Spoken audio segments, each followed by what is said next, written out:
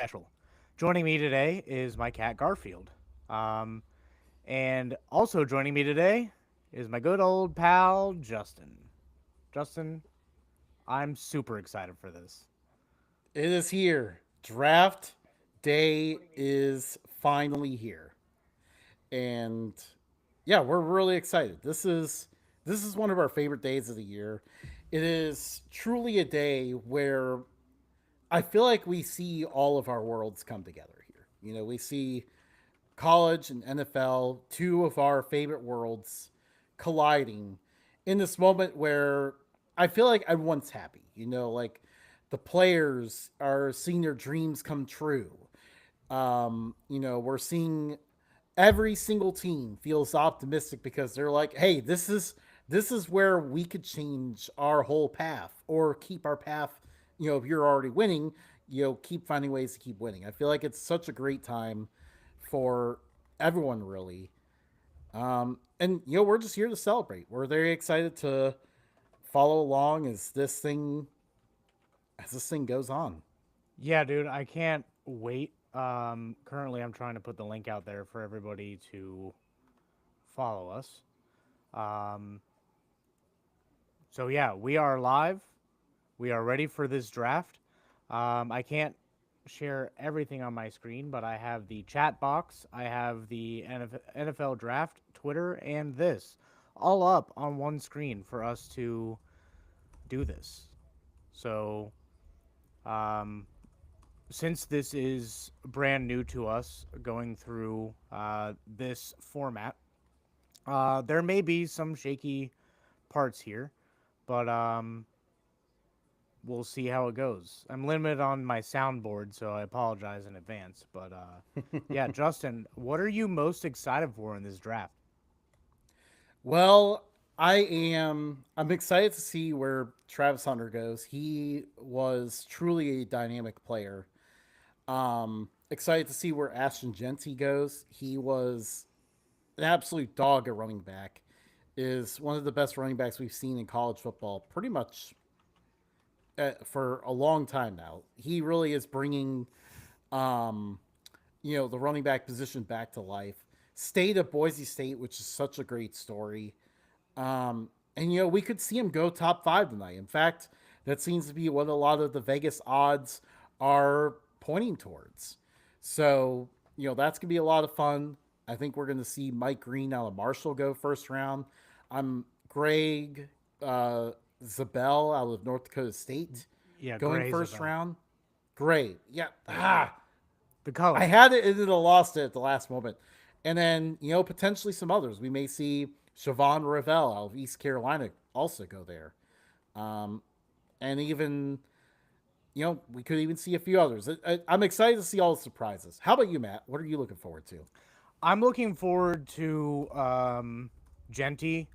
I'm looking forward to see if there's any trades. Like right now, it seems like a lot of teams are fielding um, calls, but they haven't done anything yet. I mean, the Texans and Browns traded a bunch of pointless late round picks, but uh, we'll see. We'll see what any first round trades there are, if any. Um, kind of interested to see where it shakes out after the Jaguars. It sounds like the consensus is trying to put Genty in Jacksonville, which I think that would make that offense pretty scary. But I think it's still kind of wide open. Like I know a lot of people are hearing that Genty's going there, but like they also need offensive linemen. So we'll see how that goes too. Let's kind of walk our viewers here through what we believe the top five picks that have already kind of taken shape. I think, we could kind of start with number one. Cam Ward is expected to go to the Tennessee Titans.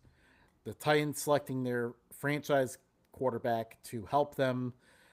I mean, they want to be a pass happy offense. They haven't had the quarterback to do it, and they're hoping Cam Ward is that guy. Yeah, I think Cam Ward. It's really interesting. I know I'm stumbling over my words. I'm just trying to figure out how to say it. It's interesting how the quarterback position is elevated so much. I don't think that Cam Ward is the best overall prospect, but here we are. It's pretty much a consensus that he's going number one. Um, and then it sounds like, according to a lot of experts, um, that Travis Hunter is going to Cleveland. Um, in my early mock drafts, I wouldn't have had that, but I mean, it's a good fit. They need another receiver and they need another corner. Sounds like they're shopping Greg Newsome, so it all kind of is pointing that direction. So some of these picks have already been kind of leaked inadvertently. Um, so we pretty much know the top four already, maybe top five. Yeah, yeah. I feel like there's not a lot of noise about the Giants, so like everyone's just kind of slotting in. Okay, they're probably gonna take Abdul Carter here. Best player available. They could take an offensive lineman, but they've invested a lot of resources to that area already with no success, unfortunately. But you know, I don't think they can justify using another top 10 pick in an offensive lineman. So that's kind of what points them to okay, we have to go best player available here. You know, they signed a couple vets, Russell Wilson and Jameis Winston. What a fun duo that's going to be. So they seem ready to just ride that out because I mean, keep in mind with the Giants' position here, they have a GM and a coach on the hot seat. They don't have time to bring in another rookie quarterback. They sign these vets because they need to show success immediately and hit the ground running this next year. So, they're planning to do it with veteran quarterbacks, Malik Neighbors at receiver, who's dynamic. Whatever they could get out of the offensive line, it's probably not going to be that great. And then just terrifying teams with a crazy good pass rush. Yeah, I think they have a solid defense. If it were me, and maybe I'm not in the front office, it would be hard um, to just pass up on Abdul Carter, because then if whoever you take, you miss out on, you're gonna get laughed at, regardless of how deep your position is. So if I'm them, I look at calling the Patriots and be like, hey, we'll move down one spot, give us your third or fourth round pick, and we'll swap first, or maybe like second round pick next year. You know? Yeah. Yeah, I would say, I mean, I don't know what next year's class looks like at this point. I personally have not dove into it. But I feel like people are a little bit higher in next year's class than this year's class. But then again, I feel like that's a common phrase. They're like, oh, well, next year's class. And then, we get a whole year to overthink it. And then we later find out, oh, wait, we don't think it's, we don't think it's that great. Yeah. Hindsight's always 2020. Um, I think it's easier right now to say who they should draft, but in 5, 10 years from now, I mean, it will all look back and be like, "Wow, that was a dumb pick," or "Wow, that was a really good pick." So, Yeah. looks like a lot of people are already there. We have a bunch of guests. We didn't even touch on that when we started. We just kind of started talking, but we have a bunch of guests coming onto the show today, and one of them, the Mac and Cheese Pod, having some shout out, having some difficulties there at the draft. So we'll see if we can get them on. Maybe not, but we look to uh, try to have them on around the Packers pick. Yep. Um, When you're at a venue all day, you're at the mercy of however technology happens to go there. So we wish them the best of luck and hope to see them. Well, that's a long ways out, so we'll have to see. Maybe they'll hold on and they'll get to join us for a little bit for however long they can join. yeah, Um, Looks like we But will have our we will be alone for the first 5 picks. Um, then we will have a college football expert on. Then we will have a Bears fan on. Then we will have some more people on, and some more people on, and some more people on. So stay tuned for that. Um, so looking at I have NFL Network on. I don't really like ESPN that much. But it looks pretty packed. It looks like it's outside the stadium, so that's pretty sweet. Um, that's legit. Everyone's packed in there like sardines, so a little glad that Justin, we did not take that opportunity to go. That would have been quite hectic, I would say. Um, how we'll be doing this tonight, I will be monitoring the world of Twitter. We are not going to be waiting for the networks to announce the picks because they take forever to do it.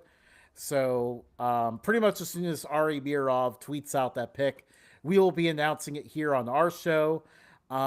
Matt has a nice little soundboard over there to alert us when the pick comes in, and Oh, hold on. That was the test sound.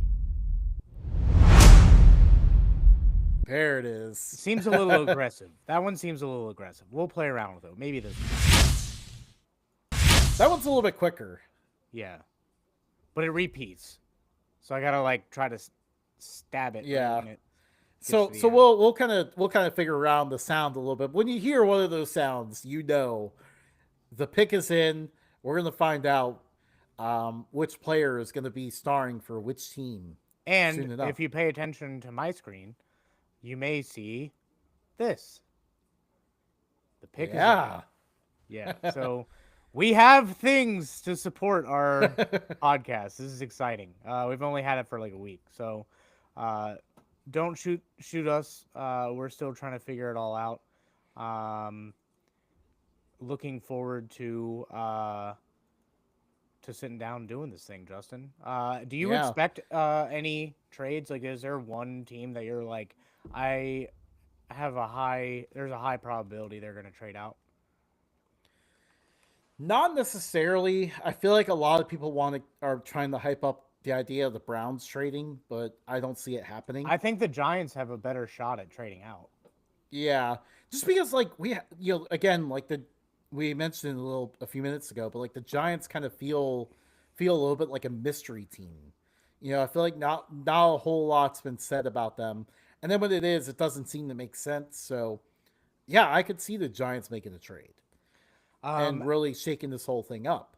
Now that our mock drafts are official, do you see any of your picks that you want to change? Yeah, I want to move Genty to fifth. Yeah, I think that would be one that I would do as well.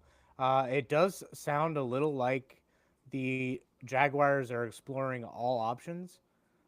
They're looking at moving up. They're looking at moving down. They're looking at the players they can take. So I think they're exploring everything and seeing what they can get. Um, I mean, I you, wouldn't be surprised if someone with the Jaguars made like an anonymous leak to all the draft experts yesterday to say, "Oh yeah, we're taking Genty," and all of that to kind of drum up interest for another team that really wants a running back, like the Chicago Bears, to trade up with them. yeah, I could see it. when it comes to this, everything leading up to the pick is a lie. I feel like there's a few people like there's a few here and there that I'd be like, well, that sounds about right. Like Ari Mirov, randomly Shams Sharania, the new Woj, he'll just randomly drop a bomb out there every now and then for draft picks. Saw that a little last year. You Yeah. may hear some noises in the background. You may even see some animals on our screen. It's because our animals do not respect the privacy of our podcast here, and they want to be the stars of the show instead. Our So, animals absolutely love to make guest appearances. yeah. So that's always a fun part. By the way, mentioning Woes, the latest Woes bomb. Now that he's the athletic director at St. Bonaventure, he managed to get St. Bonaventure in the Fort Myers tip-off with Michigan State and North Carolina. Wow. That seems like a little bit of a mismatch. I think that's huge though because this past year, like they had a great non-conference schedule, but they only got to play like a couple, top tier opponents because no one would schedule them. Now I feel like Woes is getting in there, kind of trying to mix things up. I Yeah. like it for them. Also, we will have a few people on standby, tweeting us or commenting questions. If you feel the need to comment, question, whatever, go ahead and put it in the chat box. Go ahead and find us on Twitter. We are live on Twitter also, so if you're having a hard time on YouTube, you can switch over there. If you are having a hard time on Twitter, you can switch over to YouTube. We're pretty flexible on that. Trying to get Facebook Live to work, but alas, could not figure it out. Uh, yeah, I one thing that I forgot to mention earlier is I'm interested to see what the Bengals do, not just because I'm a fan, but because this pick can literally make or break their season. I think dating back to uh, like 2011, everybody but Jamar Chase, I think, had been shut down for the season at some point. Uh, so looking for the Bengals to nail their pick here, I personally think Mike Green. I think you had um, put that on too. Um, do you think that pick changes, or you think Mike Green is still a good fit? I'm still a huge fan of that of the pick. I like the fit there. I like the player. Um, the Bengals would be adding an absolute dog to the defense if they go through with that pick. Yeah, I think that the you said you wanted to see Jack Sawyer go to the Lions. I don't think Jack Sawyer will go to the Lions in the first round. I think maybe they could move up and get him in the second round. Um, but I mean, once you get to 20, dude, it's wide open. Even when you get past 15, it's kind of wide open at that point. Yeah, yeah. I mean, honestly, I think it's even wide open. Maybe past 5. Yeah, but we kind of know of like 7 players that could probably go in from 5 to 10. So it's you could place a pretty good bet somewhere in that range. Um, but if you guys want to add on to that, what you're most excited for, feel free to comment in the chat box or tweet at us. We may read some of them. Uh, we may have an ADHD moment and then completely just not read it. So we'll see how the night goes. It's going to be a long 4 hours. I'll tell you that. Yeah, I'm kind of realizing that I think we said this last year and then forgot. We'll probably forget again next year. We could probably go live at 7:45 and be okay. I think so too. Um, anyway, we got our first full visitor. My cat Pancake trying to knock all my stuff down. Um, they're trying to get away from my dog who's asleep on the other side of the desk. So that is kind of funny. So that will be developing over here. Justin, how are things developing over there?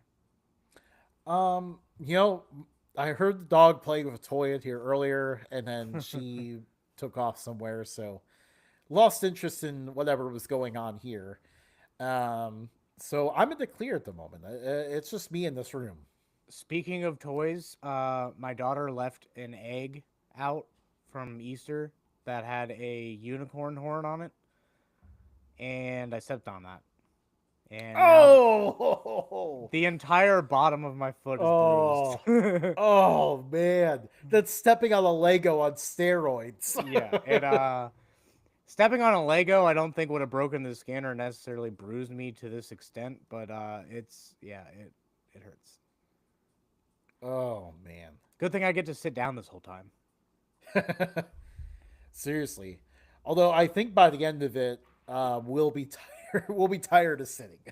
Yeah, this chair is extremely uncomfortable. So I'm not. I don't know how I'm gonna be able to do this for 4 hours.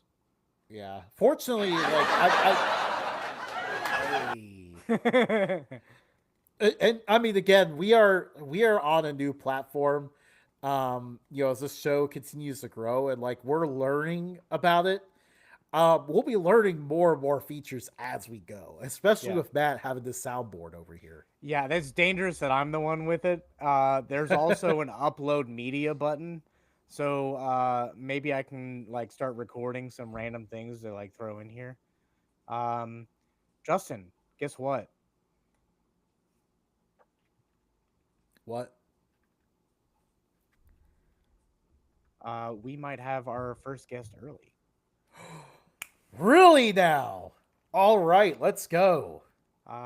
We will see how it goes. He just messaged me, so we'll see if we can get him on. But um, when his name pops up to get added, then I will go over.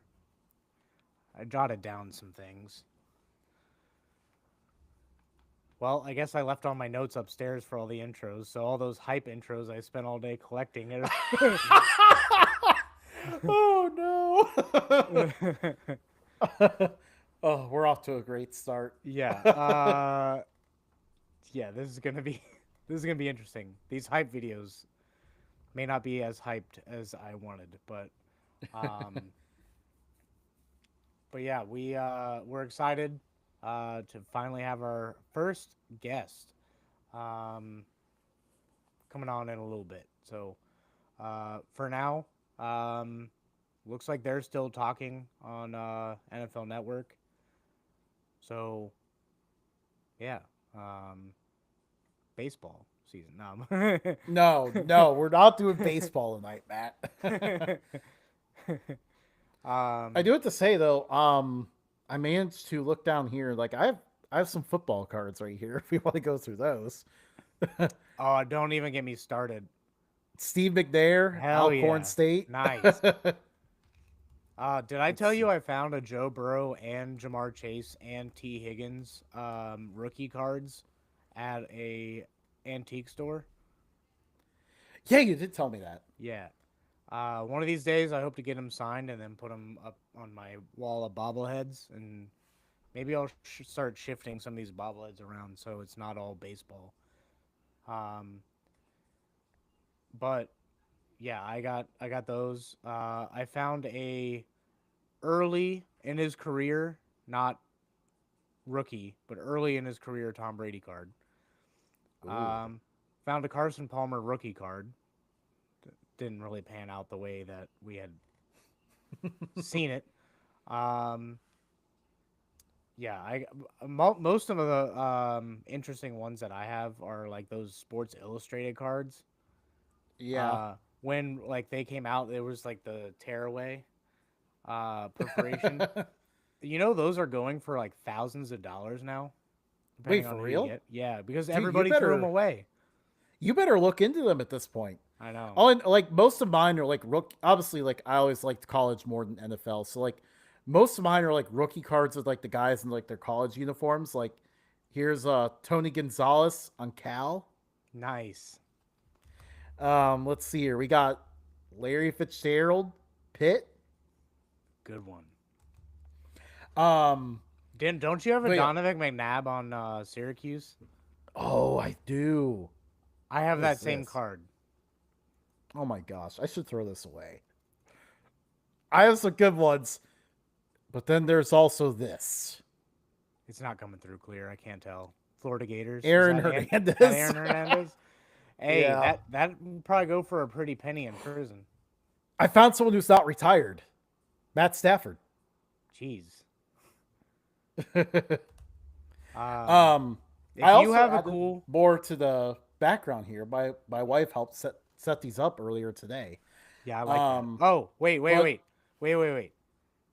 Joining us now is a man who has a fantastic podcast uh, called Gridiron Uncensored. He is a genius when it comes to Michigan football. He is um, really a genius with all college football. But joining us now, Brendan from Gridiron Uncensored. Hey, what's going Hey, on, Brendan? Hey, Um, what's going we're on, guys? Good to see you. Good to finally talk to you. yeah, we're new to this, so I didn't know if you heard any of that intro. Yeah, I heard some of it. Okay.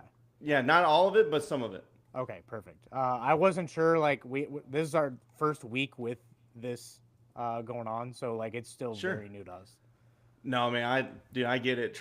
We've tried so many different things on our show, and I did one by myself not too long ago, and I messed up the intro, and it played twice, and I don't know what I'm doing. So I was glad to have Trevor back to help me out. Nothing better than a monologue, right?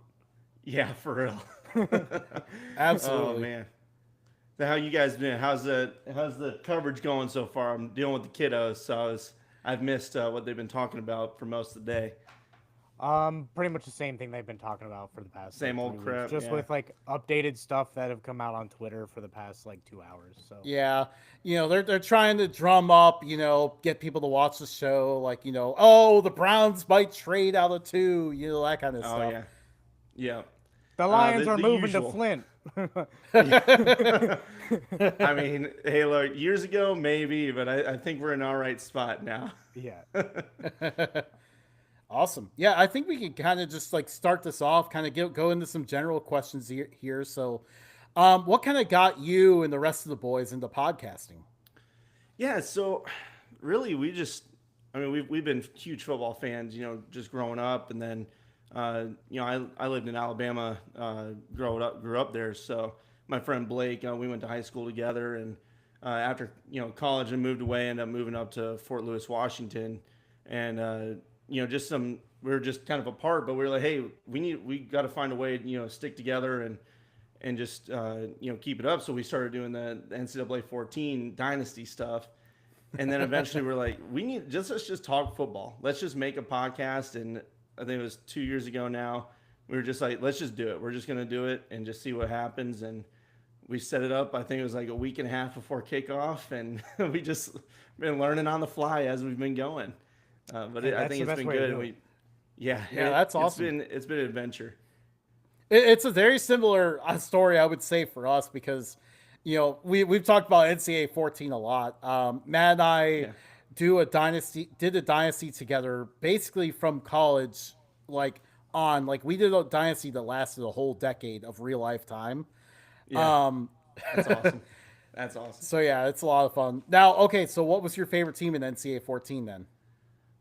Dude, I used to run with the New Mexico, the Lobos, all the time. Yeah. I know we've talked about it on Twitter a little bit back when 25 was set to come out.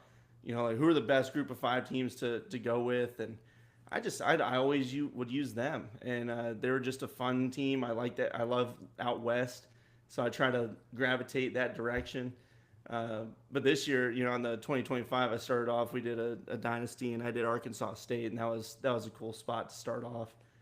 Ooh, I the really Red enjoyed it. Wolves. Yes, Good love one. It was love very using that. tempting to howl on camera, but I'll save that for later in the draft. Hey, our show has come so far that like the first year that we did this, we actually barked every time we said Updog Sports Talk. So yeah, like we I were love it. we were like Georgia fans, just grown men barking. Yeah. Coincidentally, I think our follower count actually went up once we stopped doing that. So There it's was a the direct correlation correlation. of Yeah. barks go down, followers go up. Yeah, it's nah, it's funny stuff. You got to find a way to try and separate and try to make it fun and not monotonous. And so doing stuff, changing it up every now and then. Any new idea, it's always cool. Throw it out, man. That's what I say. Yeah. Trevor and I, we try to figure it out sometimes, but it hasn't really hit too much either. Well, I mean, we're all in the sports world together. It's a very Yeah. competitive place. So once you Absolutely. get in with some good people, then it Yeah. just makes it that much easier. So Also, Yeah. it's been awesome meeting you guys and others that all through our Twitter fam. The college football fam is what I try to hashtag it, just because it's awesome seeing that family type feel between you guys and Three Tech and all these guys that we talk to all the time. I haven't been on with them, but it's just like so easy to talk with you guys and share each other's stuff and just trying to get the word out, because people like us put in effort and put in a lot of work to do this, and there's others out there that just somehow get up and they get in that big media world, and I'm just like, how are these people even there when you got guys that are really football fans, that are doing what we do. So no, it's been good. To add to that, I think everybody that you just mentioned does a really good job of separating the fan from the fact. So they give their opinions, but they also are good at separating it. And like everybody that we've come in contact with, that college football group, just everybody's so talented that I feel like if ESPN were to just start from scratch and just gave all of us a chance, I think we would be the guys getting yelled at, going, "Get these guys off the TV." Absolutely, so much bias. But really, I get hit all the time with that. You're biased. Dude, I try not to be. I really look at it straight up. Sorry, Justin, what were you saying? But really, though, I mean, like, the community is so great because I feel like everyone kind of has their own talents. Each show has their different things to offer. Like, you guys call yourselves a Gridiron Uncensored podcast. And, you have those great uncensored takes. Like, you're letting everyone know, like, hey, you know what? This is how it is. Sorry. We have the Three Tech, they break down the X's and O's of everything. Mm-hmm. And then we have us, we talk about the whole sport in some sort of weird, goofy fashion that we do. Like, two idiots. I feel like it's such. Yes, that's exactly what it is. Alternate name it's such of a the great thing. So let's get into like what it was. What makes you really passionate about college football? The pageantry, obviously, I think everybody hits on that. But to me, I love how many teams there are, and for me, I'm not huge on the NFL. I like following, the Michigan players, obviously Michigan fan, Lions fan. But I just like following guys that, especially back in the day, 4 years that were out of school. I know that's kind of changed now, but, the 4 years out of school, you get to watch them go on and just, jump around the NFL. Like, that's kind of neat. But for growing up and getting into college football, it was, hey, these guys were here. You get to follow them. You get to in a way grow with them. Like when we were in high school and college, these guys were getting recruited and you followed them, and then you guys are in college together. That kind of stuff is neat. Guys you got to play with against in high school, maybe you get to see them go. But I love the pageantry, love all the teams, love all the fan bases, cover all the country. You get people from every corner, especially growing up in Alabama. There's such big Bama fans, Auburn fans, house divided. And I come in, I move in as a Michigan fan. Boy, they tried to change me so many times, man. They tried to get that allegiance going. And at first, I'm like, hey, Michigan was in a solid spot. This is up until 2006, and then the dark ages happened, and I was like, okay, I'm not changing, but it's a little, little tempting with all the natties you guys are bringing home. So, but no, I'm sticking to it. But yeah, I just love all the fan bases. I just think it's so cool. Yeah, like, I mean, you can get like passionate rivalries everywhere. Up, what we always talk about. We love the Battle of I-75, but like, you even go out to like New Mexico, the Battle of the Rio Grande rivalry. Like, it's one of the most intense rivalries the sport has to offer. New Mexico and New Mexico State, those fans absolutely hate each other. I love looking at their timeline on a daily basis. It's the off season and they're still going back and forth. They had a guy pee on the field like right before game time. Like it's cutthroat. That's the best. Diego Pavia, baby. Hey, he's a legend, man. He's a legend. They should have shored up some money for him, but for real. Like that stuff's just so cool. And even like last year, I finally got to go to a game down at San Marcos, with Texas State, and the fans are so passionate. And they, especially last year, early on, a lot of us talked about Texas State being a team that could, maybe push that playoff envelope. Things kind of fell apart on them, but still, their fans were so excited. And that first game against Arizona State was electric. and that's you just live for that. I love that. People forget, like, Texas State almost won that game against a future playoff team. Yeah. Yes, yes, it Can was. you It imagine was if they right did? That down would have to it. ruined. That would have ruined that Yeah, entire thing. yep. And I don't even you know, want I'm to go hoping over to the go to a playoff couple more. scenarios of that game. Yeah, yeah. That game was so crazy, and like I said, just the playoff ramifications from a week. What was it? Week one, I think. Week one game. Uh, Maybe it was week two. I can't recall, but Yeah, very just very early on. It was a Thursday night. I remember that. yeah, it was a Thursday night. My buddy and I drove down from from up north, and we're just like, hey, let's just do it. We're gonna do it Thursday night. We're gonna go hit it, and it was awesome. But yeah, playoff ramifications early on, I enjoy it. The new playoff, I dig it. I know others don't, but I like seeing the group of five being at least included in it when so many try to leave them out. Yeah, Um, absolutely. And who saw Boise State getting a 3 seed in the playoff? Because remember, for I think like a good like 5-6 weeks of the season, ESPN assumed that the group of 5 team always got the 12 seed. Yeah, yeah, that just poor. Again, that's what we're talking about. These people don't even know what they're talking about. It's crazy. wanted to switch gears here for a second. While you Absolutely. guys were chatting, wanted to take a peek at Twitter, and the Green Bay Packers have tweeted out that they have hit maximum capacity and general admission has been paused. Oh man, hey, There's so many they're people outside. rabid fans, man. Absolutely rabid fans. And I've got another Twitter group chat. I had some guys that were up in Wisconsin. They're like, "Oh yeah, we're going. Like we're not missing this opportunity." So I mean, it looks crazy. I just turned back to the TV. It's packed. Yeah, and Yeah. Clay Matthews is up there getting everyone riled up. So yeah, We were in the middle of like a good conversation. I looked up at the screen. I'm pretty sure I saw Roger Goodell riding a bike around the stage. I was like, yeah. I didn't know what was going on, but I didn't have enough time to look at it. The one time we don't actually watch the draft. Just talk through it. Yeah. Oh man. Yeah, let's see. Is it in? Is the pick in? Or is that not too? yet. Are we We too might early be- for that? It's yet. probably a little too early. I think. At I this muted point. it, so I can't hear him. But I'm like, So, you know what? Let's start with gears here with the Detroit Lions before we dive into Michigan. But who do Yeah. you want to see the Detroit Lions take in the draft this year?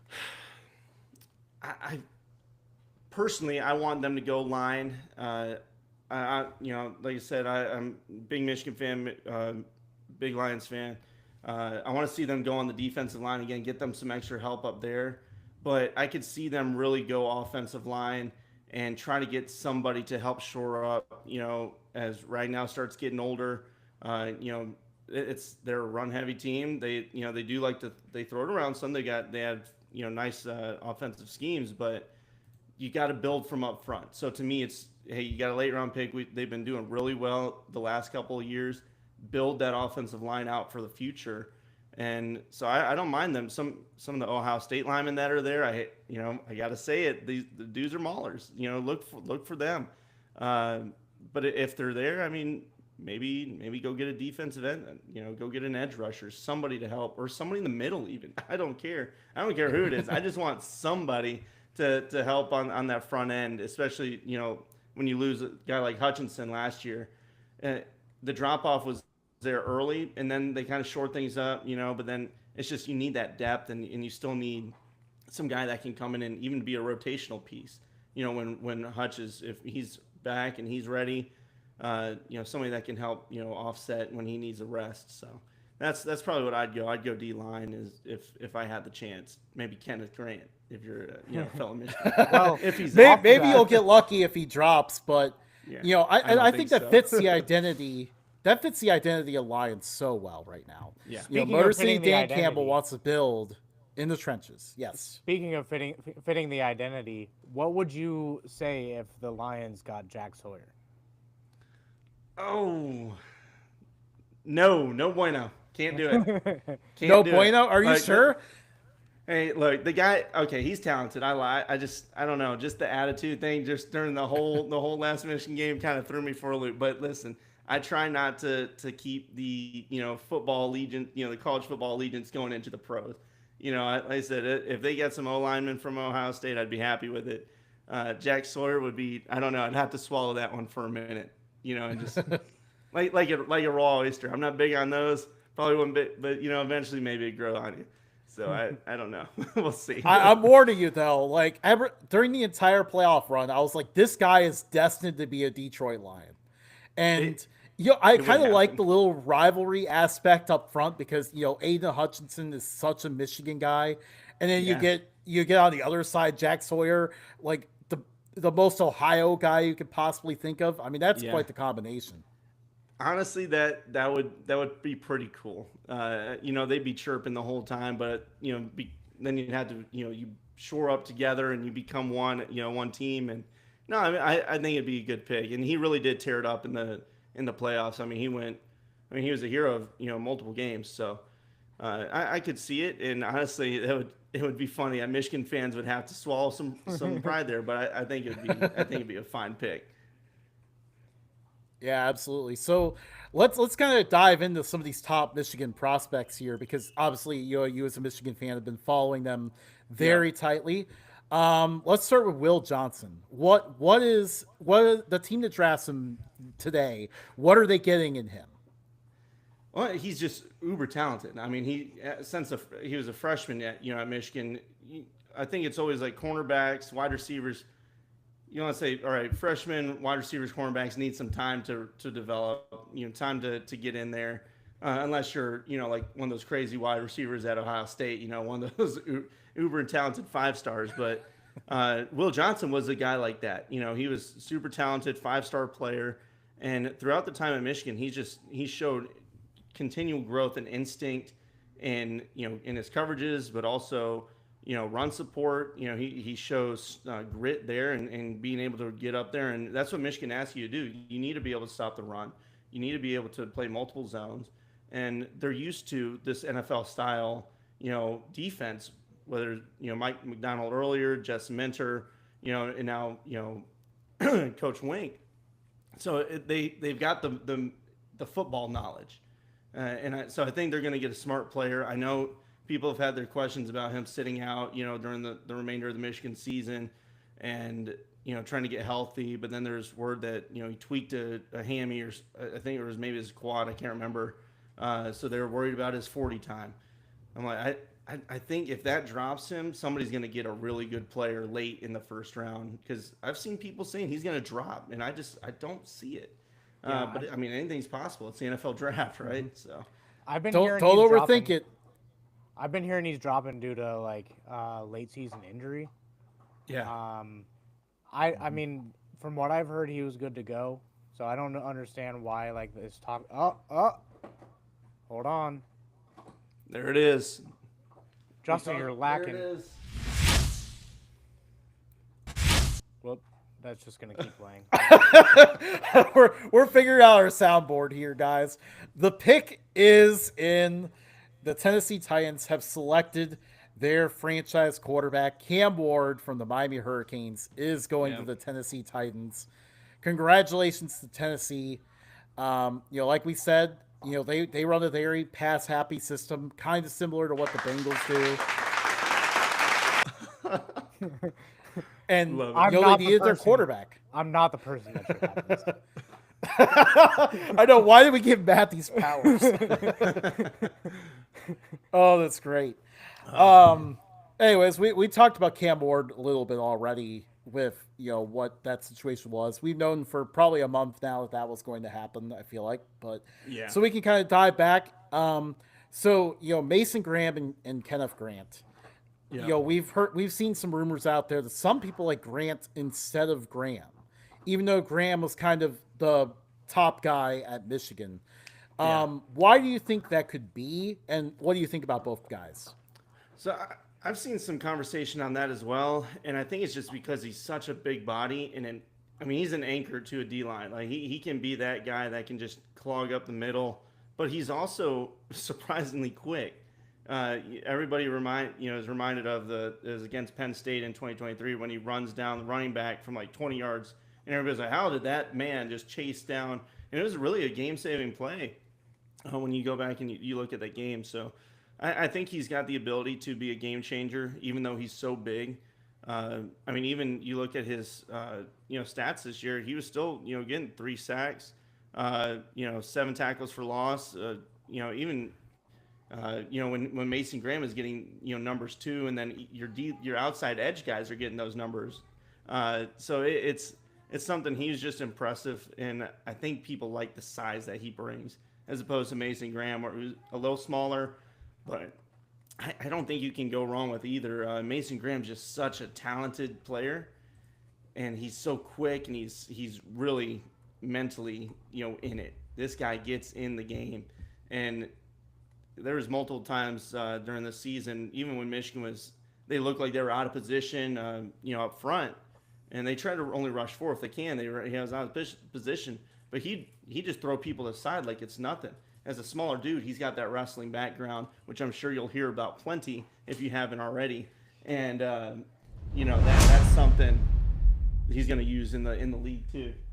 I was going to see they get another pick in. Cam Moore's still walking out. No, big news. We have a trade. Oh, Number 2 pick of the draft is getting traded. The Cleveland Browns are trading the number 2 pick, a 4th rounder, and a 6th rounder to the Jaguars for the number 5 pick, a 2nd round pick, 4th round pick, and then the Jaguars 2026 1st round pick. Wow, they set the farm. Gosh. Oh Well, my gosh. Good news is we have a bracket for this. Wow. That is crazy. Justin, you text me way too much. I gotta pull up. Matt is trying to pull up the value chart. Let's see here. So who do we think there? This has got to be for Travis Hunter, right? I would assume so. That would make the most sense. This is not at all the clarity that I thought was going to come through. It's not too shabby. Let me see if I can download this and get into a different window. There's all of Matt's text messages. It's really just about college football. You're not really getting anything juicy there. Oh, that's wild. I'm kind of surprised. I feel like everything was going for Mason Graham to go to the Jags, or even Jonty, but trading up, they've got to be going for Hunter, right? It's got to be. Yeah, I it's can't absolutely got to be. I mean, unless they really value Will Campbell, that's. Yeah, so I mean, if they get Travis Hunter, like that gives them a top corner, which the Jaguars, it feels like they've needed pretty much since they got rid of Jalen Ramsey, and then it gives them another top receiver to go with Brian.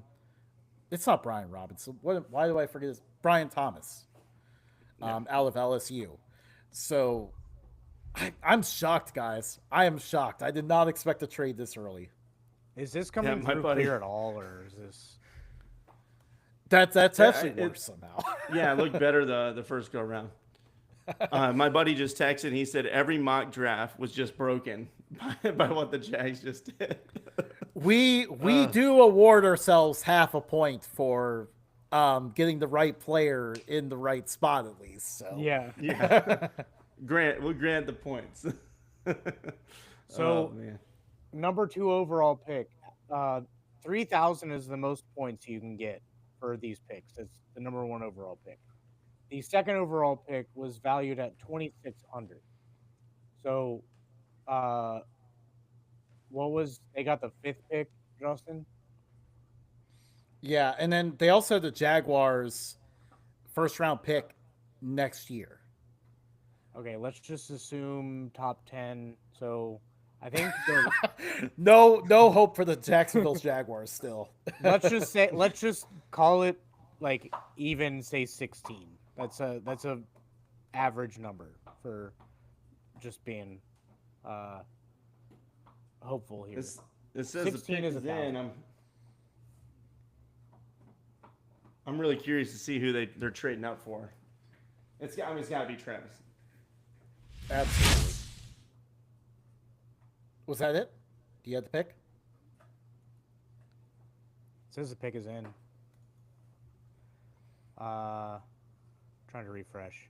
Yep, there we go. Yep. It's all the same. Travis Hunter is officially the pick Yeah. for the Jacksonville Jaguars. Wow. All right. Man, I was not expecting that today. I was Nope. not excited. I don't know who was, but I'm curious. Oh man. Well, good for him, man. Good for Travis Hunter. You know, that's really cool for him to go. Good for I mean, Trevor Lawrence. Saves his career. Trevor Lawrence too. Yeah. Yeah. Yeah, I mean, Hey, I get congratulations, Trevor. Like, you have 2 top receivers now to throw to. Justin, does that mean I get another half point because I had McMillan there at one point?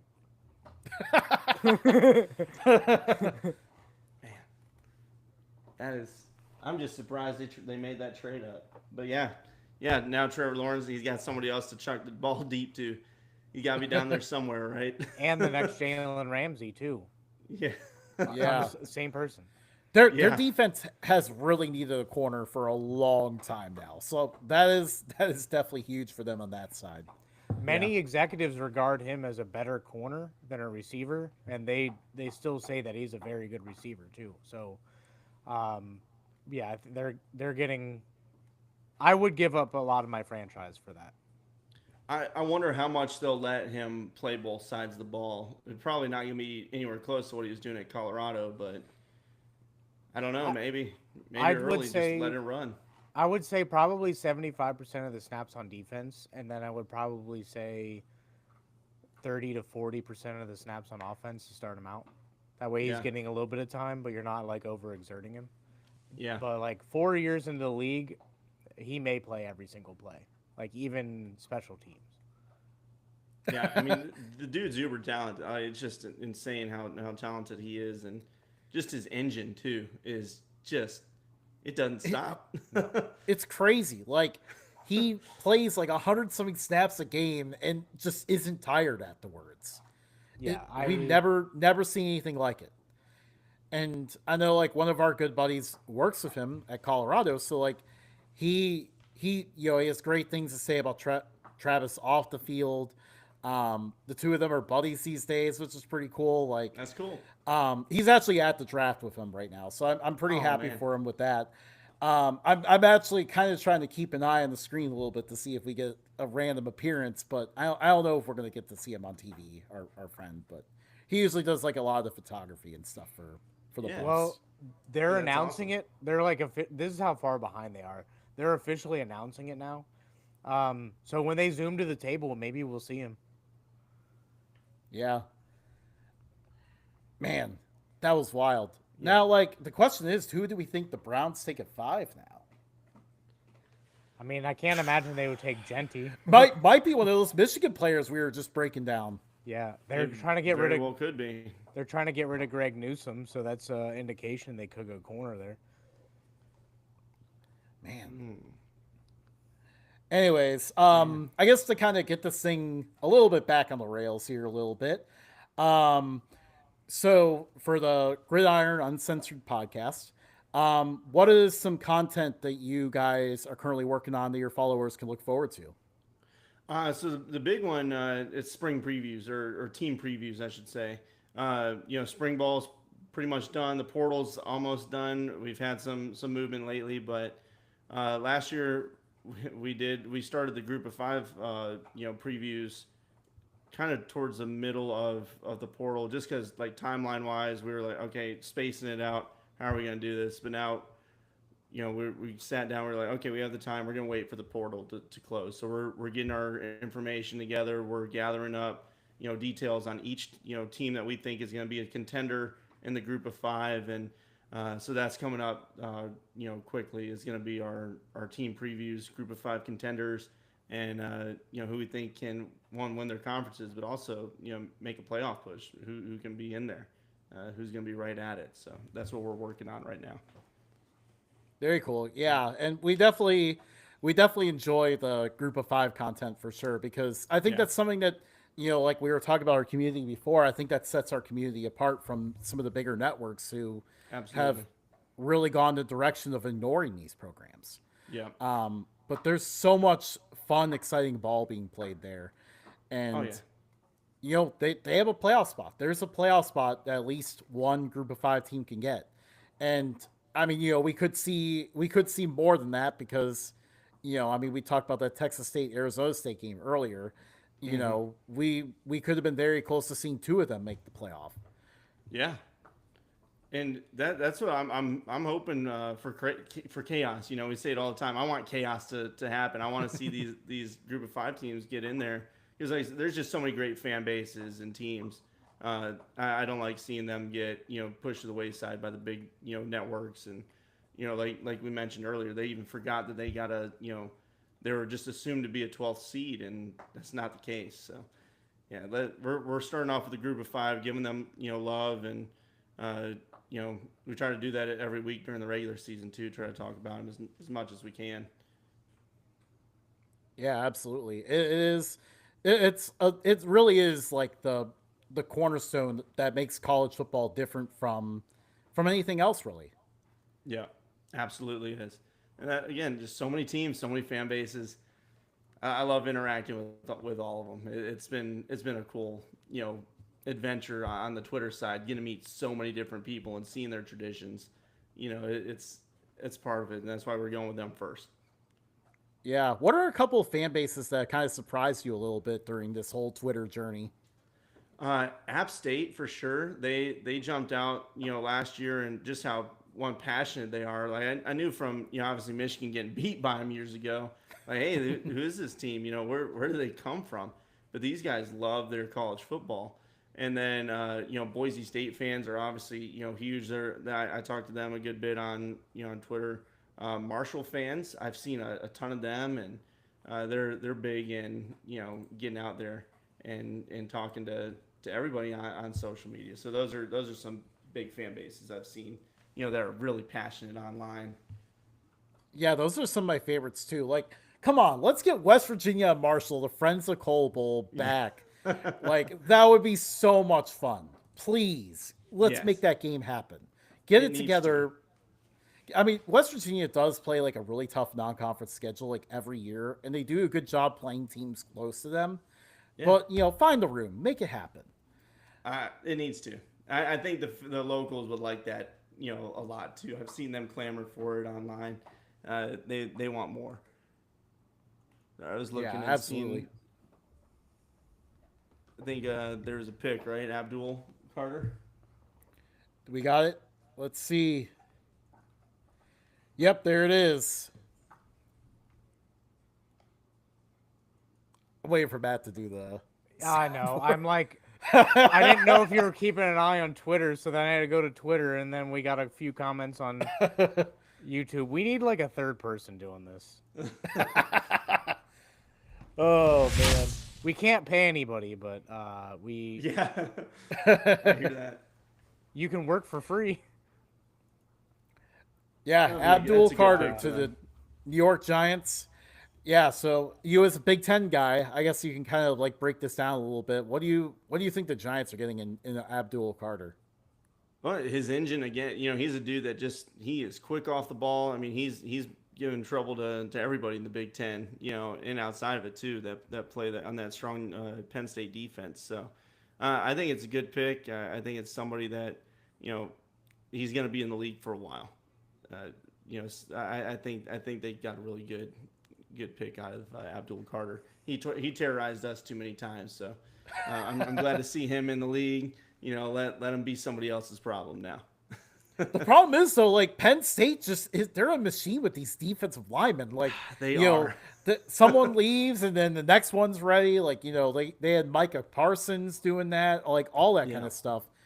It is nuts. And like the playoff game against Notre Dame, I think is where he definitely solidified himself as a top 5 pick. He was hurt yeah, in that game and still flying around making plays. absolutely.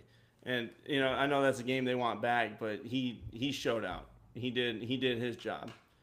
So that's a good pick for New York, and hopefully that this team can kind of get back to what we're used to growing. I guess in the 2000s, seeing them do, uh, being dominant and getting in the Super Bowl race. Yeah, absolutely. Like we were very used to seeing their identity be that like team with a tenacious pass rush, you know, that team that upset, the New England Patriots in the Super Bowl because Tom Yeah. Brady couldn't find a moment to throw. That Yeah. undefeated Patriots team, like, Yeah. so it's good to see them kind of work their way back towards that. I know, man. I also wanted to see them maybe address the offensive line. Maybe they could do that in later rounds because their quarterbacks have not had time to throw it all. But Yeah. I mean, in the meantime, you've a mean pass rush now. Yes. And again, you got to build up front on both sides of football. So many people focus just on getting quarterback. Quarterback's the solution to every problem. No, it's not. You have to have a team around them. Why blow a chance at on a big time rusher or big time future starting 10-year offensive tackle or offensive guard when you go for a quarterback that just washes out just like the rest of them because they're thrown into horrible situations. So I think that's a good pick. Going edge, getting somebody that can, like you said, make it a super dangerous pass rushing team. Yeah, you can't really have too many edge rushers, and the Giants are proof of that. They have Yeah. Thibodeau, Burns, and now Abdul Carter. It'd be interesting to see what they do. Um, we'll see if they're tanking for Arch Manning next year. I believe that the Saints, the Giants, and the Colts are all going to be in for the fourth iteration of the Manning family. Oh man. Man, I didn't even think about the Colts for that. They kind of strike me as a team that's just always stuck in the middle. Yeah, like too good to really suck and get like a good quarterback. Other than I guess they got Richardson at 5, but but like too bad to like really compete. Yeah. Yeah, I've got one of my good buddies is a Colt fan, and he's just always just like, gosh, we just cannot get out of our own way. But I'm sorry, my kid. Hold on, kids. What's up? Uh-oh. Hold on, baby. Sorry. She's like opening the door. I feel like there's like a moment of that on in the news station one time during COVID. Some kid ran in, and the parents say, "Oh gosh," but now she's sweet. She's going to bed here soon, so I'm gonna have to jump off here shortly, gents. That's cool. No, we appreciate you having you on, Yeah. and really great talking to you. I'm a girl Yeah. dad, so I understand Yeah. that whole thing over there. So, Yeah. but yeah, appreciate you having on. We're gonna Yeah. have to collab again in the future. Absolutely, and you guys are always welcome on our show, and I'll holler out you guys, and we appreciate you having me on. It was cool talking some league with you and telling me a little bit about these Michigan guys. Hopefully, we see 4 get drafted, maybe 5 if we're lucky. It's not going to happen, but a guy can wish. So we'll see. But all right, guys. Yeah, it was a lot of fun. You can go ahead and plug, where everyone can find you. Yeah, so Facebook, Twitter, or X nowadays, Gridiron Uncensored podcast on both of those. Instagram as well. I did a little bit of like gaming on there. I haven't had the time, 3 kids and everything else. Just it's not there, so I'm taking a break on that. But find us on all those. YouTube, of course, Gridiron Uncensored podcast. We'd love to have you. We love talking football, any style. Just let us know. We love to chat. So just holler at us on there. Yeah, ladies and gentlemen, Brendan from Gridiron Uncensored. Thank you guys so much. We'll holler at you. Yep. See you, Brendan. See ya. Good See ya. having you, man. Yeah. Yeah, that was cool. That was the first like guest that we've had on that we haven't like actually known in real life. Yeah, no, that was a lot of fun. Yeah. What do we do now, Justin? We just have to talk to each other. I know, right? Like it was kind of nice having the third person there for a moment. Well, I think there's a guy in our comments, Jordan. Shout out to him. He is saying, "Let's go Bucks," Justin. He said, "OH." IO. I think I botched that. I was trying to think about You it. did. And We were a house divided in this podcast, and sorry, I'm multitasking here. we had a blast with that too. The pick is in. And this one at least went as expected here. The New England Patriots take LSU offensive tackle Will Campbell. Patriots think they found themselves a guy in Drake May. Early results are promising despite the fact that, when he took over the job, he had no receivers or no offensive line in front of him. Now, they made some moves at receiver this offseason. And now it's time, they need to get that franchise left tackle. And that is where Will Campbell comes into play. I'd say Yeah, it's a good pick. I think it's fantastic for them. I mean, if they're going to want to get even close to Brady days, they're going to have to address the offensive line. They're getting a stud left tackle here. Um, and they have a solid quarterback in Drake May that is dressed up like Mac Jones. Still throws me off every time, but like they got a good squad going there. I mean, I would have loved to have Travis Hunter here. I think that would have been perfect for them. But offensive line is definitely a big need as well. I am personally glad that Travis Hunter's not Yeah, there. Bills fan That over was there. my nightmare scenario. As a Bills fan, which it looks like my wife strategically put the Bengals banner in the camera screen, but when we had Brendan on, you could see the Bills one in there. Um, but yeah, I think this was a good pick for them. By the way, we I didn't get to mention this before. The top two picks in this draft started out playing FCS football. How about that? Yeah, it's Cam really Ward cool. at Incarnate Word. Travis Hunter, now obviously he was a different situation because he went and followed Dion at Jackson State. But But still, he that's was still pretty a five cool. star that went HBCU. But yeah, that's really cool. I can't remember the last time that happened. Jordan points out that Will Campbell was the only 9-9 overall rated player in college football 25. Ooh, that's a good point. Yeah. Um, so yeah, Patriots are getting a stud. Uh, well, who's up now? Browns. Browns are up now, right? Oh, here we go.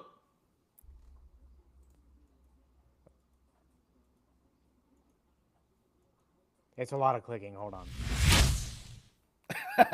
I almost jumped the soundboard there. Pick is in. One of the guys that Brendan just broke down, Mason Graham out of Michigan, is going to be on the Cleveland Browns. The Browns badly needed someone on the interior of the defensive line, someone else to kind of, alleviate the pressure of Myles Garrett being the only main guy up there. Mason Graham is going to be a fantastic pick for the Browns. Shore up that run defense a little bit. What do you think, Matt? I'm a Bengals fan, so we can't run the ball anyway, so it doesn't matter. No, that's a good pick. Graham's a insanely talented defensive lineman, and normally we see defensive linemen fall, but yeah, he's so good. Um, the broadcast is still on the Will Campbell pick, by the way. They just announced They were just doing the Will Campbell pick. It's because it. we're now a pick ahead of the broadcast. Yeah, this is why we do this for everybody to get to bed earlier tonight, so they don't have as bad of a Friday, except for us. Well, except for me because I took Friday off. I don't like you, Justin. I have a full schedule ahead. Um, but getting back to the topic at hand, um, Mason Graham. I would have loved to see them actually go offense, maybe even get a quarterback. It would have been a big reach for a quarterback here, but I think there were other needs, corner. Um, but I mean, it's still not a bad pickup. They still had to address the run game on the defensive side of the ball. So um, yeah, we'll have to check on Brendan later to, like you said, to see how he feels about that pick. But Yeah, when that when worked you out. said Like Michigan, what? I was like, oh wow, Will Johnson is this high? Yeah, but that worked out exactly what I was hoping there. Like, I was hoping, we as a little preview, break down the Michigan players and then see one of them come off the board here soon. And that's exactly what happened here with the Browns taking Mason Graham. I think. Jordan, hold on. Jordan in our chat is literally just handing us materials, so shout out to you, Jordan. Appreciate you. But Oh, Mason nice. Graham was named the Los Angeles Times High School Football Player of the Year. and was an All American by Max Preps during his senior year. So definitely, like he's been a stud coming out of high school, even. Yeah, absolutely. Like he was good pretty much. I mean, there's I felt like he was a star for that Michigan defense for a long time.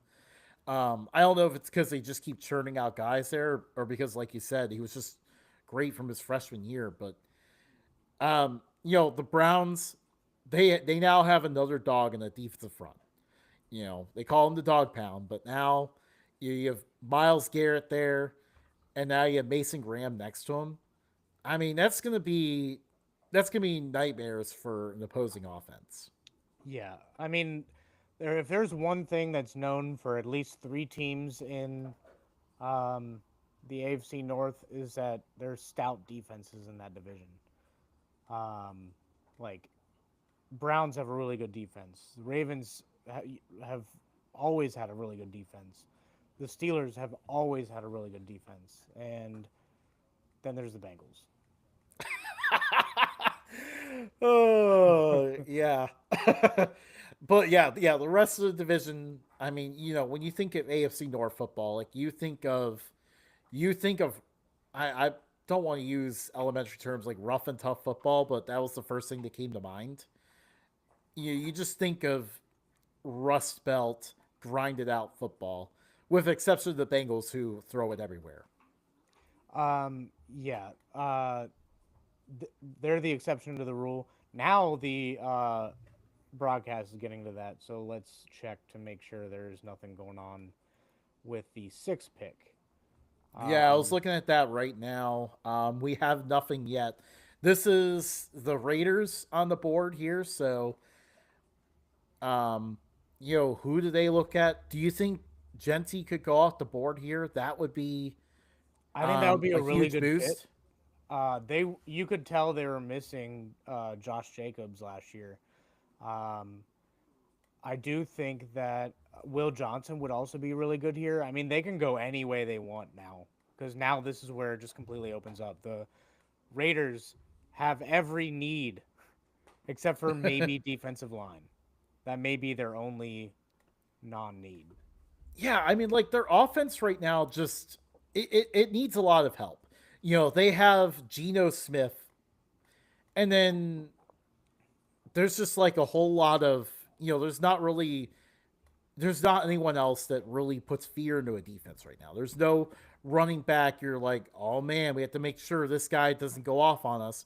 There's no receiver that defenses have to focus on.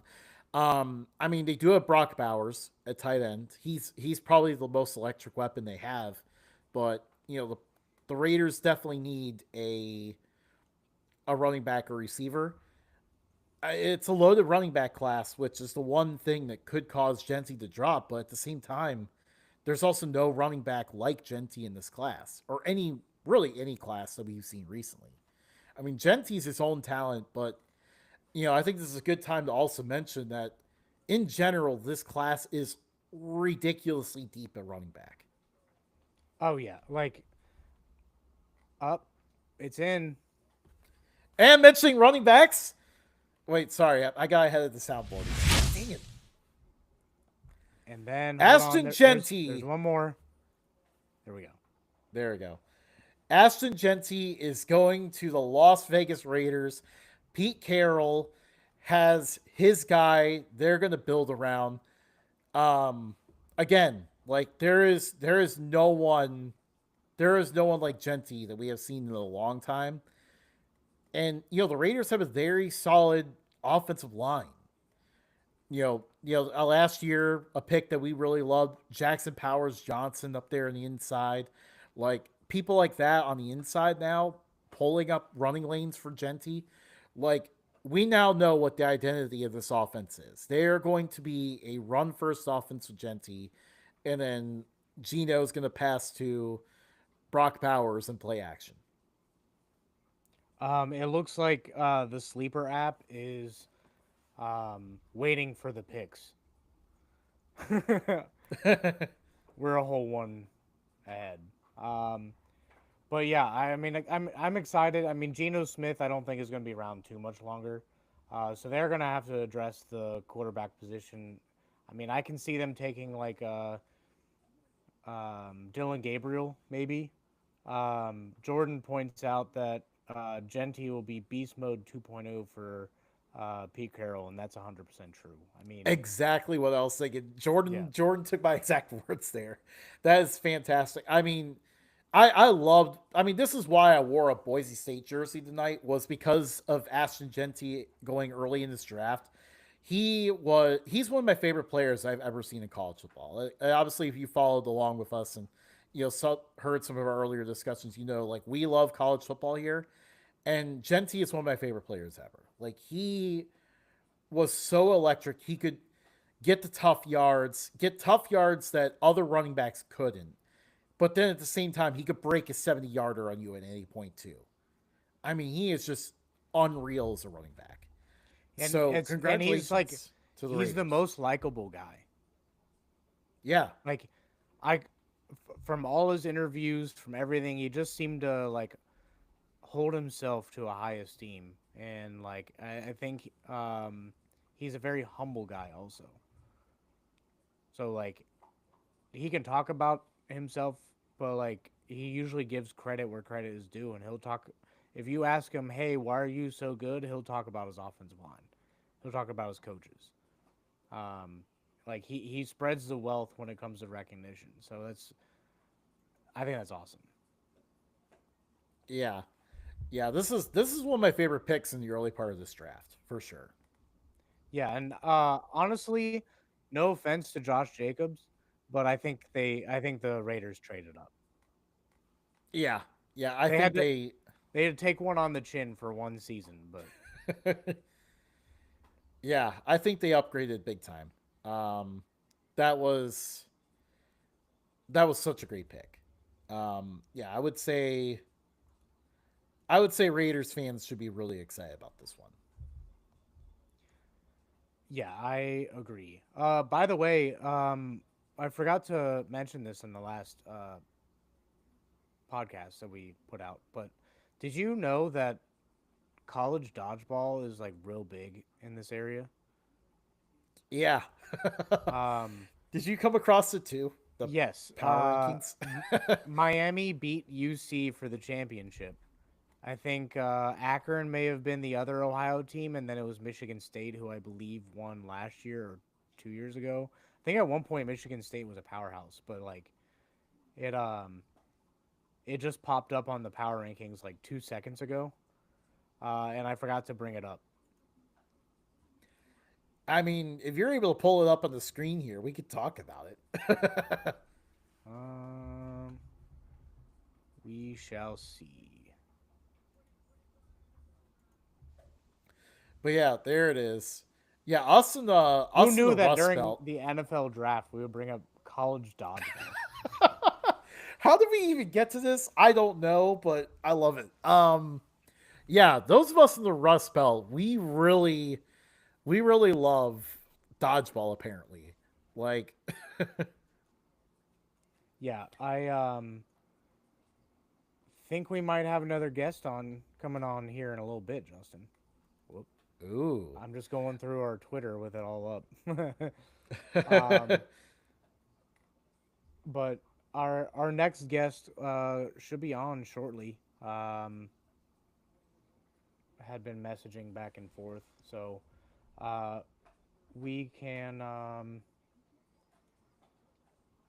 we can yeah, our just next continue on. guest Yeah, here shortly. Old Chicago Joe will be. I mean, he'll be pretty sad because I think he was excited about the the way possibility of you getting said Genty. Chicago Joe just made it sound like some drunk guy on the side of a road, and it's like the Why is exact that? opposite. I don't. That's kind of funny because like all we say is just Chicago with a very normal name. Yeah. But you put those two together and say Chicago Joe, and it's like, all right, some bum with a or a paper bag. Like, um, yeah, we'll get him on in a little bit. Um, Justin, any more news? Let's see here. Um, trying to see if we see any more picks come off the board here. Next up, by the way, is the Jets. I mean, the Jets almost certainly got to go offensive line here, right? I would think so. I mean, yeah, I mean, maybe you can go defensive tackle, but I mean, like the defensive tackle that I figure that they would have wanted to look at just got taken a few picks ago. Yeah. So, like, I think at this point, it almost certainly has to be offensive line. Um, you know, the line was just, I mean, they drafted an offensive tackle last year in Fashanu, but at the same time, like, it became such a need for them that, I think they need to go back to the well again. Offensive line was one of their huge downfalls.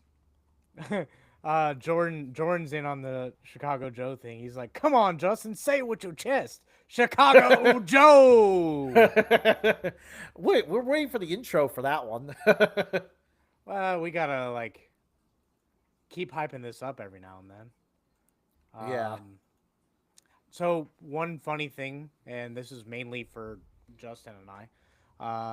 Justin, I found out that I can also do the chat through the through here for the YouTube chat.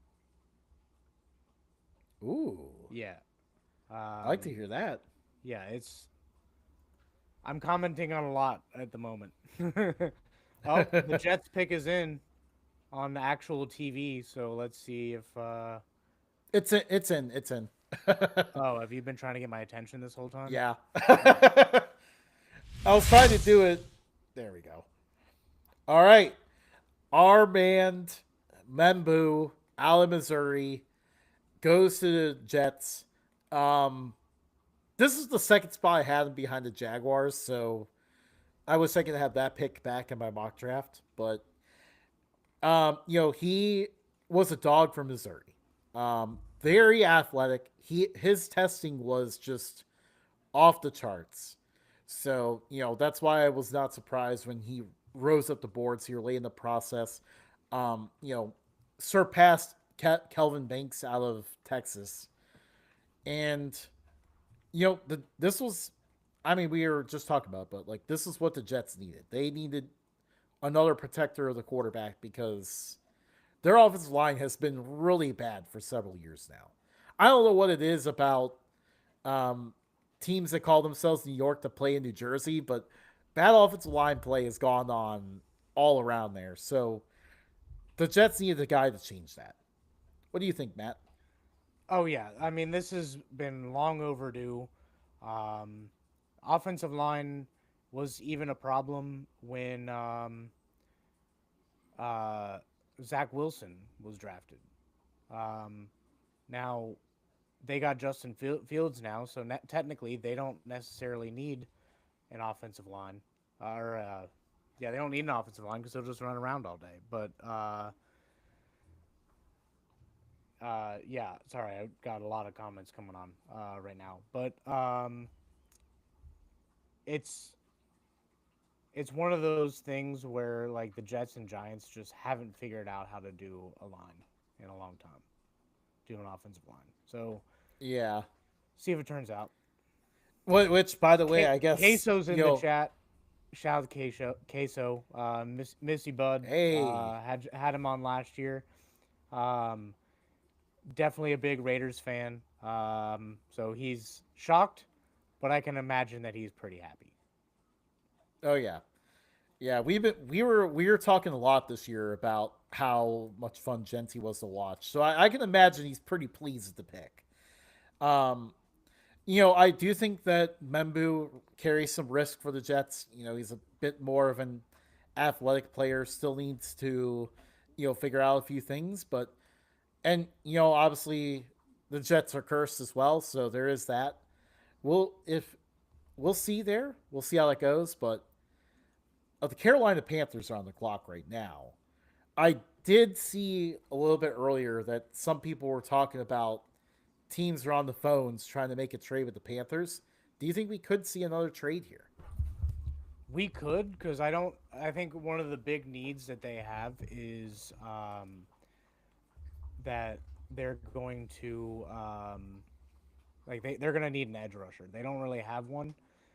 Maybe um, New York, since they have a plethora of them, maybe they can see if they can work a trade out. But I it wouldn't surprise me if they traded back, but it also wouldn't surprise me if they couldn't try to if they couldn't find a trade partner. They just take Will Johnson. Yeah, I think it's a good I, spot for I, I think I think it would be a good spot for Will Johnson. That's definitely a good pick.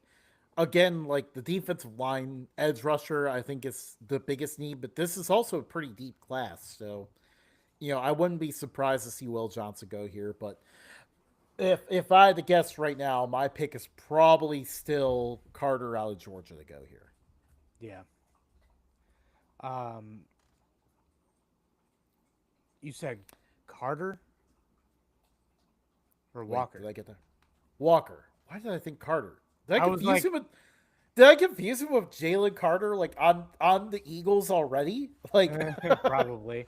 Um, so Jordan says minutes after drafting edge rusher Abdul Carter, Giants GM Joe Schoen said his team is picking up Kayvon Thibodeau's fifth-year contract.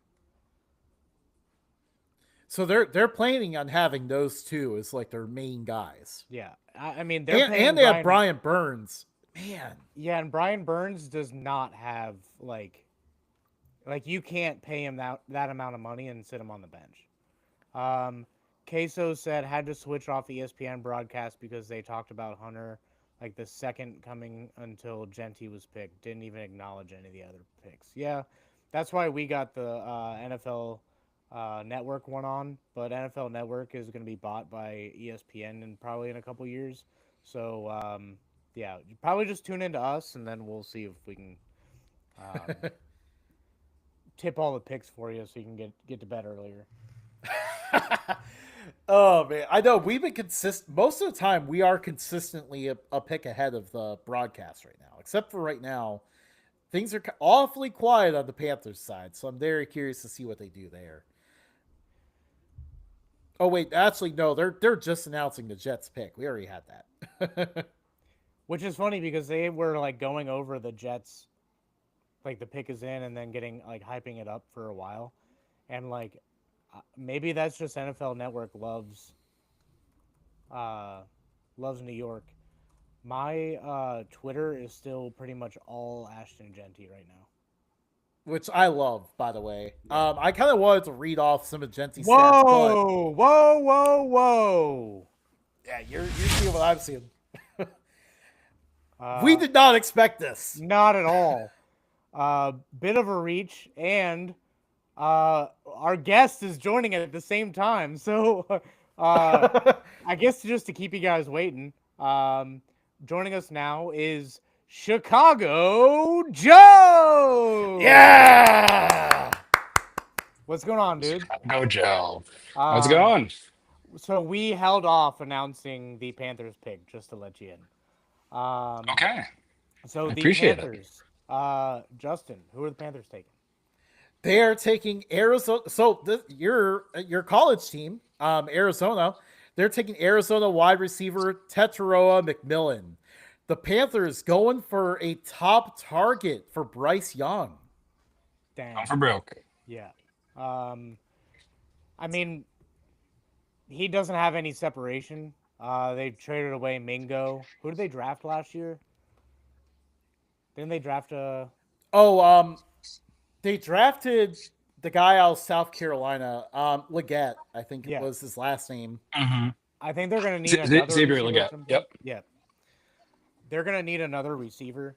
Um, so yeah, I like the pick, but I don't necessarily like the situation he's going to because, like I said, he can't create separation. He's like a lesser version of AJ Green. I still like that. You're giving your quarterback a top weapon to throw to. Like, they spent a lot of money trying to address the offensive line to help him out. Sure you had the need on defense, but you drafted this guy. He finally got some momentum late in the year. I don't mind the idea of giving him another top weapon. just say, hey, Bryce, if you're in trouble, just throw it up to one of your two guys because they both are tall. Um, Getting back, Joe, we kind of just threw you into the fire, so apologies for that. No Um, worries. No, no. I mean, the Panthers are set up. Their O line's respectable, right? They're like you're trying to set up for future things in terms of that. I definitely think you hear "Go Bears" in the background. My yeah, daughter yeah, is teach them young, yes, we're trying. We're trying. break their hearts young. Well, you know, Oh, you I know, I also see the shirt just there many years of too. eternal optimism. Just it's like like you grew up a Cubs fan. I feel like it's just kind of it's like the current Dallas Cowboys. Like this year's our year. Maybe this year's our year, right? Just you keep riding that wave, especially with Dak at the helm. So you never know. And then there's that one-off year where you're like, next year's our year, but we're gonna get E- a stadium. Exactly, and we might keep Michael Parsons. Question mark? Throw money at him. We'll do something. Yeah. For those of you who are new to our show, Joe he was on last draft, and we've known him for quite a while. So good Bears guy. Love to have him on for We're, Bears talk. Yeah. Oh, look What's at that. funny There we is, go. And the answer yep. to where the draft is this year. Sorry, Ex- Packers love it. fans. exactly.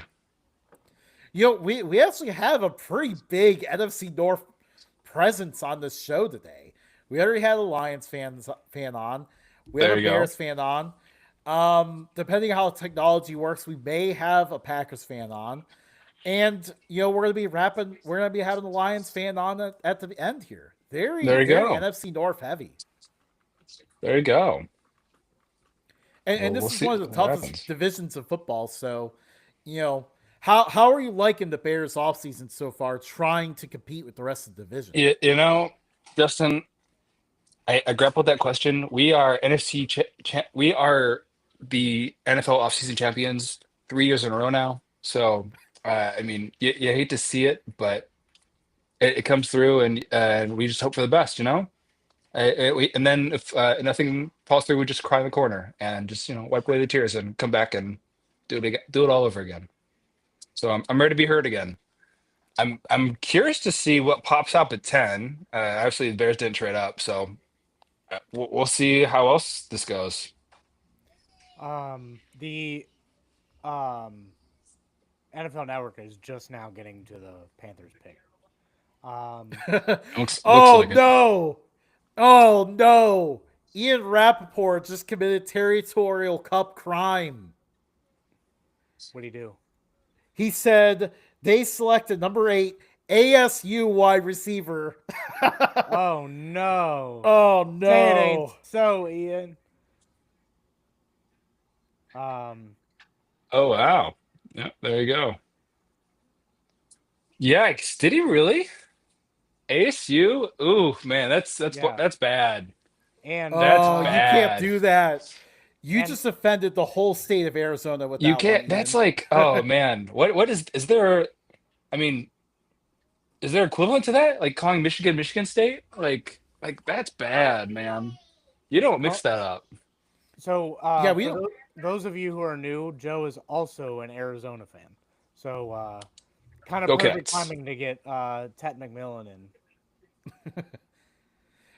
Oh, that's great. That is, yeah, you can't, like, and you see it sometimes, like, some people will confuse, like, North Dakota State and South Dakota State, New Mexico and New Mexico State. Yeah. Man, but we're talking, like, the Territorial Cup, and you're out here confusing both of them. You don't Yeah, the confuse entire the duel state. in the desert, man. You don't go Hey, there. You don't cross big that line. big friend of the show, Tony just hopped in the chat. Oh, He was Hey. on the draft last year, so shout out Tone. Tony. Um, so Joe, what would you say is a higher priority right now? Winning or stadium? Winning is nice. Actually, did you guys hear? I don't know if I sent this link to you guys or not. Did you guys hear about the Bears Act? No. No.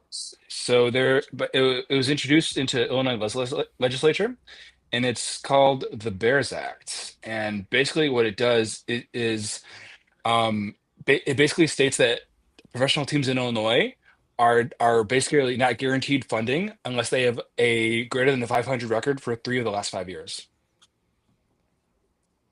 That is fantastic. Yeah. That is So it seems it feels a little pointed.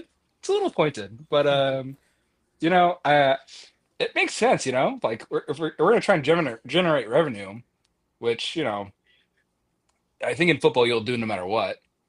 I guess the idea is that make them work for it? Question mark. Well, yeah. what didn't I make think sense to me? someone on Sorry. this podcast thinks that the state of Ohio probably should do the same thing.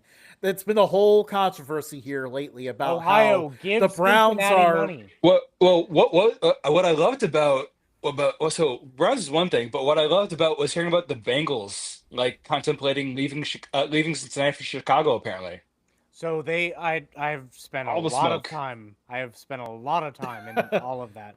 Um, so they said that because the city and the county are both playing hardball, and Hmm. they're basically wanting the Bengals to pony up, and the Bengals are like, "Yo, we had a really good deal for 30 years. Why are you trying to like change all this? We had It's good kind things of more going." of those like all these other cities would sure love an NFL franchise. Yeah, it's one of Isn't those, and they're aren't putting it aren't out in the public.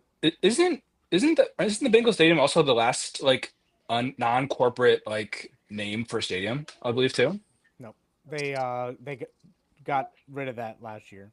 Oh, Yeah, you're behind. Yeah, and yeah. then that company got bought Paycor out. jumped on. It's soon to be Paychex Stadium instead of Paycor. Oh, you're Lame. right. But you know what's? I have to say this because I'm gonna forget if I don't say it right now. My cousin Chad texted me saying, "Shador to the Bears at 10. New QB, new Oh year." gosh. Wait, did you see his like party release video of like the space he's in right now? Yeah. Yeah, No, hold on. it Let is me see if I can crazy. find this real quick. So hold on. He's got 20 hats, including the Bills, the Chargers, the Bears. It's like I don't think any of these people are I don't think any of these teams are gonna pick you up. Like, really? And the word legendary is everywhere. The pick is in. Sorry, Justin. Oh yeah, we didn't even say who was on the clock. The New Orleans Saints were on the clock. They have selected, um, they have selected Kelvin Banks, the offensive lineman out of Texas. This makes 3 of the last 4 drafts that the New Orleans Saints have selected offensive linemen. We have another guest on the show. Yeah. Hi. Making our podcast debut. Yeah. Cindy, you say hi? No? Okay. Thanks for participating early. Oh, there you go. There you go. You said it. Can you say go Bears? Can you say bear down? You say bear down? Teaching them young. I like Hey. it. There you go.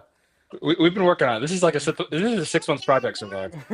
Yeah. You're not gonna stop bearing down, huh? Bear down, It's more of a way of life. pretty much, very much so. Such is such is the life of a sports fan. Yeah.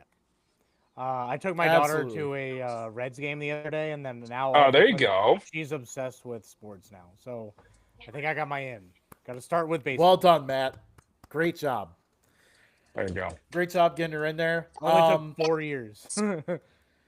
So I think the Saints. Remember when the Saints were like really good there for those several years? Towards the end of Drew Brees' career, they had such a You mean good. after 2017, that like the best draft like all time apparently. Yes, like they had such a good offensive line back then, and they are desperately trying to get themselves back to that with this pick. We'll see if they can right the ship. I don't know. I feel like with Dennis Allen gone, I think there's definitely a different way about how they're going to run things and what they're going to move in. So I'm curious how the defense kind of shapes up in that idea, but we'll see. didn't I'm didn't curious. Patrick come from the Saints? Um, the guard. Didn't he go? He the one that came to the Bengals. Pretty sure he came from the Saints. I And think you're right.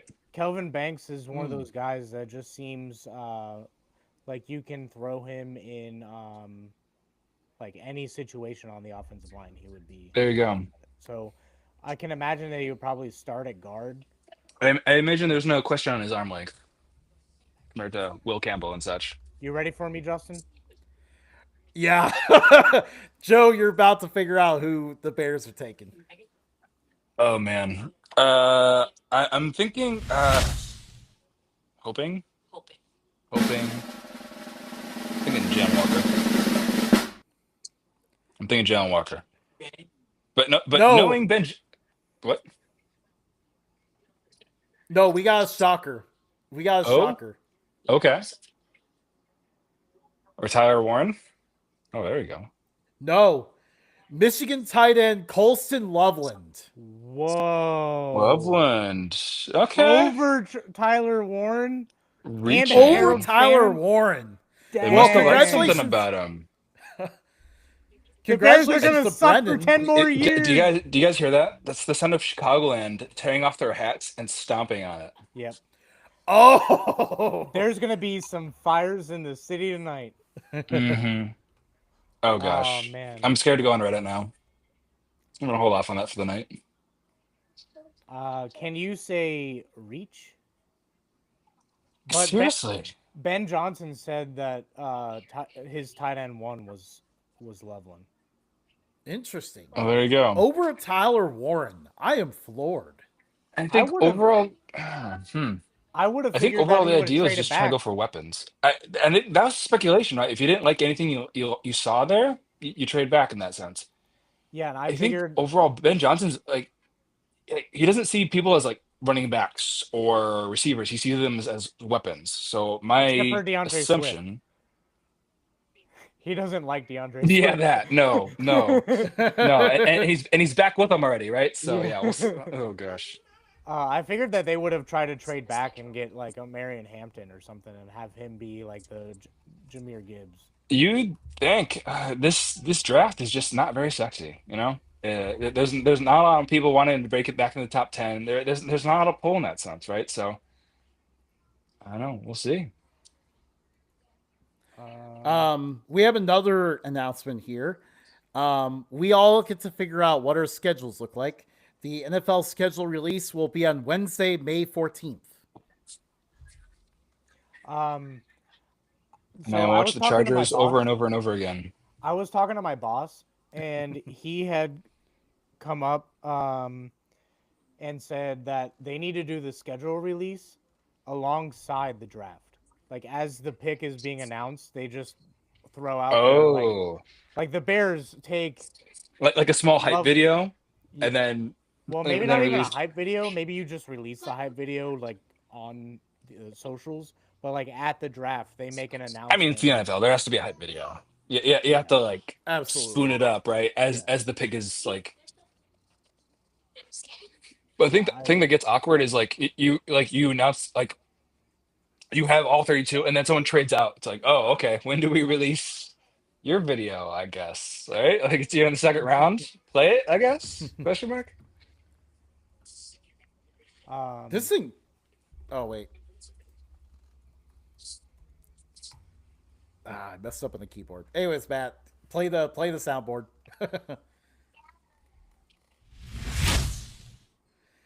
Yeah, our next pick is in already. The San Francisco 49ers are taking edge rusher Michael Williams out of Georgia with the 11th pick. There you go. yeah, that makes a lot of sense. Now we're getting back on track to where we think things need to be. So I had Micah Williams at one point. I forget who I put in my mock draft, but Micah Williams just seems a good fit for them.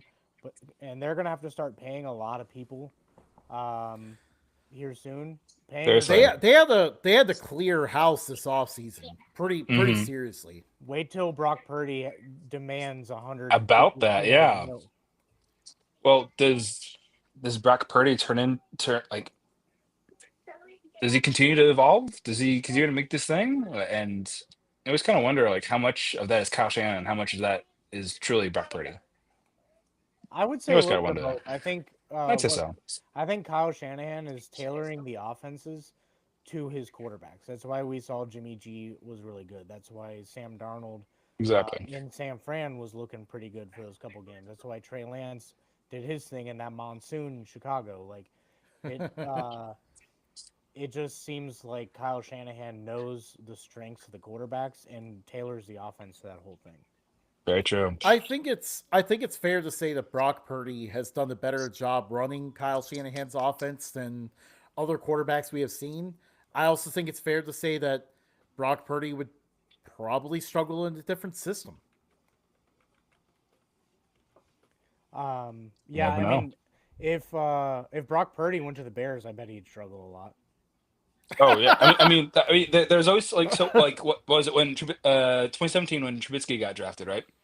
Um, yes, 2017. Uh, like there's always been this speculation of like, oh, Patrick Holmes went to the Bears. Like, would that have happened? It's like, God, no, it wouldn't have. No, no. Like you could hang your hat on anything like that, right?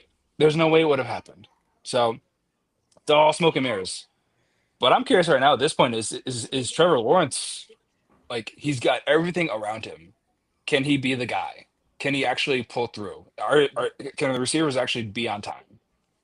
I think they need to find a way to block first because last year the Yeah. floodgates just opened, and that Well, you I have do like the you pick, bought but half a receiver in the draft just now, so yeah, that's what I Yeah, was saying to our previous guests is like I can see like him like playing 75% on of the snaps on defense and about probably 30 to 40% of the snaps on offense to there you start go. when they Did phase you him see in. his quote about how he wants to play every snap of offense and defense? Yeah, I can in oh four yeah. years I can definitely see him also adding special teams to that.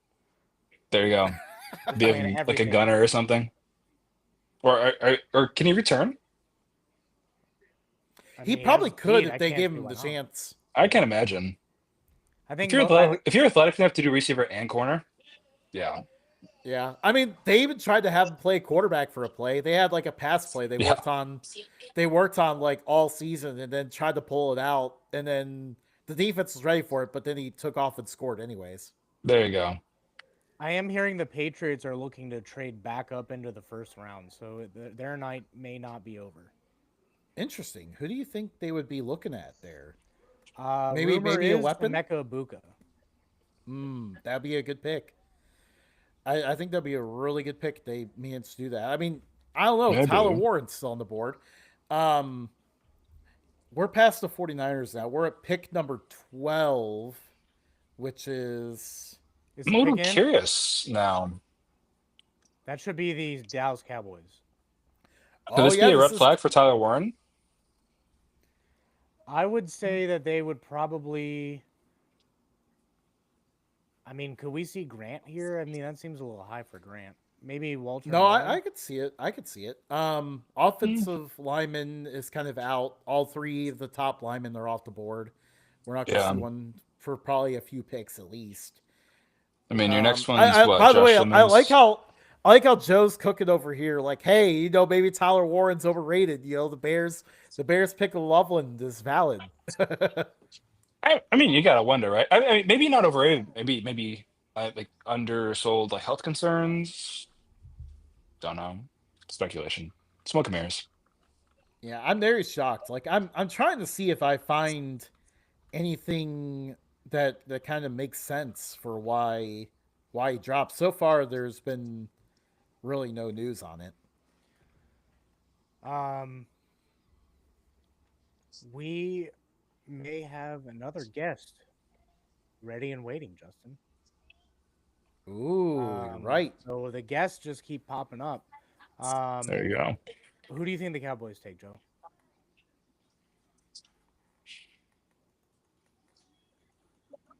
Hmm. Ah, I'm stuck, man. You could see there's. Do you hit someone up to back up Micah? Do you try and kind of bolster things a bit more on Dak's side of the ball? I think in terms of the Cowboys, I think you just kind of opt for best player available, right? You like there's depths everywhere. So My my one pick, actually, you know what I threw out in my mock draft? My bold pick was, they really wanted the running back. They wanted Genty, did not get him. mhm, Maybe they still stick with running back and go with a Marion Hampton, who a lot of people are saying will go in the first round as well. right. That's still Our something. friends at Gridiron Uncensored just put out Loveland over Warren makes sense to ball knowers. Brennan, get your Michigan stuff out of here. We may need to call Brendan back into the show here and have him. Man, I know we should have had him talk about Warren more. Oh, another Maybe. Will Johnson's. By the way, mentioning Michigan players, Will Johnson's still on the board. Let's not forget that. Yeah, Mm. little surprised he's gotten this far. Um, And the memes have started rolling in regarding front office staff. Oh man. So Oh far, man. I see the backdrop is Soldier Field and the Bears front office staff all dressed as clowns. So yeah. Oof. So the reaction in Chicagoland is not bright to say the least. It's a little subpar. Probably not what we expected. I think, granted, I think there was a lot of Ashton Jeanty smoke. So I'm gonna go ahead and blame that. But still, right? But you know what? Everyone flipped out about Jameer Gibbs, and that worked out fine. So I'll Yeah. ride the wave. And Ben Johnson, I trust. In the end, it's all about how their scouting is. What do they see as the best fit? If Colson Loveland is their next version of, their next top tight end, then hey, shout out for it. So what is your final grade here? Let's kind of get your final grade on the pick now that you've had a little bit of time for it to sink in. I'd probably go with B. Right, it's a definite need if to find a playmaker. Hopefully, he's the playmaker that they are seeking for. But with a lot of edge and relatively speaking, like higher people to kind of take on the board, you kind of have to question and scratch your head a little bit. Unfortunately, Yeah. Yeah, I would agree with that assessment. I think it can work out though. Loveland I is think a really so. good player. I mean, I am optimistic as always, so we'll see I how that think that'll come back there's to a bite me. possibility. There's a possibility Jim Harbaugh threw his headset because he was probably hoping to land him at 22. Mhm. You But never know. who do you want to see the Green Bay Packers pick? Ooh, uh-huh. Another. Can we go with Sanders? Is that an answer? Can I pick Sanders? I was thinking you would say punter, but sure. I feel like I don't have room for that because we drafted a punter last year and we got a lot of speculation for that. Granted, it worked out. I mean, you guys drafted the punter. We did. We did. The punter from down under, as people say. But I'm Oh, hopeful. We'll be hopeful. Oh, Sydney Bo. Sydney, you say go Bears. yeah. Can you say no pack no? There we go. Good job, girlie. Oh, wow. Okay, you really got her trained. No pack no. Good job, girlie.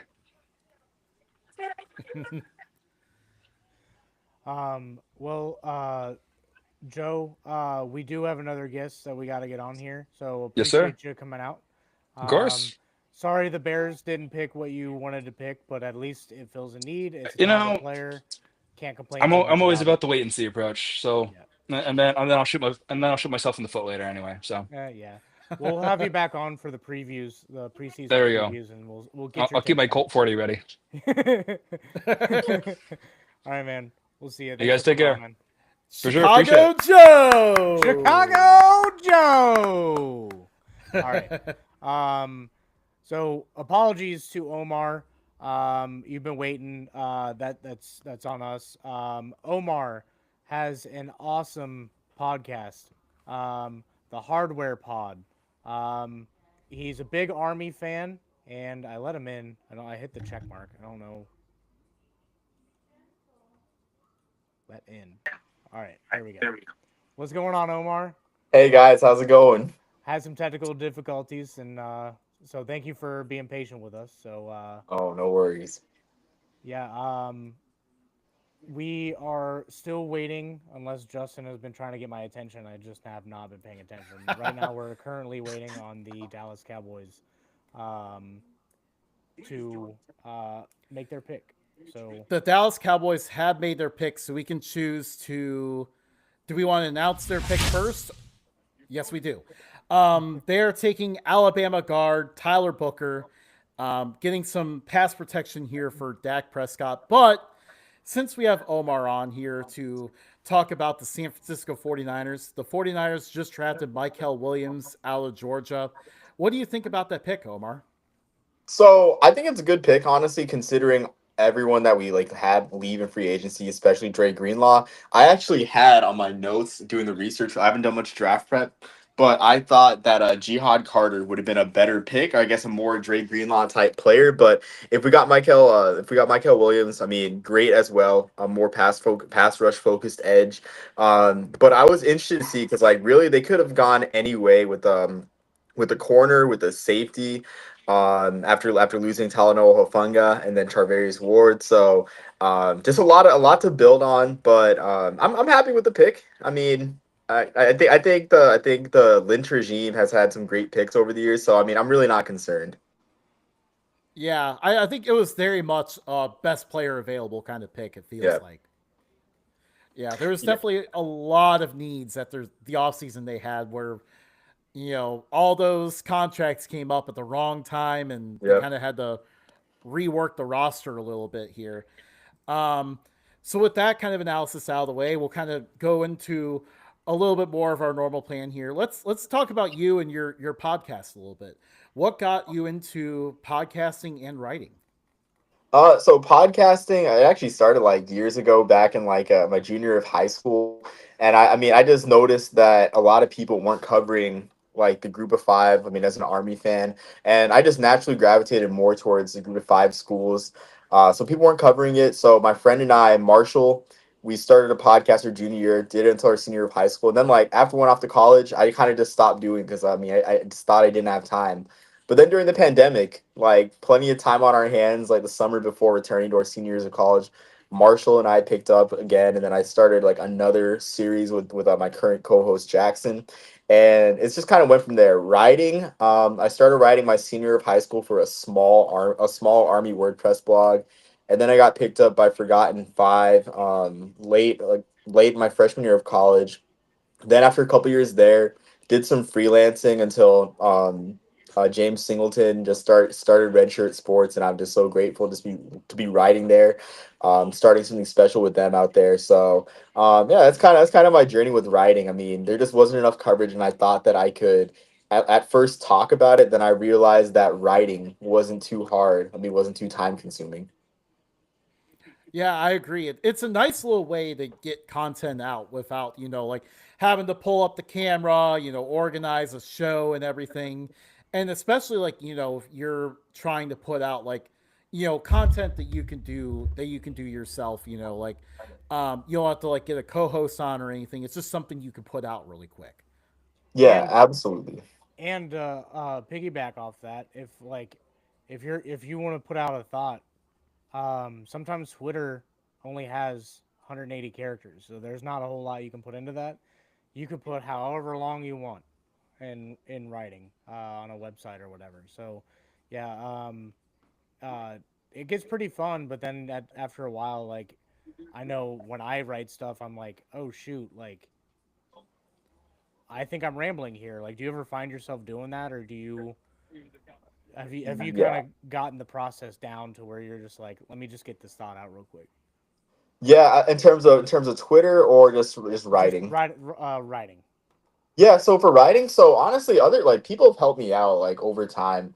They realize that there's a lot going on. I'm not saying I'm just intelligent, but like I carry an idea book because my mind, like I struggle focusing at work a lot of times. And so like if I have a thought for something like a note, like a stat in my head, I'll just write it down in my notebook, set it free in that moment, just like get back to trying to focus. So someone like recognized, some people along the way have recognized that there's a lot going on there. They just like I should organize it better. Namely Daniel Cabeza for As for Football. One of the great co-hosts for the As for Football show that I occasionally appear on. And he just recognized that like, hey, like you have a lot of ability, but it's just the flow, the style needs work. So honestly, it's not so much like myself as someone that recognized it at first, and then over time, I believe in the law of 10,000. I think law of 10,000 hours. Malcolm Gladwell for certain things. Like I'll never be able to dunk a basketball, no matter how many times I practice jumping in the gym. But just with writing, like I've done it so much that I know like the type of things that flow well, and other type of things where it's like I'm just trying to sound like too smart for my own good. Yeah, Yeah. absolutely. And we enjoy what you do. Like it Thank is you. you do a lot of really cool articles bringing attention to a lot of different things that I don't think gets enough attention. You know, and you cover a lot of different aspects of college football too. Like, whether it's like, some of the more under the radar stories with to do with like TV contracts or, scheduling, which is always something I'm into. I love, Right. paying attention to like the schedules and everything. So it's pretty cool. So like, what makes you, I think, what makes you passionate about sports, but obviously what makes you passionate about college football, specifically? I mean, sports in general. This is always something that ever since I was like four, just like enjoyed sports. But like, I like the NFL because that's like what my dad liked a lot more. I think I gravitated towards college football, mostly I think towards high school. Like, I was watching the NFL up until like my freshman year of high school, but then like just practicing 6 days a week.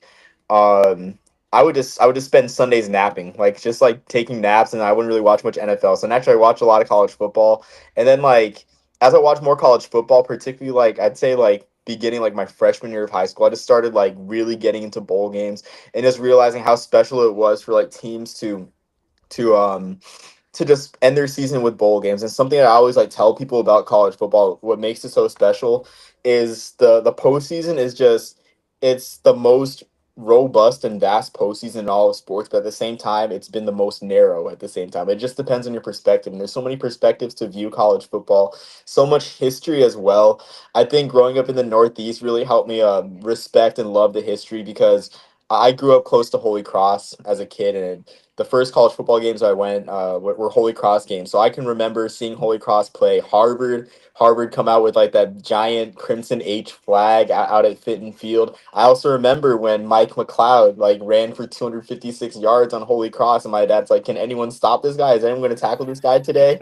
So just like seeing the Ivy League and just seeing the history and like reading the program and seeing like, oh wow, like this guy played for Holy Cross in 1940, and that's why he had his number retired. So just so much led to my love for college football, and but mostly I guess it's like just utility, just having to be utility, just being tired on Sundays. I Oh, hate that's awesome. to interrupt, but the pick is in. The Dolphins at 12 are taking Michigan defensive tackle Kenneth Grant. So another guy that Brendan broke down. Yeah, so I do think that let me get rid of the pick is in because it's no longer in. Um, I do think that they could have gone Tyler Warren here, and I think that was the expectation. But they went ahead and went defense, and now they're in the same boat that the Raiders were in, replacing a player that had left. So I think it's a solid pick for them. I think they do have a whole lot more needs, but I mean, they had a lot of needs to begin with anyway. So At least helping out the defensive line a little bit. So we can kind of pick back up here to the college football discussion. I agree like so much in the bowl games because like it gives you more of a postseason. College football. I mean, in general, like college football has always been about the journey.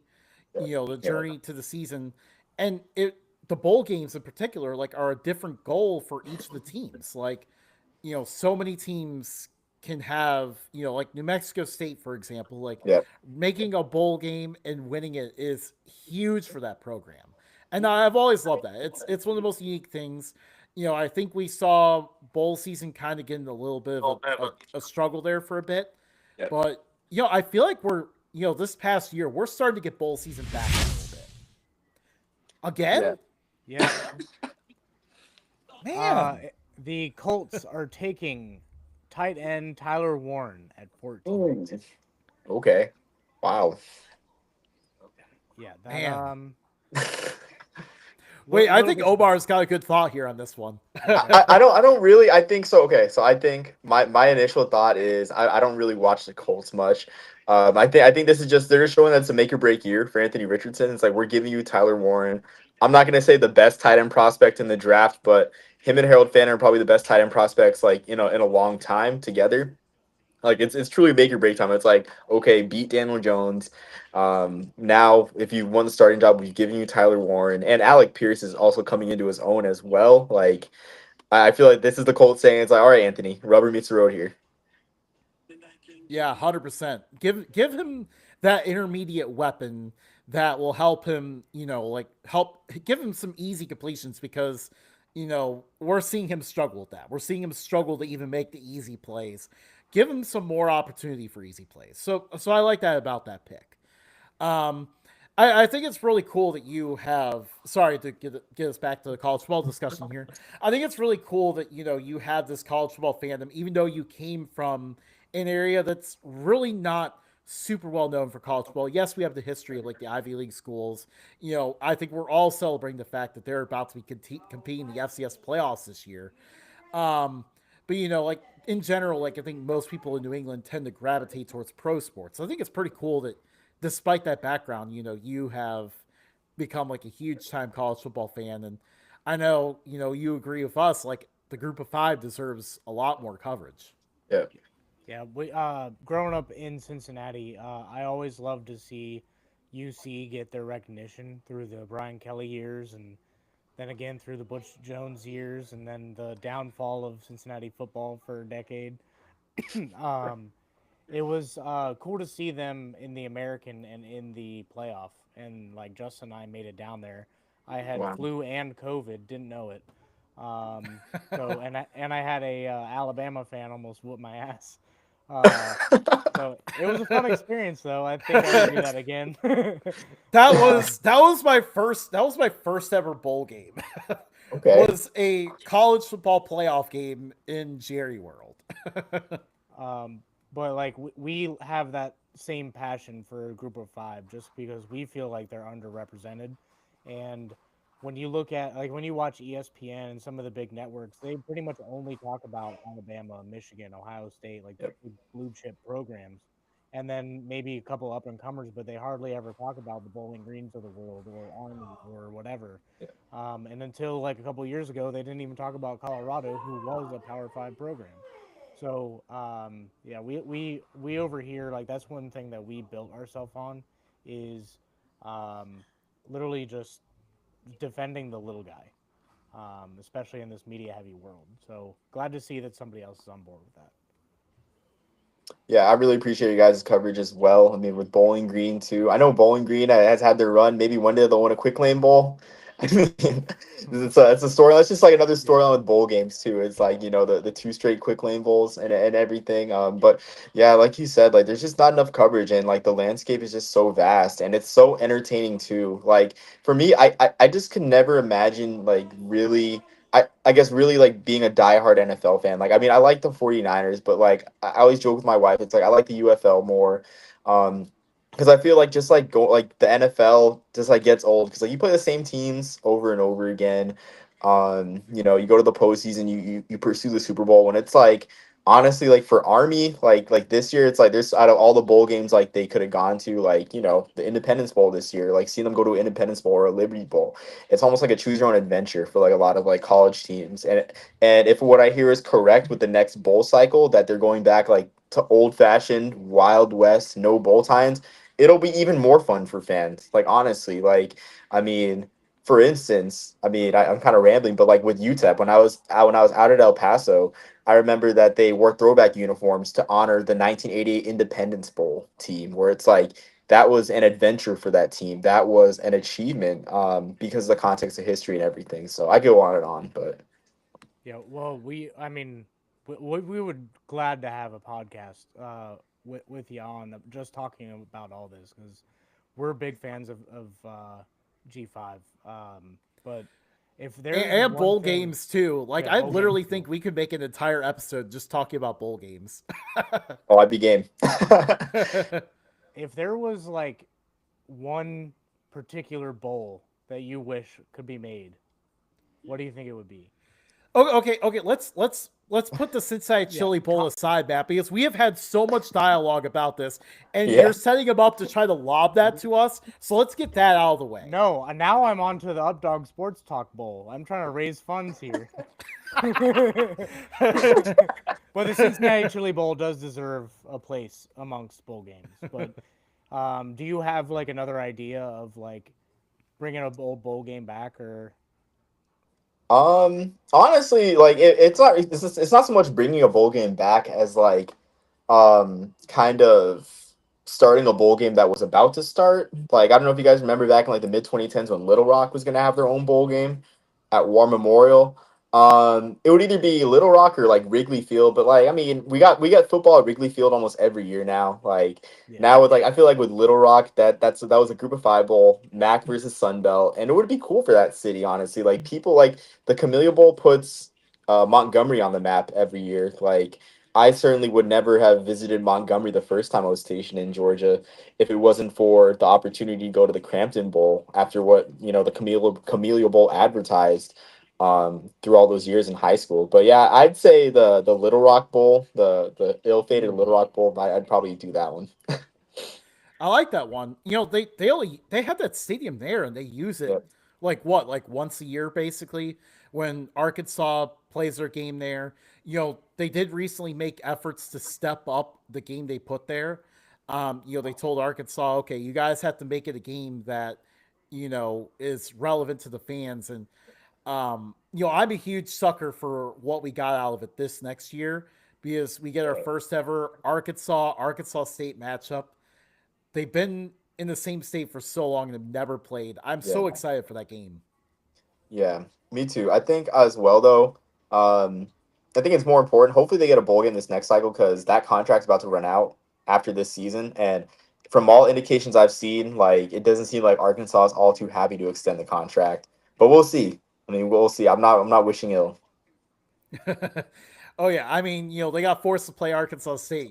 I know they're not happy about that. Yeah. The weird part down south that you don't really see elsewhere is like those SEC teams don't really like to play the G5 teams in their state for some Yeah. reason. It's cowardice. That's all. It's just cowardice. Yeah. Like even the 1% risk that you're taking is just too much for them.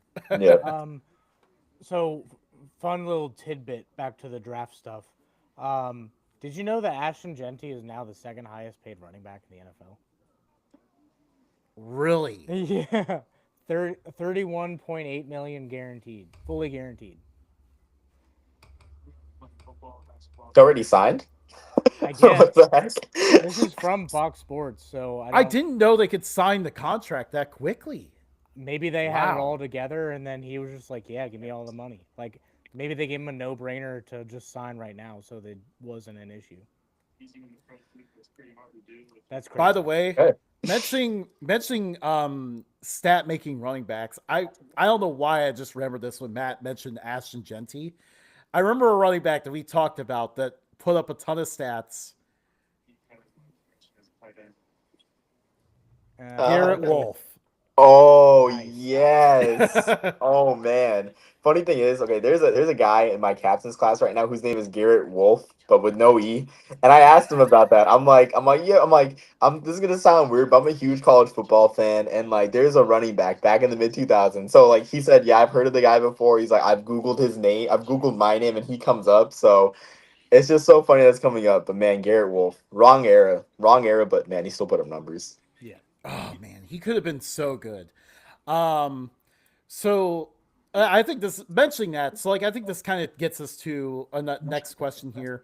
Are there any random players that you enjoyed so much in college football that you followed the NFL draft like all the way through? Like you followed it till the last day to see where they would go in the NFL.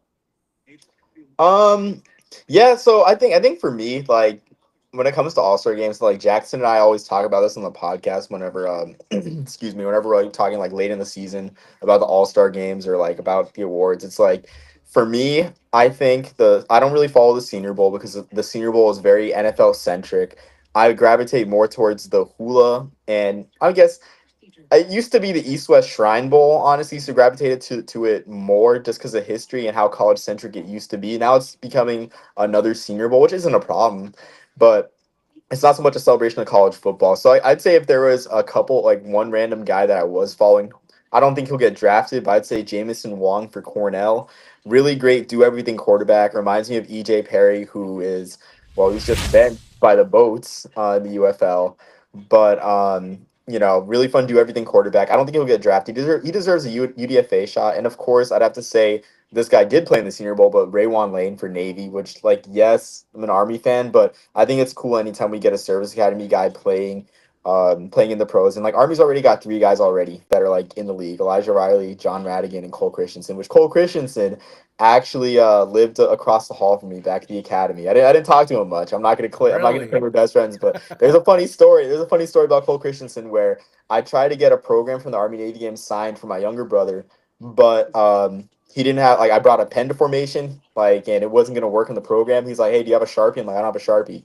So I went to his room after lunch and after formation, wasn't there, and the next day left for his bowl game. So I could have gotten a program signed by a, I think, three-time Super Bowl champion for my brother, but I dropped the ball. I didn't bring a Sharpie. But um, it's always a fun story to tell.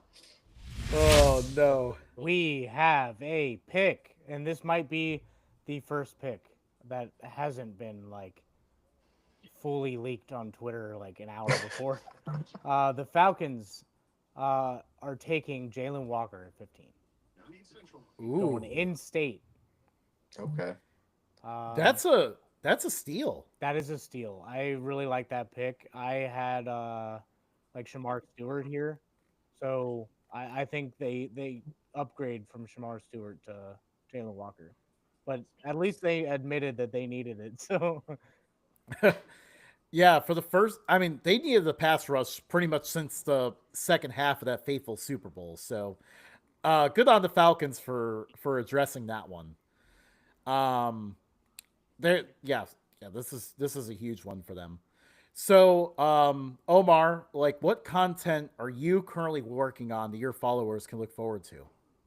So I'm just working on video documentaries during the off season. I mean, my work pace has been much more calm in this assignment I'm currently at. So I'm just like using that time just to write out scripts and just do the video documentaries. I can usually like do one per weekend. So I'm doing some video documentaries. Probably gonna put a teaser out tomorrow on next week's topic. So it's been really fun because I like telling the stories and honestly just like building a portfolio, just like to show people hopefully for the future. I also have a fun D3 related story that I interviewed a coach earlier last week. I just have to transcribe the interview for quotes. I think people are going to be really fascinated with the topic because it's honestly something that I was just so curious about. So this is like the first time I'm really doing like an interview and putting it into writing with like quotes and everything, kind of like, I guess, kind of like Matt Brown style. That's always like the writer I Ooh, try to emulate. It's nothing compared to him. That man has like such insider information, but it felt good to like do something like that.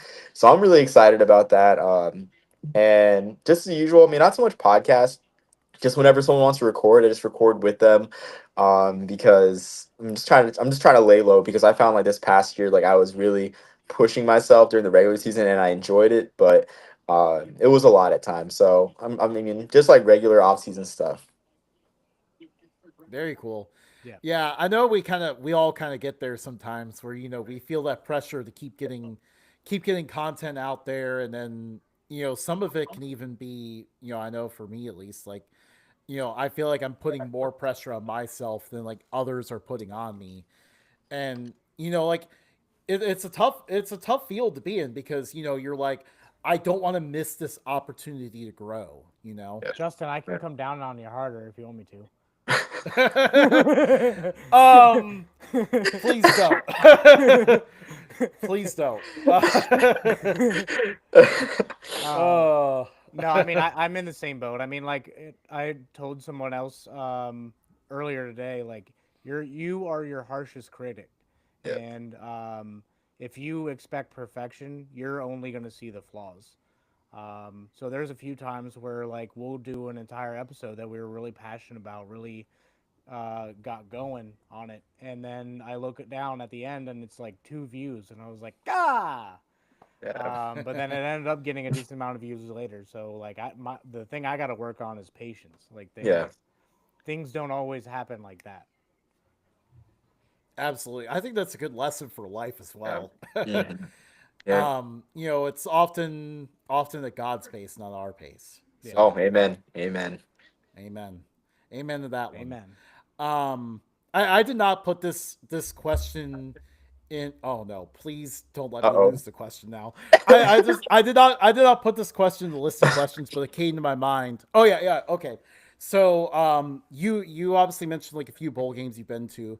You like to do a lot of stadium travels. How about a cool trip that you did this year, and then also give us an idea of what are some good upcoming ones that you're kind of thinking about. Oh man. So to be honest with you, after seeing like Army play Notre Dame at Yankee Stadium, there really like isn't too much that I'm like gonna try to go out of my way to see. Aside from, I'm really big on neutral site games.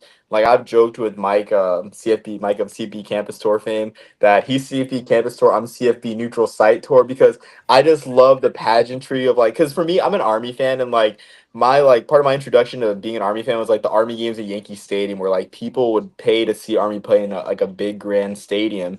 So like I kind of like the the kind of grand, the big game feel of a neutral site game, no matter how empty it is. Like in terms of empty, I mean, like I went to 2018 UMass BYU, which honestly, like looking back, I mean, like God opened a door for me that I didn't want open, because the caveat was, okay, you have to march in the Times Square Veterans Day parade. But the good thing is like you get to miss Army playing.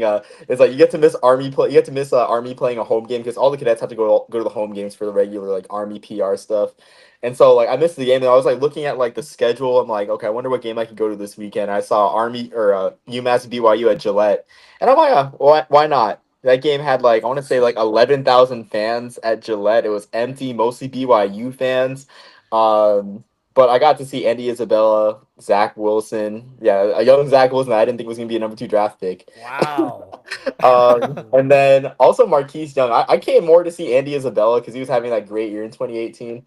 But sorry, yeah, about the whole neutral site games. Like I think just trying to limit myself like to more neutral site games that are within driving distance. Luckily, we'll be stationed in Oklahoma for the next couple years. And so I'm looking this year. I'm really hoping to Oh, go to. Oklahoma, where the wind comes rolling down the plain. I knew he was gonna do it. I knew. I saw the look on his face. Like he had. Like sometimes you have like a pre like look on your face when you're saying the word Oklahoma, and that's the look that Matt had. I was like, oh, it's gonna happen. Before we continue your answer there, it looks like we have another pick in. Yes, the Cardinals are taking Ole Miss defensive tackle after missing out on Milton Williams in free agency, Walter Nolan at 16. I like that pick a lot.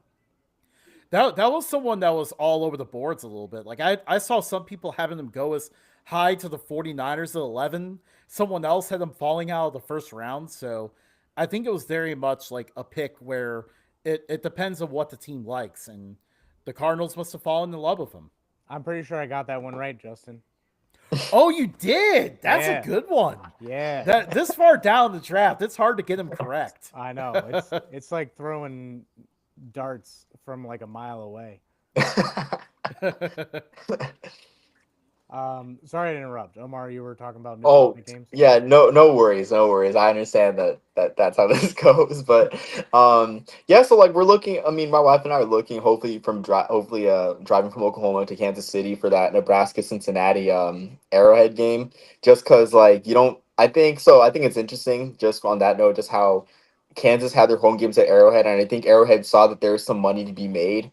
So hopefully they do that every year from now on. I know this Nebraska Cincinnati situation is just a wild one. So, but I think I want to say that Arrowhead like saw something going with like the Kansas games and like they wanted to keep that going. So that's like the only I'd say for sure one. I mean, We hopefully I'm got thinking like of just like oh I'm sorry. we got strong opinions about that UC Nebraska Oh, I know, yeah, and game. it's not Nebraska. At first, I blamed Nebraska's athletic department for strong arming, and then I got attacked by Nebraska's great Twitter fan base. Oh yeah, I was in there with you I because know. like I was ready to pile on. You were in there. I joined you, and then man, did they come in? They came in hot, and yeah. So I guess Cincinnati's to blame for that one. I don't know what they were thinking with that Wasn't it because supposed to be in Indy Yep. yeah. originally? I've lost So track no of no the no. points. It was here in Cincinnati. It was in Cincinnati. Then they moved it to Indianapolis, saying, "Okay, we'll make it a neutral site game." Then they moved it again to Arrowhead. So as they kept updating the game, it kept getting further away. If they made one more update, this game was going to be in Hawaii. Just put it in Japan. Like, Oh yes, yeah, the Mirage Bowl. Bring back the Mirage Bowl. But we only send Cal to destinations like that. Oh yeah, yeah.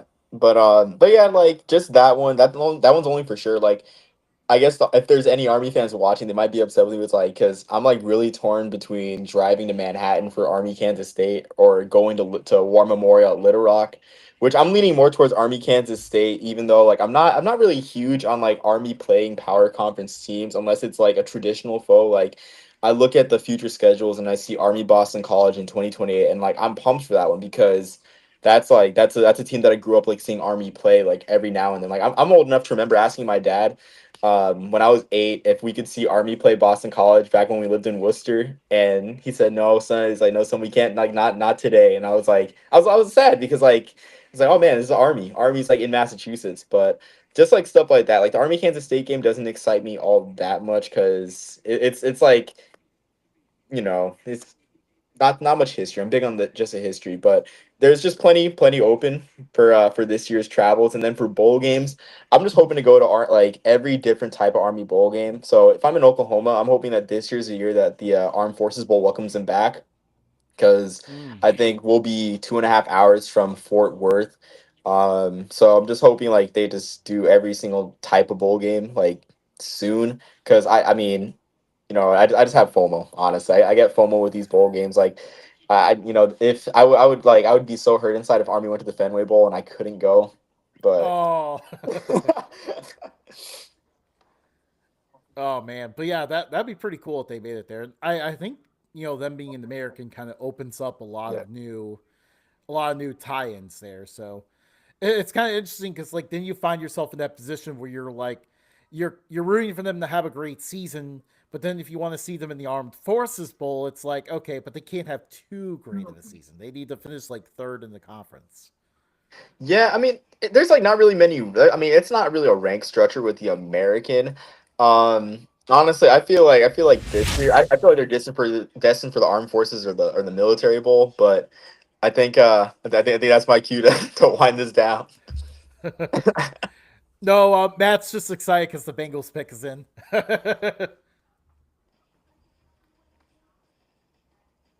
Matt, you're on mute for some reason. You muted yourself. I did mute myself. My wife came down, was telling me she was home. Um, the Bengals are taking Texas A&M defensive lineman Shamar Stewart. Okay. Um, I would. Wrong. Nope, stop. All right, whatever. We've had this thing a week, and I just this, can't get this it. Matt the soundboard man.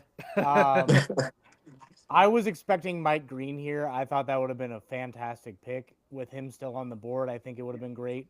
I do understand Shamar Stewart was ranked higher than him in a lot of drafts, but Mike Green was the guy I personally wanted. But it's definitely a need. Uh, but I mean, like, I'm not like woohoo, you know. Yeah, I think it's still a good pick by the Bengals.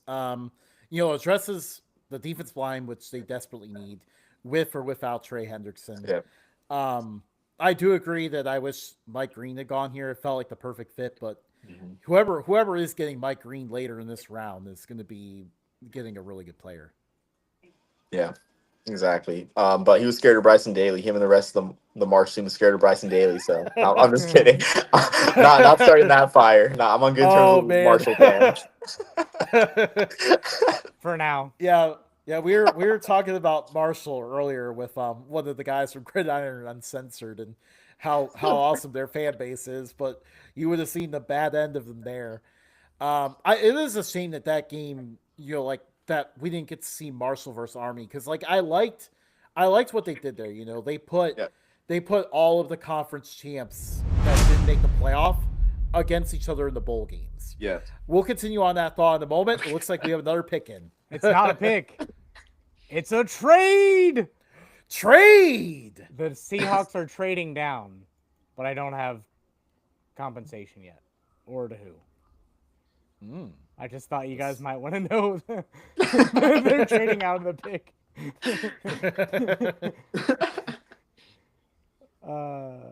This is. We shouldn't have started new equipment right before doing this. No, I we mean, got like a this four- last Wednesday. Started a free trial on this software, and it's going horribly. It's going well on the opposite end, but on this side of things, I have ADHD. I have to just click things, and it's not coming out right. But I mean, like, what better time than a 4-hour show to start testing out our new equipment? Oh yeah. Oh man, is that a Yale shirt you got on there? Oh yeah, so I was like, so my wife, she gets upset. Like I can't really blame her for wanting to buy stuff because I find stuff on eBay. This is actually a 2014 Army Yale game shirt that I just happened to find.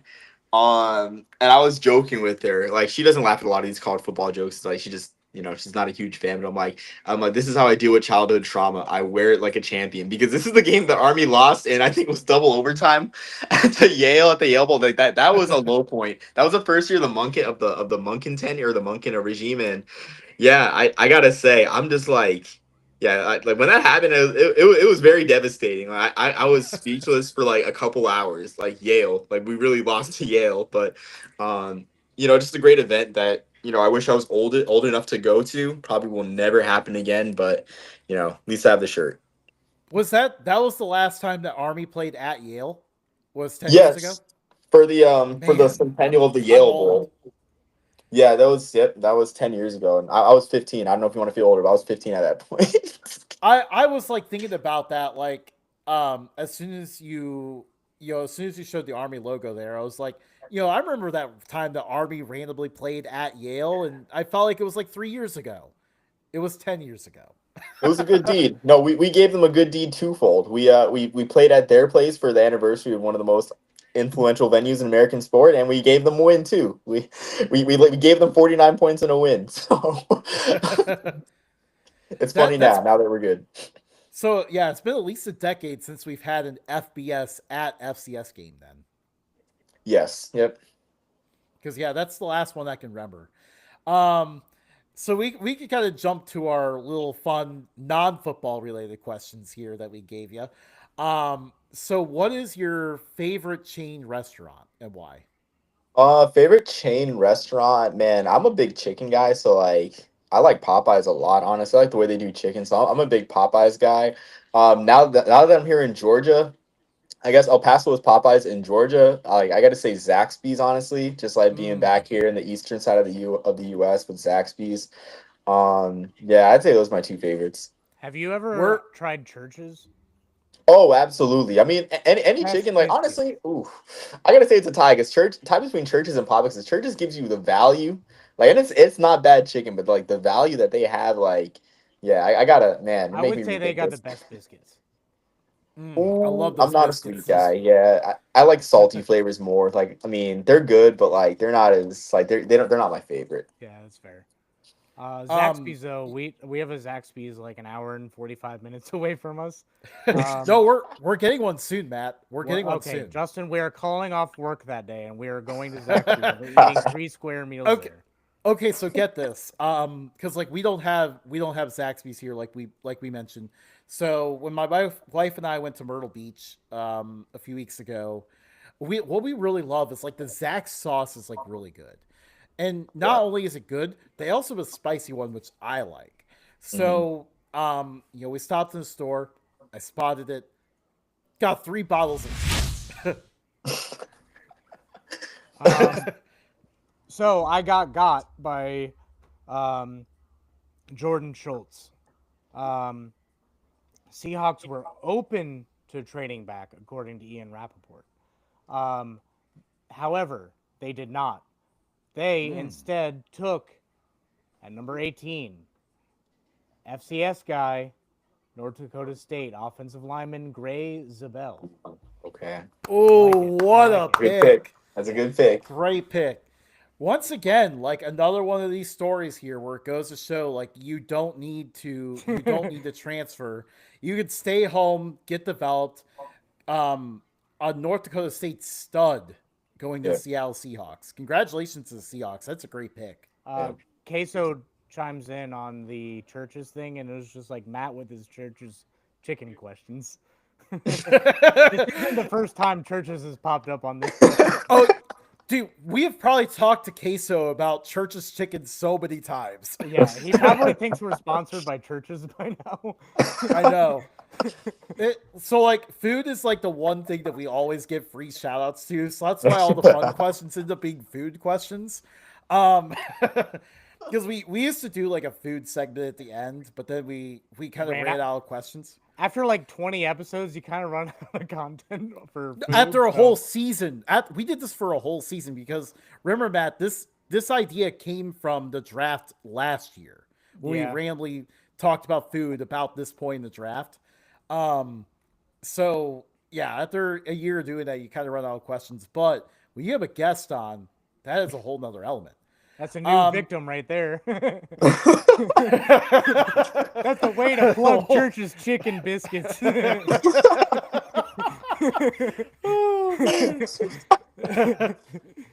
Oh, that's great. And that Zach sauce. um all right, so you're currently in the Atlanta area, from what I understand. What is a favorite local restaurant that is, generally only that you can only find in the Atlanta area? Yeah, so it is Augusta. I know I didn't get to go to the Masters, sadly. I don't know how to get into the Masters, but I did see some caddies driving around town on the Saturday night, and it was like, wow, that's kind of cool. But I'd say Checkers, honestly. Checkers, I think other areas have rallies, but man, Checkers is. I think I'm a huge mozzarella stick fan, but like the way that they do mozzarella sticks is better, I think, than anyone else does, just because it's really savory. Like it's more savory than any other mozzarella stick I've had. The burgers aren't bad too, but I really just go to Checkers for the mozzarella sticks. So Raleig's area here, and Okay. when we were in school, our final year in school, I lived a 2-minute walk from a Rally's. So after the bars, I just walk up to the window, and I would always get a Baconzilla and Baconzilla fries. And I'd wake up in the morning and I'd be like, why did I make that decision? But every time I would still go back. So I got a soft spot for Rallies. Yeah. Probably gained Other about than 15 that, pounds that year. other than that Bowling Green rallies, I would definitely say that, like, for some reason, even though they're the same company, like Checkers is just so much better. Yeah. I don't know why that is. Because I had like a Checkers that I went to like when I lived in Florida for 4 years. Mhm. And that was really good. But yeah, I don't know why Checkers is better. I've never had rallies, so I can't attest to that. But man, it's just amazing. It's like a All right. cheaper version of Checkers, really. Ooh, okay. Like not price-wise, just quality-wise. I want Okay. to know the history about why they're split companies. We Anyways, used to have Burger Chef around here, and then Hardee's bought them out. So I can imagine. And then Hardee's has Carl's Jr. I can imagine it's Yeah. similar thing. They just kept buying and merging, and yeah, which locations have the Carl's Juniors? It's like out west. We had them in New Mexico when I was in middle school and high school. There we go. Okay, that's where they are. Justin, we're gonna have to go find a game out there and hit up In and Out and Carl's Jr. Dude, we are going to New Mexico State at some point. I don't know when, but we're gonna have to make that trip. Uh, hold on. Oh. The Buccaneers are picking. I don't know the pick. I've seen some suggestions on the pick, but I also got last time. So I'm not I following them again. don't have it in my mock, but Yep, please, it's I in. want them to pick Siobhan Ravel here. Nope. Because Pirates to Buccaneer. Nope. Oh no, it's not gonna be that. Nope. The Bucks have taken Ohio State wide receiver Emeka Egbuka. Ooh, okay. Wow. How many Little wide surprising. receivers do the Buccaneers need? How many wide receivers do they need? God, I hope they get it. I hope they get it. That's more...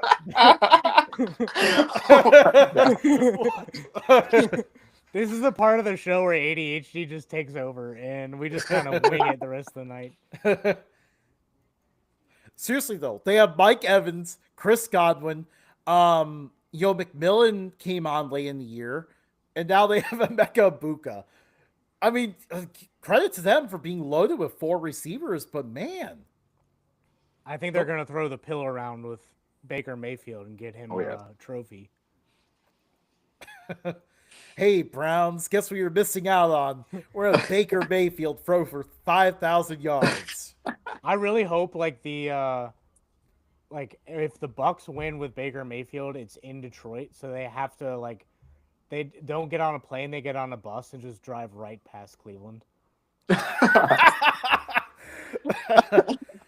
think that'd be the greatest thing. I mean, one of these games this year with these 4 receivers, every single game is going to be when the Browns tried to get rid of Baker Mayfield, where he's going to throw it 55 times. Yeah. With a UCL injury or shoulder injury. Yeah, everyone remember that, that Monday night game where they had him throw 56 times against the Steelers defense with just about everything torn up in his arm.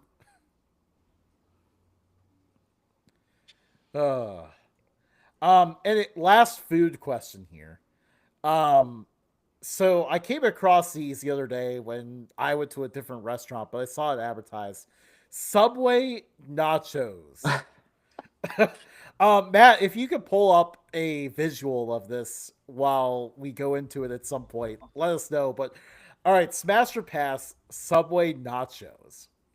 I'd have to say smash because, I feel like it's no different than stadium nachos. Possibly better because stadium nachos is just the basket of chips with a cup of cheese dip. So I don't think it'd be that bad, honestly. It's one of those things where you're I hope Subway can't mess this up. Yeah, that looks good, honestly. I've seen worse. Apparently, they're Doritos. I think the Doritos is where they set themselves apart there. Even better. Or look, the way it was worded there was like a bold twist to. I didn't read the rest of the sentence, but. Well, you're not getting that back. Oh, well. So, all right. So, from viewing Subway nachos, or would you rather just go to Taco Bell and get their fries? I'd say Subway nachos is just that crazy and hilarious. It's honestly, I enjoy novelties like that, like the double down. I thought that was hilarious. So I had a double down. It's I and I was I also actually reflecting. I actually miss the double down sandwich. I actually miss it. Yeah, it's great. It was great, honestly. It was just a goofy idea, but it's a novelty. It is what it is. It's like the McRib. Yeah, exactly. Yep. Fun fact, the other day. Oh, yes. Fun fact on the McRib. There's a strategy to when they bring it back. It has nothing to do with the general public. It's when pork prices plummet. That's when they bring back the McRib. Yeah, I'm kidding. That's crazy. Anything to save a buck. Oh, gosh. Anything to save a buck. it was so funny because like that's how this question came out was like this weekend. Like I went to get food, and then the restaurant I went to get food at was next to a Subway, and then I saw that on their like window, and I was like, "Oh, Subway, you're trying so hard." Did they get you? No, no, I've Okay, not that gotten seems them. like something they would have gotten you with. Like you're To like, be nope, honest, like I'm going over to be there honest, now. my answer was like, I want to get a bag of Doritos and make my own nachos. Yes. I got Um. everything else in the house I need except for Doritos. So I feel like NFL has been like holding the picks back. Like they've Like in gotten like terms of everybody involved to hold the picks back because it's been pretty quiet for a handful of picks now. yeah, like they're releasing them kind of as they're going on right now. Denver Broncos are on the clock right now at number Yeah. 20. To just keep everybody up to date since we're kind of just talking about food and randomly shouting who picked who. Um, so you've been to a decent amount of bowl games, right, Umar? Yep. What would you say? I don't. This could have been asked already, so you don't have to answer it again. But what was your favorite one? My favorite bowl game, I'd have to say, man, that's tough. Because 2022 was like a really good year for like just luck with the bowls that like my family and I like went to. Start off with like the New Mexico Bowl, last minute, like last second finish with that one. Then we went to the Arizona Bowl. Or Mm. no, we went to the Holiday Bowl, last second finish with that one. Then we went to the Arizona Bowl, last second finish with that one. Or no, overtime finish with that one. And then I went to the Cotton Bowl alone. And then we all know how the Cotton Bowl Tulane to USC went. Last second finish with that one. So those were cool. But honestly, just like I'd have to say like seeing Army play in the Liberty Bowl. It's a tie between seeing Army play in the Liberty Bowl and the Independence Bowl. That was a tie because like um those are just such prestigious bowls, and I guess for a group of five team it doesn't get any better than that.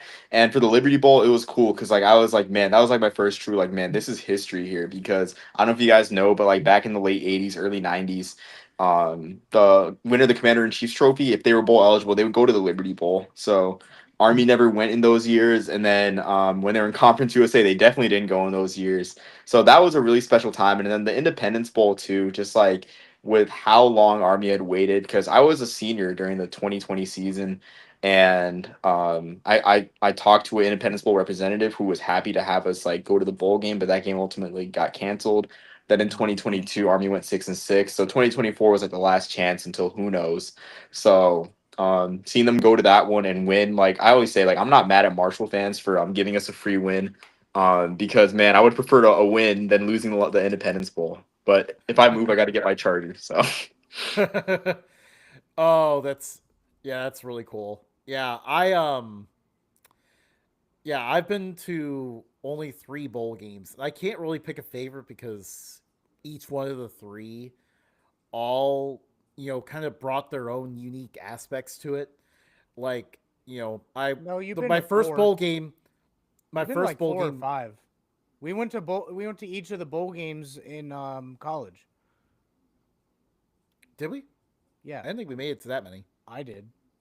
Oh. I don't know where you were at. Um We hung out but all the time. anyways, I know I had the college football playoff. That one is its own big stage. And then, the 20 I think it's the 2022 Quick Lane Bowl where, you know, Bowling Green versus New Mexico State, my alma mater was a program that Matt and I have loved for such a long time. And that being the game where I learned of the legend that is Diego Pavia. I will continue on that in a moment. The pick is in. The pick is in, but oh, I have it. I have it. We're good. Um, the Broncos select Texas corner Jade Barron. Mm, Him and Patrick Sertan together. Oh no. interesting. Oh. Oh Oh no. no. Oh no. Technical difficulties. Technology strikes again. Um, I did not expect Broncos to go defense here. I didn't either, but I mean, like they had a very solid offense, so it kind of does make sense. Yeah, basically, like Um, the whole time we talked about the Broncos, We were expecting them to go offense. Well, he's back. I accidentally unplugged the Wi-Fi router. Oh Yeah, it's awkward. no! I can't talk on their show. I won't talk at all. Just kidding. Yeah, sorry about that, guys. No, you're okay. Um, did we announce the pick while you were with us or after you had left? I think it was after I had made my I think unceremonious. Uh, yeah, I think just as he was dropping off was when we talked about the Broncos pick it was Jade Barron. out of Texas. Yeah, corner. Yep. Um, but yeah, so yeah, back to the bowl games. So obviously, like, learning of Diego Pavia, I was like, this guy is electric. And then obviously, he went to have the even bigger season in New Mexico State the next year, and then obviously, when did what he did at Vanderbilt this past year. So that's been pretty cool to think back on, especially just because so good. And then I saw one of two bowl victories in New Mexico State has in their entire history. Um, so that's pretty cool as well. And then this past year, going to the Alamo Bowl, another one that like you mentioned, is like a very historic bowl game. Um, I really loved I really love the Alamo Dome. The Alamo Dome is a pretty cool place. But like a historical venue, two programs that are in neighboring states that hadn't played since like the 1970s. Yes, they're in the same conference now, but back then, like I mean, they hadn't met in the conference schedule yet. So it was pretty cool. All three of them have been pretty cool, but I'm hoping to make it to more here soon. Yeah, absolutely. I also forgot too that that's a good point about New Mexico State. I can't believe I forgot that my family and I went to the New Mexico State Bowl or the New Mexico Bowl in 2023, which like that was cool. It's funny because like my wife always says it's like every single game is like I can't like it's like it's a once in a lifetime thing or it's like it's something rarely happens. Like I'm telling the truth though. Like stuff like this rarely happens. Like with like New Mexico State, I'm like this is like this is their third bowl since 1960. And so it's just funny with that one. It's a shame they couldn't pull that out. But another fun story with that one, with that New Mexico Bowl, is Trey Watson. I'm not sure if you remember Trey Watson from Fresno State, the starting tight end for a couple of years, had some solid seasons. His my coach back to Cleveland High School. So when I go to the game, we like walk by a bunch of Fresno State fans, and I'm like, Watson. Oh, it's me. It's me, Omar. And so she sees me, she for the family, and she tells like the other Fresno State like fans traveling contingent, like, oh, this is Omar. He's like, I taught him. He's like, I was his debate coach. I used to teach him. And it was just a really funny moment because even though he went to high school in the Albuquerque metro area, like he went to Fresno State and it was just like kind of like a weird like 5 degrees of like Trey Watson scenario, 5 degrees like Omar Borja scenario. So but yeah, that was a good experience too, seeing New Mexico State go to a bowl game. That's really awesome. Matt, you said the pick is in? Yeah, the Pittsburgh Steelers select Oregon defensive tackle Derek Harmon. Whoa. Yeah, We didn't really think they would go defense either. I've been hearing this a lot more lately, and I can't remember if I had Harmon here or Grant, but um, at one point I did have Harmon here, and I can't remember if it was the most recent one. So if it is, then Justin, that's two late rounders. You got to add another point on the mine. Um, but yeah, I don't know where we were at. I'm sorry. um okay, so one thing that we got to mention here then is, like I think a lot of us thought this was probably the furthest down that Shador Sanders would fall. Um I don't know when this fall is going to end now. We actually could be looking at the possibility that he may not go round one after all. Yeah, I'm right now I'm looking more towards maybe New York Giants in the um, second round or the Jets in the second round. I think both could really use him. Yeah. I'm also, as a Bills fan, getting worried about seeing all these defensive players go off the board that I wanted to see them take. Well, you're gonna have to be forced to take Matthew Golden. Oh man, lovely. Um, I have Sorry, we nothing. both did the same thing. Yeah. Uh, we've known each other for like, I don't know, 20 years now. Um, Yeah. Wow. and we hung out every day since like for at least 12 of those years. So yeah, we are pretty much the same person half the time. Our laughs You've used to stolen actually my be identity. our laughs actually used to be synchronized at one point. Yeah, we had an escalating laugh in college where everybody around us literally like it was a party killer, but it was funny for us. We would laugh in unison, and then everybody was like, "Oh no, those two are here." Oh my and god. now and now here we are. We have a podcast. We did get it recorded. I think it's pinned on our Instagram as our for our synchronized laugh. It was like the only one that we were able to get like on the show.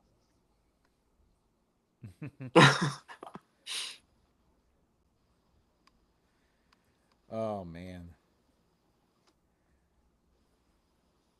Um Lost my train of thought there. This Apparently is the what happens when we Steelers get were this late. split on Shador. I think sounds like half the building wanted Shador and the other half didn't. Ooh. Interesting. So That's kind of like a if weird one spot other to be. person was making the decision, maybe they could have taken Shador there. Okay, who's there going to be their quarterback? Right now, Mason Rudolph, but I wholeheartedly Oh expect wow, that's right. Aaron Rodgers to sign within the coming weeks. That is true. I mean, Um, Aaron Rodgers has got a sign there. After flying to New York for a 20-minute meeting to say, hey, you don't have a job anymore. And he flew out there on his own dime. I would take some time too, to be honest. Yeah. But I love how like he basically went to the Steelers facility like undercover, and then someone still got like in a car in front of him and took a picture of him. Matt, for the chat here, pull this up. I just sent it to you. oh man, I didn't see anything Aaron Rodgers related, so I'm kind of excited for this. Oh, this was hilarious.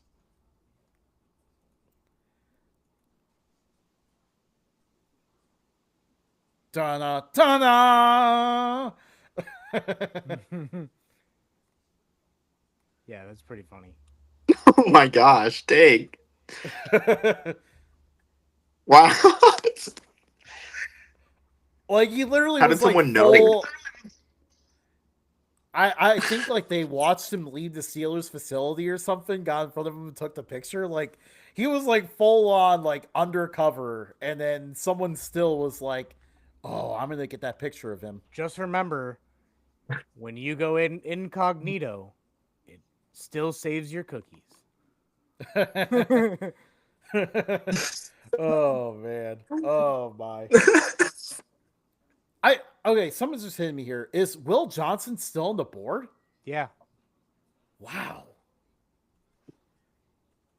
I have Will Johnson going 6th to the Raiders. I know. I heard he was gonna fall, but like I didn't think it would be this bad. There has to be something that like in his injury that is saying, hey, this could be longer term than we thought. Wasn't it his I mean, back? part of it is like, we are seeing the corners in general fall. Barron was the first corner off the board at 20. And, I think a lot of people thought the corners would go like top 15. So I think we're starting to see corners fall in the draft. I don't know if that's because teams aren't as high on the corner position, or, like if they're just not prioritizing it and prioritizing other spots. Yeah, I'm not sure. Sorry, I thought I saw something about the Chargers, but it was like a flashback. of a Chargers pick, and then I got really Oh. excited, and then I got really sad.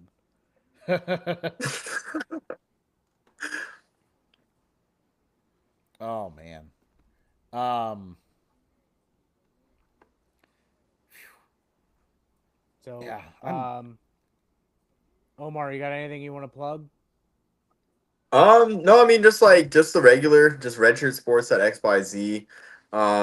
Just great site, got some great stuff coming. We're gonna send well, not we're, but we have one of our writers going to the SoCon Media Day. SoCon John is going to be out there covering the SoCon. I mean, we're a very SoCon heavy bunch. James is as a VMI grad. I think John lives in South Carolina, so he'll be at SoCon Media Day.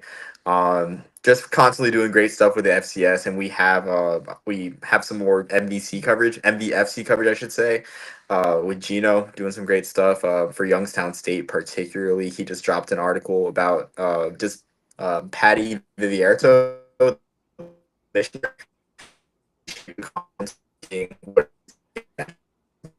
Oh. I think his pod. If you router want to is. subscribe. I think your internet's going out. Oh, I, oh shoot, I'm on my T-Mobile. My Wi-Fi is back on because I was just like doing a test run. Let me get the Wi-Fi back on. Okay, oh, no give us just worries. a data. But I yeah, thought this was revenge of the router for a moment. no, but yeah, just got some great stuff at Red Shirt Sports, just with all the riders, covering this just throughout the FCS, the subdivision. Of course, Hardware Pod too should be getting back, picking back up when the season comes. Got the mini documentaries, and that's mainly about it. Honestly, just in terms of stuff to plug. And of course, just love interacting with you guys on Twitter and everything. It's I always tell my wife about the college football community. It's real. It's real. Like, it's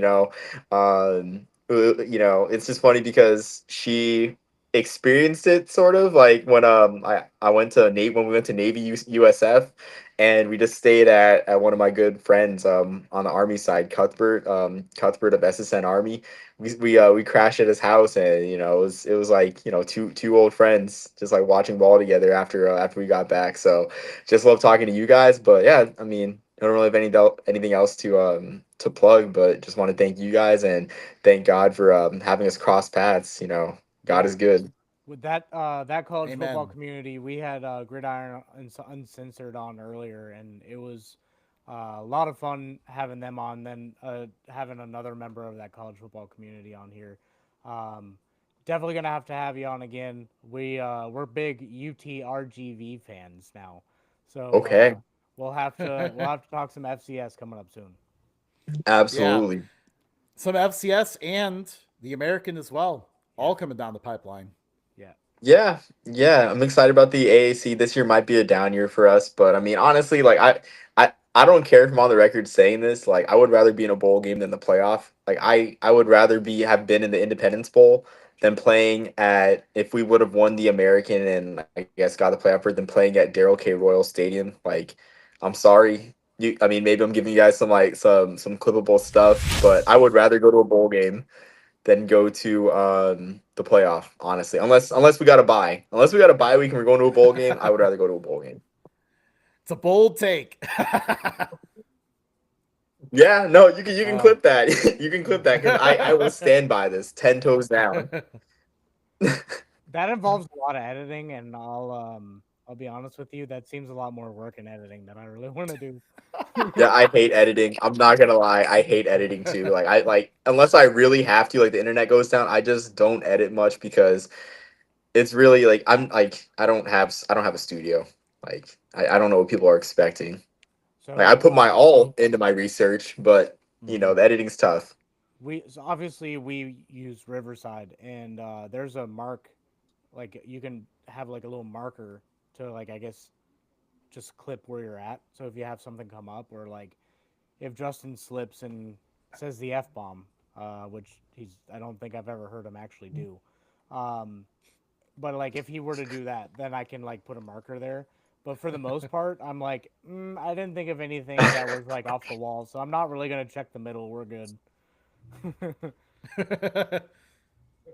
Just toss it up and pray. Yeah, I tried to do that.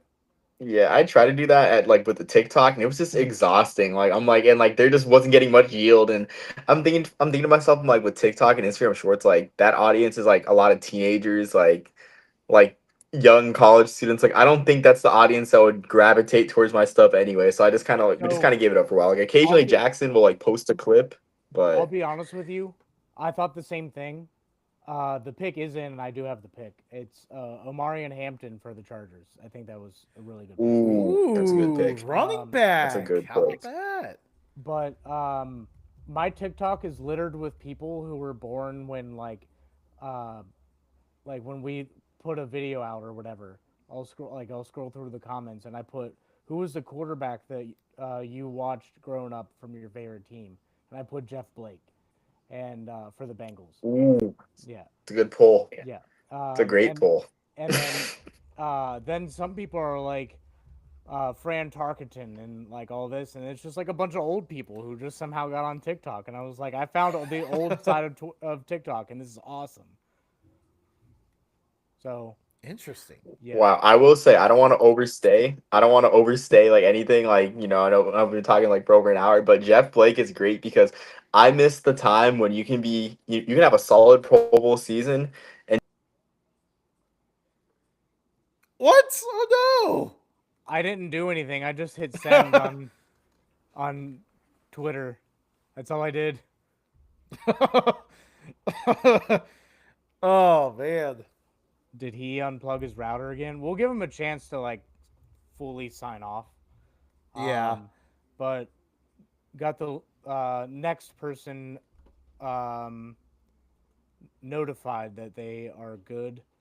Um, so we will see what comes of that. But what are your thoughts on that Marion Hampton pick, Justin?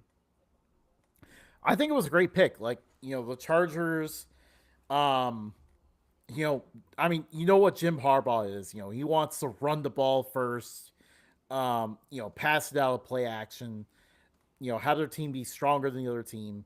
And, a Marion Hampton is a difference maker running back. Like, honestly, people would be talking about Marion Hampton more if it wasn't for just how great Ashton Genty is. Yeah. And, we don't want to disrespect that because Genty is incredible. But, at the same time, I think Omarion Hampton's gone on the radar because he is also extremely good and one of the best running backs we've seen in the draft in some time. So funny thing is, he was actually Omar was just sitting there waiting on me to hit the check mark. My bad. Oh, no, he's Uh, on mute somehow? Doesn't say he I is, think that but might be internet. oh. His router is not his friend right now. It says recording failed for him. Hmm. Technology. It is great sometimes, and other times it is our all enemy. right. Are you good? I think I'm good. Am I good, guys? Yeah. Sort of. Okay, okay. You're This might be my silent. sign You're to go to talking. bed. Honestly, I got a 5 a.m. wake up tomorrow. Whew, boy. I got a 5 a.m. wake up, but I was saying that like it's all for the love of ball. You could have a Pro Bowl season, barely enter the national consciousness, and still find yourself ending up on a sitcom as a guest star. I think Jeff Blake was a guest star in Living Single. Like if you look on his IMDb, you can find Jeff Blake as himself living single. And I think I've seen the clip, like you can hear the classic 90s sitcom audience like roaring, like crowd track, like laugh track, like roaring, like man, this is Jeff Blake is in the building. And it's cool because it's like that's just cool. Like Jeff Blake getting a guest appearance on a sitcom, like you don't get that nowadays. I don't know if it's just how it is like with how we consume media, where like having an appearance on a sitcom doesn't matter anymore, or it's just like we just don't hold players to like that high of a standard. So you said Jeff Blake, and I thought it was cool. Yeah, I love Jeff Blake. I was sad to see him go, especially because that ushered in a new wave of Neil O'Donnell after the Steelers, and McKinley Smith and all that. So yeah, it was a tough time after Jeff Blake left. But Yeah, I think it was just, like we used to be in a time where I feel like a lot of the focus just ends up being on who wins the championship. And, Yeah. I think that ends up hurting, a lot of the other players in the sport. I'm hearing the Eagles may move up. Of course they are. Speaking of our college football guys, have you ever gotten on with the TNT college football podcast? Yeah, I love Bobby. Bobby's amazing. We actually like talk about like, a lot about like more than college football. So yeah, Bobby's amazing. Yeah. So Bobby, for those of you who aren't familiar with the podcast, he played Division II college basketball, coaches Division III college basketball, and he is the drinker of the Flint water. Here's Bobby. Hey, what's going on, Bobby? What's up, guys? Welcome. We got Omar on from our college football group. I know Hey Omar Bobby. well. Yeah. What's up, man? Hey Bobby. Oh. I was actually saying I might leave soon though because I do have a 5 a.m. wake up. So I don't want to take any of Bobby's thunder away, guys, but we it's been were great. I trying to really keep enjoyed it. Omar on like as late as possible. My wife Y'all is didn't not get gonna to enjoy sleep at this. all. All right, Omar. Appreciate you having you on. Thanks, man. guys. Thanks so much. Have for an your amazing time. night. No, Feel thank you better guys now. for having me. Yeah, I'll Yeah, try. thanks for coming on. I'll try. All right, we'll see you, Omar. All right, see you guys. All right, Bobby. You I don't know if you heard me while you were in the studio waiting to get in, but went ahead and gave a breakdown of who you are, kind of what you do. Anything else you want to plug in there? Well, be on.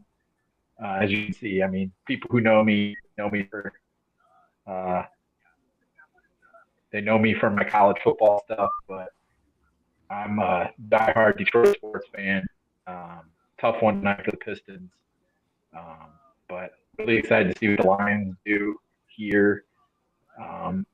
Hoping that the Packers screw up here. Everyone that success, but hey, this is one of the best nights of the year. So much Oh fun. yeah, for sure. You did break up a little bit in there. I don't know if your internet's wacky like Omar's. Ours is fine. It's not us this time. We've had our issues in the past. No, I'm just Normally it messing with you. is. But wanted to take a minute and just say the Packers pick is in. They are taking Texas wide receiver Matthew Golden. They finally took a first round wide receiver. Oh my! We have been talking about them taking a first round receiver ever since A decade. We've been talking. Yeah, we've been talking Much about this better, for a Bobby. decade. They That's never good. do it. Okay. We were, I don't know if you heard us in there, but Packers finally took a first round wide receiver. How do you feel about Finally, that? took him forever. Yeah, for real. Like, I think Justin and I have been mocking wide receivers there since we started this show 5 years ago. And I don't think I gave up on it 2 years ago. yeah. I was like, they're never going to Hey. do it. They're never going to. You said the Pistons were playing tonight, weren't they? Yeah, they did. They ended up losing by 2. Oh man. Well, can't complain. Heartbreaker. At least they got the win like the other Yeah. night. Right. I'll give the Knicks credit. They played well tonight. It wasn't Yeah. one of those where they just played on and off. Like they played a full 48 minutes. I'll give them credit. Yeah. Sometimes you got to have a heartbreaker, but when you have super success in the 90s, then kind of turns around and bites you 30 years later. Right. I mean, it's crazy that they won the championship when I was a freshman in high school in '04. And I remember going to that parade, and it was just just an amazing thing. Um, Hoping someday, if the Lions ever won, let me just tell you, being from that area, there would be no more Detroit. No, It wouldn't It would exist be anymore. it it is a would be way. insane. If they wanted to just start over, letting the Lions win the Super Bowl would be a perfect way to start over in Yes. Detroit. Oh, that would be so cool. Like I want to see that parade happen. I want that to happen for Detroit. Well, Um, no, Justin, first of all, Cincinnati needs a championship first. It's been since 1990 since we've had anything. first of all, I think no, I'm pointing the wrong way. The Buffalo Bills need to win it The first. Buffalo Bills need nothing, and you'll like that. Um, We do this every time we talk about the Bills and the Bengals. so Bobby, let's go into your background here, just for our listeners. What got you into podcasting and writing? Well, I mean, I always was. I mean, I played. It was. I decided to follow basketball to go when I went to college. It was my first love, so that's the route I went when it comes to that. And then I always wanted, when I was done playing, I was like, hey, I'm going to coach, and that's what I did. And I became a head coach at a very young age. I was extremely blessed to have the situations that I was put in at the junior college level, the Division III level. Um, it was a blessing to coach women's college basketball. It was a dream come true. And when COVID hit, my priorities changed a bit. I had my son was young; he was 2 basically. Um, so it was one of those things where it's like, man, like I'm missing a lot of my son's things. Um, so instead of helping, I don't want to say raise other people's kids because that's not your job necessarily as a coach, but like mentoring and helping young student athletes mature as a coach, I'm like, hey, I need to step up and be a good dad for my son. And thankfully, that's a decision I don't regret, especially during that time. Like I've become a Christian. Um, I've dedicated my life to Christ, and I serve Him as well as I can each and every day. That's become my top priority. Thank you. It was a long road, but hey, we all we all get there in different steps. Um, Thankfully, the Lord allowed me uh, and waited for me to mature and get to the point that I needed to get to for that. And since then, we've had 2 girls, so I have 3 kids, and it's an amazing ride. But to really answer your question, though, like once I stopped coaching, I always told my best friend, I mean, man, it'd be really cool to just talk about college football for a living and get paid for it. Um, so when COVID hit, it was like, hey, I got some time. I'm not coaching anymore. Let's give it a shot. And it's just been amazing these past handful of years doing this. Um, it, I know I've stepped away from podcasting and writing for the time being, just because I'm trying to focus on some other things. Um, I almost got back into coaching. I had a head coaching offer at the college level, and I decided not to take it because of some other situations involved with that. It just wasn't the right move for me and my family.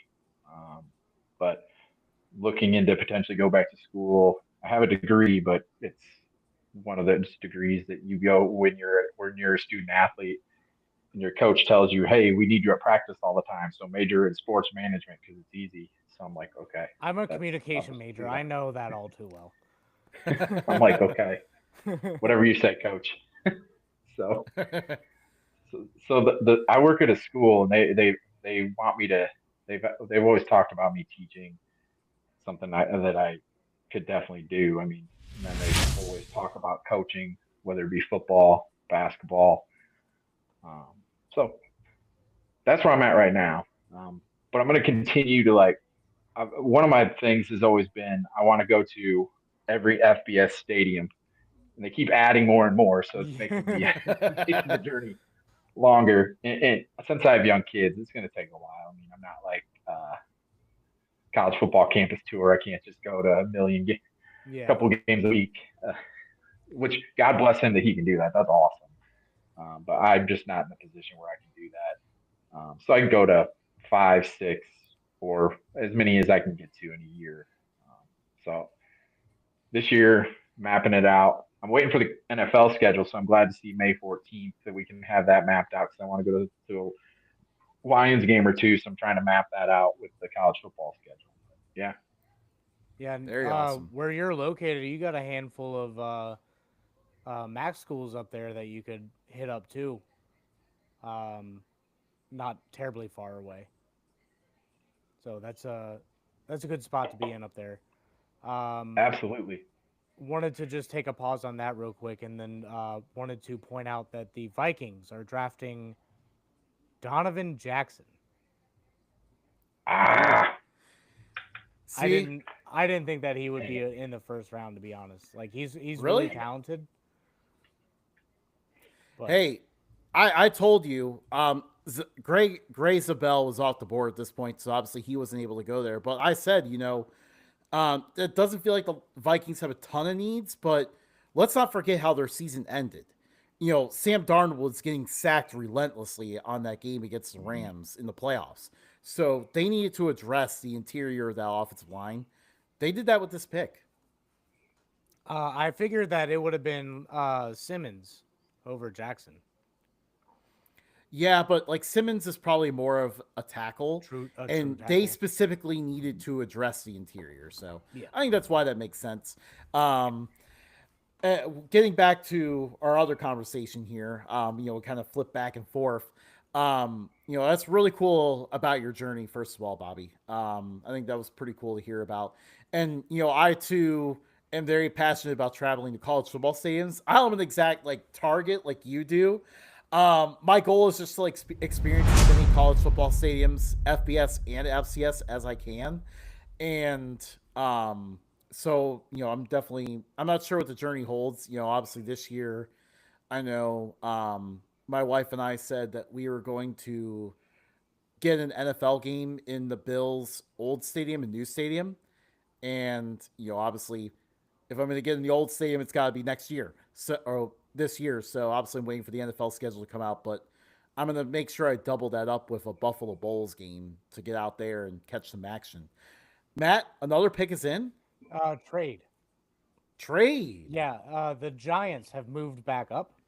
Um, they traded the 34th pick, 2025 third round pick, and a future sixth round pick to the Rams for number pick 26. Hmm. So that's got to be. Wait, we're on pick 25 right now. Mhm. Interesting. Then Field Yates Um. must have tweeted wrong. Oh, okay. They're rushing. Um. Either way, that means the Giants got to be trading up for a quarterback, right? This is where Shador Sanders goes. Certainly think would think That so. that or they finally go offensive line. That too. Josh Simmons, maybe. Mhm. Sorry, that wasn't pick in. I just put that out Okay, there. I was about to ask Bobby another question, and I was like, wait, do I need to pause? Um, Very cool. So, we kind of touched on it a little bit, but like what really made you like passionate about college football? Well, my father uh, was a part of the Michigan basketball program for a long time. So growing up, I was always I was always going to Michigan games. Do we got another pick in? No, a trade I, alert. Oh Another boy, one? So I another one? so the one that I originally looked at must have been wrong. Um, this one says it's the Texans. They trade the 25th pick to the Giants for 34.99 and a 26 third rounder. Mm, So Wow. time okay. to Oh wait, unfollow pick Jordan it. Pick Schultz. is in. Pick is in. Jackson Dart. Wow. I'm surprised. I am too. Wow. I mean, it makes a little bit of sense, but now you have two savvy veterans and an unproven first rounder who you probably could have taken in the second round. I definitely would have thought Shador instead of Jackson there. I mean, I would have too. I like Jackson Dart, but I mean, I think that if Shador Sanders goes to the right situation, then he can be a really good quarterback. So I thought the Hmm. Giants with Malik Neighbors and that defense, if they could have just figured out some type of offensive line, then I think they could have started like making the NFC East great again. Yeah, very interesting. Yeah. I was not. Yeah, I was not expecting that. That was All right. not what I was expecting. All right. You can continue with your answer. Well, yeah, I mean, we grew up going to Michigan games, um, so it was always. I mean, you grow up going to Michigan, and that's like the pinnacle of it. Um, and one of the things I remember was Charles Woodson's Heisman moment against Mm, Ohio State, and just the stadium erupting. And it was just like one of those feelings that like I was a young kid, and but at the same time, like I remember vividly that entire situation. It was just like, okay, this is different. Like this is this is really cool, and so I guess my fandom kind of started there. Like you just when you're around something like that, you're just kind of like, wow, this is great, and just kind of grew from there. yeah, it's truly something that like no other sport can offer. And Hmm. so you ended up doing a lot of like podcasts about like Yukon football. So how Hmm. about like you dive into how you got into that? Uh, I, I still don't know how, honestly. But it's crazy. I do those previews every year, breaking down all the FBS programs. I put some stuff out about UConn's team. This is when coming back from the COVID year where they didn't play. So I I try to be as fair and honest as I can when I do those breakdowns, but I also try to be as positive as I can too, because like I mean I don't want to sit here and bash young student athletes. Like that's not like I was a coach, I was a player. Like I know how difficult it is. So I try to put out some fair, honest, but also positive type things about everybody. And some of the UConn fans and even players and coaches saw that and they're like, hey, we really like that's awesome. We don't really have anybody that really says anything nice about our football program. So it just kind of grew from there. And Michael Solomon, who runs the Sidelines UConn account, kind of really got the ball rolling from there. And then I just kind of turned into a weekly thing, weekly UConn show. That's awesome. It Hmm. definitely was an area of need for like a long time, and I know it's something that we honestly can even take inspiration from because we want to be a voice to discuss programs that just don't get talked about enough. Hmm. UConn's definitely one of those. And Matt, it sounds like we have a trade or another pick in. Yeah, well, the pick's not in. I don't even have the full details on on it yet, so I'm gonna keep refreshing until I do. But the Falcons are moving back into the first round to take the Rams spot at 26. Mm, So they haven't come out with what those picks are yet, but Mm. wanted to interesting. let you know it is the Falcons, not the Rams, that are I guess going to be on the clock after they're done talking about the Giants. What do you think the Falcons could be looking up for? Because they're not. They're definitely. They can't possibly be taking a quarterback this year. Do you think Malachi Starks? I could Two absolutely Georgia see that. guys. Two Georgia guys in the defense. That's Yeah, interesting.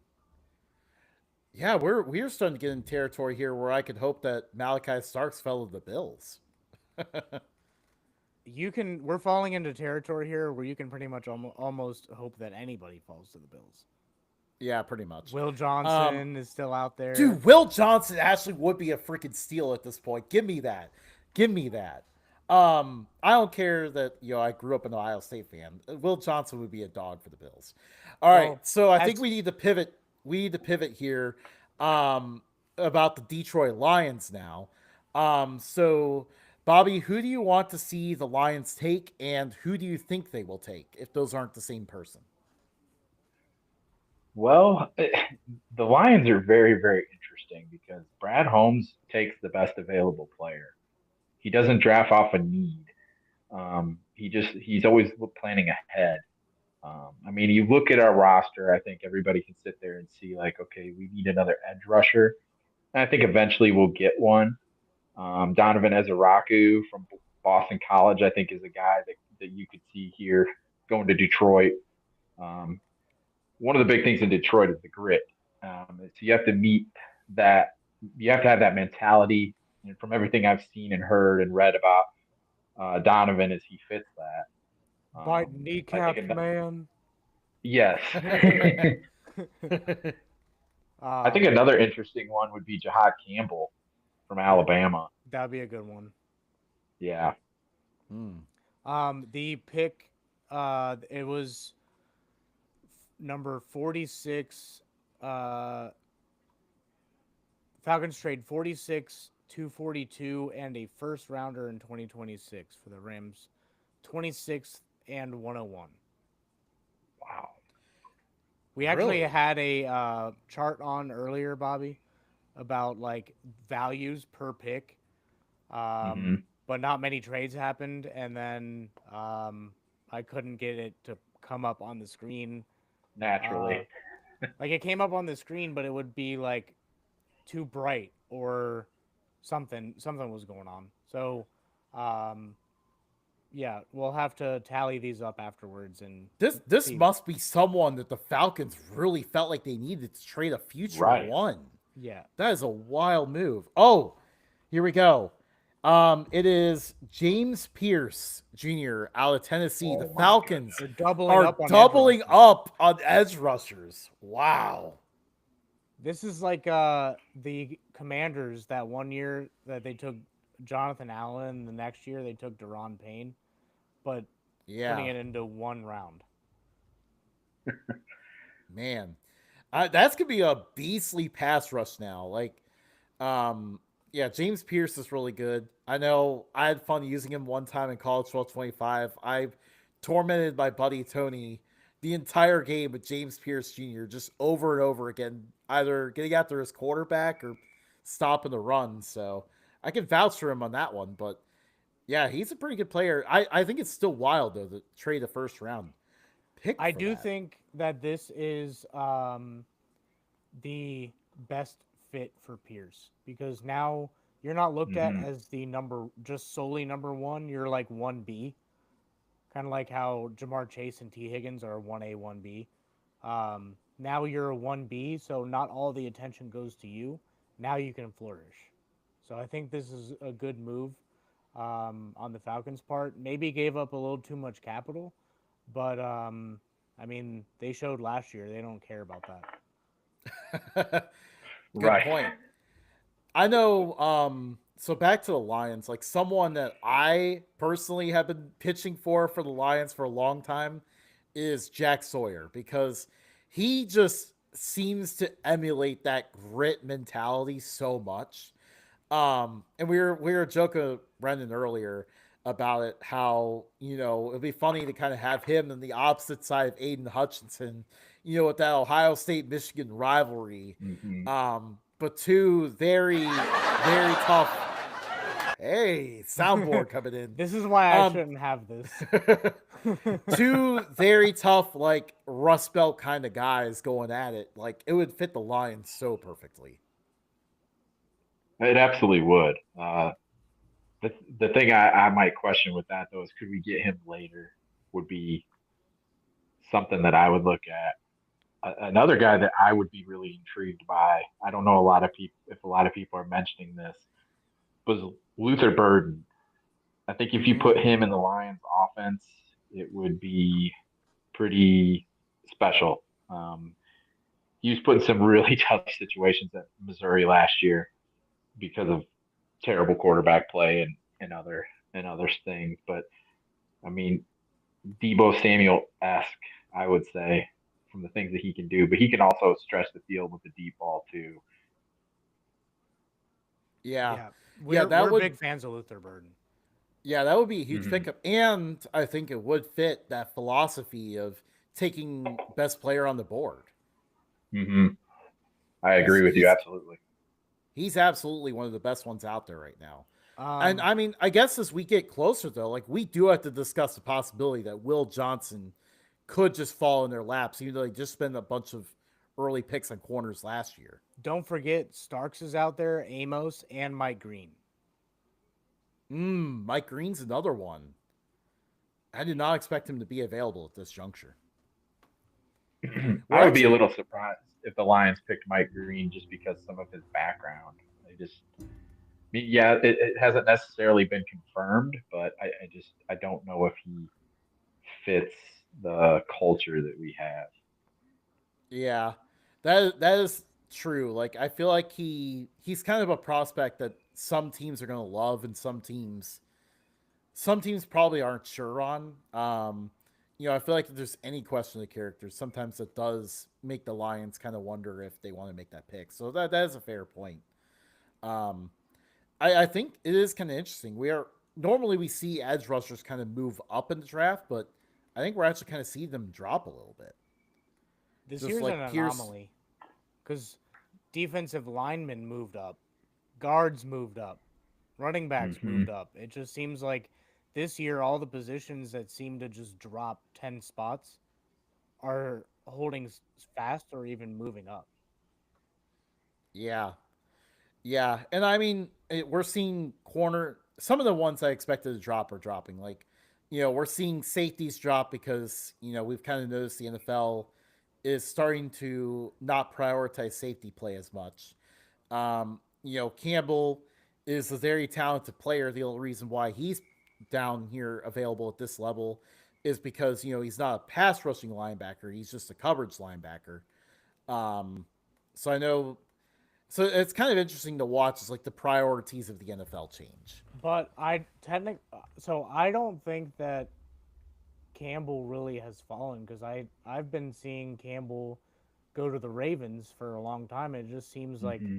that's a perfect fit, especially since Queen left. So um, I'm not so sure that I can say Campbell has fallen just because this is kind of the range that we kind of expected. But yeah, to your point, That's kind of like a coverage linebackers don't go too high in the draft anymore, though. Yeah. I think it was kind of like a more preemptive, like, he could go top 20. We're probably going to see him here just because of his position.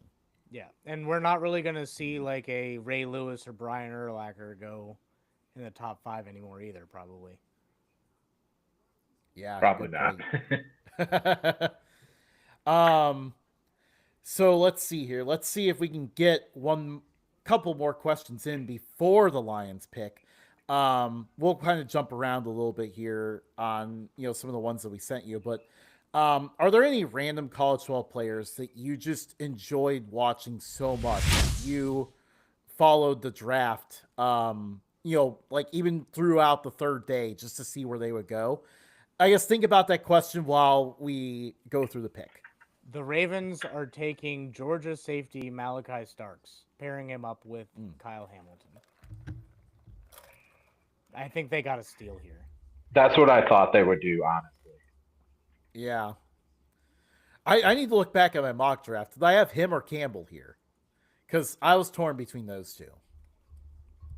Yeah, it's their defense is gonna start looking scary here soon too, Hmm. and an Absolutely. already scary defensive division outside of the Bengals. Yeah. I mean, really, their one weakness throughout the year was like they were a little bit disorganized back there early on in the year. And, even we kind of saw it a little bit in the playoffs where they struggled kind of, in the secondary. So now they got that guy who's going to shore that up. So, the front end of the defense can get back to just pinning their ears back and getting that to the quarterback. And now, the secondary is not going to have blown coverages. That is a huge pickup. Yeah, Now we can let you answer the question. Random Well, player. I'll give you one guy, um, Isaac Tisla, the wide receiver from Arkansas. The reason I'm intrigued by him a lot is because I went to Grand Valley State Division II. He went to Hillsdale College originally, which was in Grand Valley's conference at the time that I was at Grand Valley. So I kind of gravitate towards those D2 guys, just because I was at that level, albeit in a different sport, but still, it's still really cool to see those guys have success. I mean, he's big, he's fast, he's from the state of Michigan too. He's from Hudsonville, went to Unity Christian. He was a That's a small school, but they had tremendous success in that football program there. He was a really talented quarterback at that level. But he's a guy that he looks he looks the part, and he's got a lot of learning to do. Coming from the D2 level, goes to Arkansas, puts up some decent numbers. Could have obviously done more, but that system, I mean, you could argue it could be difficult for some of the wide receivers to have success there. But making the jump from the Division II, especially Hillsdale, not being like a powerhouse D2, like Grand Valley or some of the Ferris State, some of the others. But he's a guy that I've just been really intrigued by through the process, just watching him for the past couple years too. So That's awesome. Yeah. You said you played basketball. What position did you play in basketball? I was a guard. I'm like 6'1", so I'm Passing or not shooting very guard? big. Shooting, that was my job. Just stand over in the My corner? wife is 6'3", so she was a post player. So we have some fun battles in the driveway. Let's just say. Yeah. Well, now you have like a really good squad for 2-on-2 basketball. Absolutely, Yeah. And wait until your kids get older. I mean, absolutely. you're gonna have a Going to the full park squad as a here family soon. and just making everybody look silly. That's really cool though, because obviously a D2 guy that I've been kind of following along with, Michael Jarrell out of Finley, got drafted Yep. by the Seahawks in the 6th round last year. Still, a big part of that roster. Absolutely love seeing that. Of course, gotta throw a little banter in there. Go Oilers. Hey, Finley was in our conference too back then. One year we beat them, then the next year they beat us, and they won the national championship. So they were loaded that year. Josh Bostic was like the dude. He was like LeBron of Division II. It was insane. Yeah, that was the year I think they set history by going undefeated, right? Yeah. Yep. Yep. Because the year before we had beat them. I want to say we beat them, yeah, 4 times because we beat them twice during the season. We beat them in the conference championship game. Then we beat them in the regional championship game. Then the very next year they did the same to us. So we lost our national player of the year player. He went and pulled. He's still playing professionally. He was a dude, but when you lose a 6'10", 7-foot guy at that level who just dominates, I mean, you're going to lose a little bit of. Then we lost some other really talented guys too, but those were battles, man. Finley was good. They were good. Yeah, those were the glory days, and yeah, I any opportunity I get to bring up that team, I'm gonna take it. I Trust me, I saw that team firsthand, and they were great. That was a great basketball team. Gosh, I want them to get back to those days. Just run through Division II and go undefeated. Oh, that'd be great. So the Detroit Lions are on the clock now. Is that right? I think so. I've gotten like no updates. We should be. We were after the Ravens, so we should be, unless we traded the pick. It's just everybody saying like Starks is the perfect Raven. It's just like 100 He tweets is. of that, and I'm like, okay, Yeah. I get it. The Washington Commanders just tweeted that they're on the clock. No, they said they're on the clock and then put the countdown. Oh, okay. Okay. Yeah, So, I saw that same tweet. Okay. Same feed. Oh no, they did say that they are on the clock. What the heck is going on here? Okay. We wait in anticipation here to find out who who is going to be our newest Detroit Lion? Yeah, this is an interesting spot to be in because, like, I want to ask another question, but I don't know if we're going to end up interrupting you 10 seconds into the question. We've hit the point of the draft where we just interrupt people. So The fact that there were All no right. trades like really sped it along. It was just kind of crazy. yeah, Yeah. And now there's a bunch of Yeah. trades. We had the one shocker, like, to start out the draft with the Lions, and then, or sorry, not the Lions, the Browns. Jacksonville. Yeah. Yeah. Oh, here we go. Matt, do the soundboard. The newest member of the Detroit Lions is Ohio State defensive tackle Tyleek Williams. I'm not surprised by that. He definitely meets the grit criteria and fits what we do. And with Aleem McNeil being sidelined for a good chunk of the season coming up with his ACL injury, he's definitely going to be in the rotation. I'm not saying he's going to and start. DJ Reader was hurt last Yeah. year too, and Yeah. DJ Reader's a cut candidate, and especially now that they got Williams. I like this pick for them. I think one of the problems they had was just shutting down the run. I think Williams can help shut that run down. He's definitely a good piece to put in there. I know a good friend of mine. We exchanged Lions mocks and stuff, and this was Williams was a guy we had been talking about for quite some time. So this doesn't surprise me at all. Yeah, I mean, and fits the value perfectly in this spot. Yeah, I think it's a really good pick. What would you what would you grade it? I mean, you add a guy who just won a national championship and is a great run stuffer. That's that's how we that's how we like to play defensively. Is we stop the run first, and so I'm I'm very happy with it. I'll give it an A. It fits what we. Again, I like I said before, Brad Holmes usually doesn't draft based on need, but the way I look at defensive line is if you're taking a tackle or an edge, you're just adding another piece to that. Um, and he's definitely a guy that fills that. And like I said, with Aleem out for a significant amount of time, I would imagine. Um, I think I'm happy with that. Very nice. Yeah. I feel like, in the old days, it used to be the same old Lions. You would get to the draft and have a lot of hope, and then, they would end up, somehow picking like a bust. But then these days, ever since Brad Holmes has gone there, it feels Mm-hmm. like he just hits on all the picks. And that's what he did here. Absolutely. I remember as a kid just sitting there being like, another wide receiver.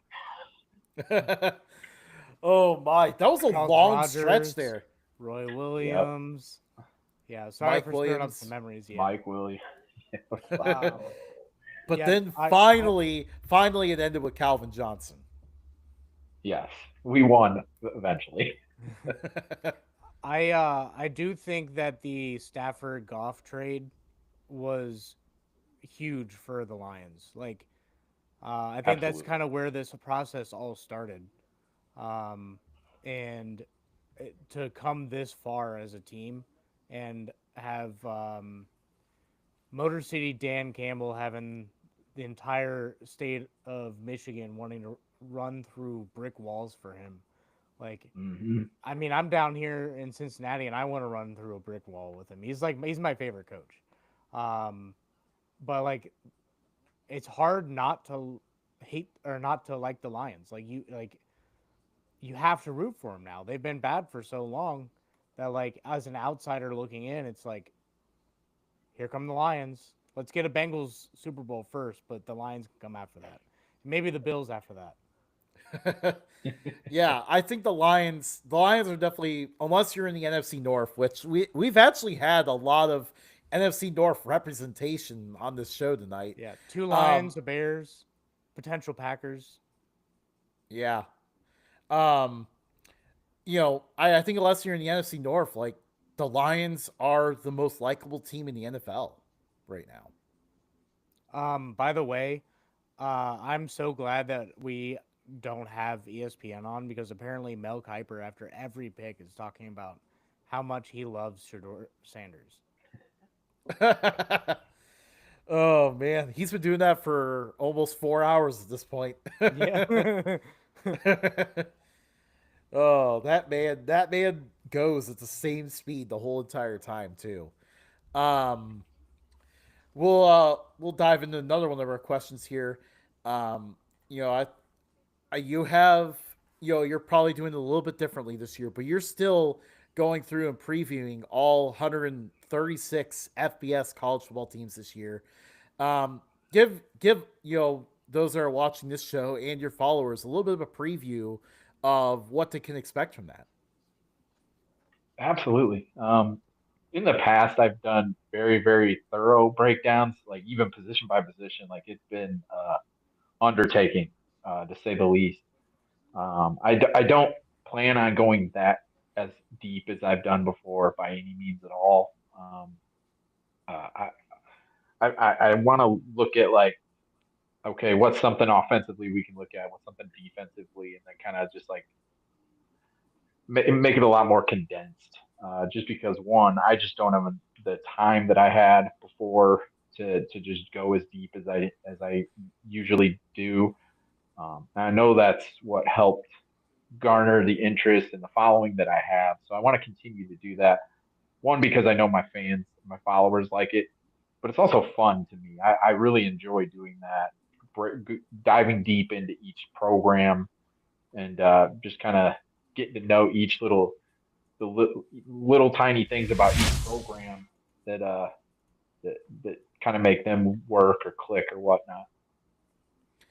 Yeah, absolutely. All my answer for that in the moment sounds like the pick is in. The Commanders are taking offensive lineman Josh Connerly Jr. from Oregon. Mm-hmm. Hmm. All right. Very solid pick there, Yeah. addressing the trenches. Jaden Daniels had to run a lot to keep that offense going. He probably still will run a lot, but at least give him a little bit better protection. Um, he took the world by storm. Now, if you give him an offensive tackle, I feel good about that pick. Tackle, lackle, lackle. You can definitely tell we're almost on hour 4 here. Yeah. This um, is the most uncomfortable chair I known a man. So but yeah, that's really cool. It is a lot of fun on Twitter, like see like how each of the different fan bases it is and stuff, and really just give them like a reason, to be excited for the new year. Mm-hmm. I think it's really cool that you do that. I know, like I try to do something that's like a little bit different, just kind of like looking in, like this is how the program looks until we get into like our prediction shows later in the year. Usually I don't dive into like predictions, but I like to just I think it's fun to like have people within our network like that are like giving the fans of like UConn, Arkansas State, obviously we're Bowling Green fans, like something to look forward to and hear about because Mm-hmm. I mean, I feel like if a fan of like a Mac school or Conference USA, tries to look up their roster, I mean, it's hard to do these days. There's not even a lot of information out there for them. yeah, you type in Alabama, and the first thing that pops up is roster.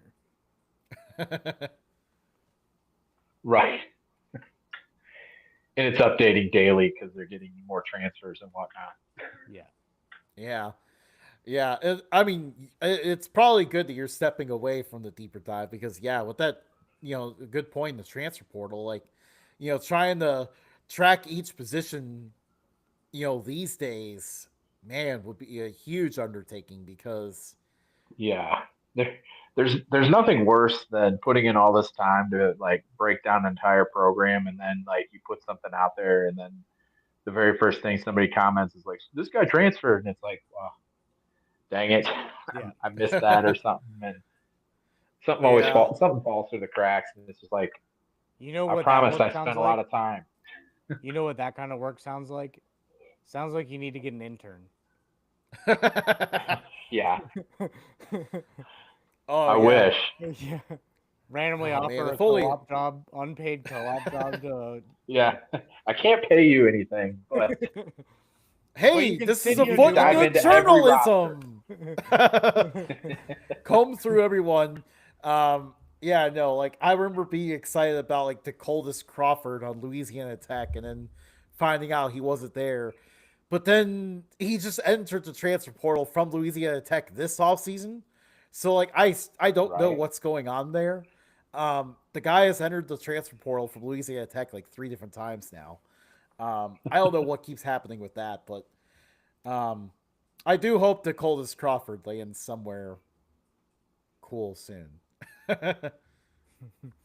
Boo. um, that was unintentional. I'm so sorry. That was bad. Yeah, you did the pause Um, beforehand. I think it was. Um, yeah, the but Bills are up right now, so I gotta think that is a about good who's on the spot to board. end this whole show. Goodbye now. Well, don't forget now. Last year when we did this for the first time, I didn't even get to talk about the Bills pick. The Bills traded out, and I didn't pick in the first round. It doesn't matter. We used to But yeah, my cousin used to come on all the time, and when Justin started talking about the Bills too much, we would hit him with that all the time. It would you could just see the excitement just leave him. but Will Johnson's on the board. Just don't overthink it. Just go ahead and take him. That's my thoughts on that. Apparently, so I've seen a few tweets about his knee injury actually being super concerning for a lot of these um like GMs. So unless there's a guy that just like screams Buffalo Bill to them, I could see them also trading out. Yeah. Oh no, the pick Honestly, is in, so honestly, I would not they mind wasted like. no time. Oh really? Oh, okay. It is not out yet, but Oh, you're on just saying the pick is in. there. I mean, the pick is in according to the broadcast. The broadcast might actually know this before everybody else. they It's been very random. Like there's been a few times in this draft we get like 1 or 2 picks ahead of the broadcast, and then it kind of has a way of backing back up a little bit. That's the Um, issue I always have with the NBA draft is like it's always tweeted out like a pick before, and you're like, oh well, I already know who's coming now. Yeah. Um, we up Bill's selection. We'll find out from the TV. Dang, that's tight-lipped. They were releasing nothing.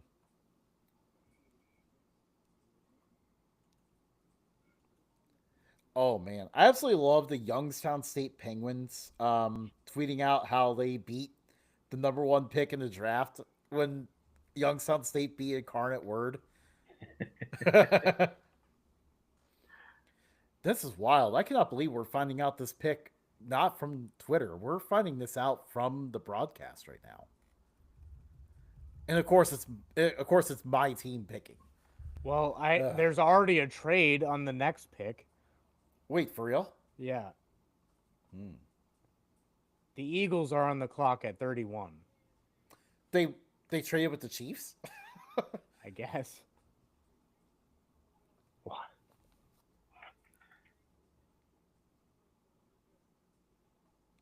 They're gonna go Jahad Campbell.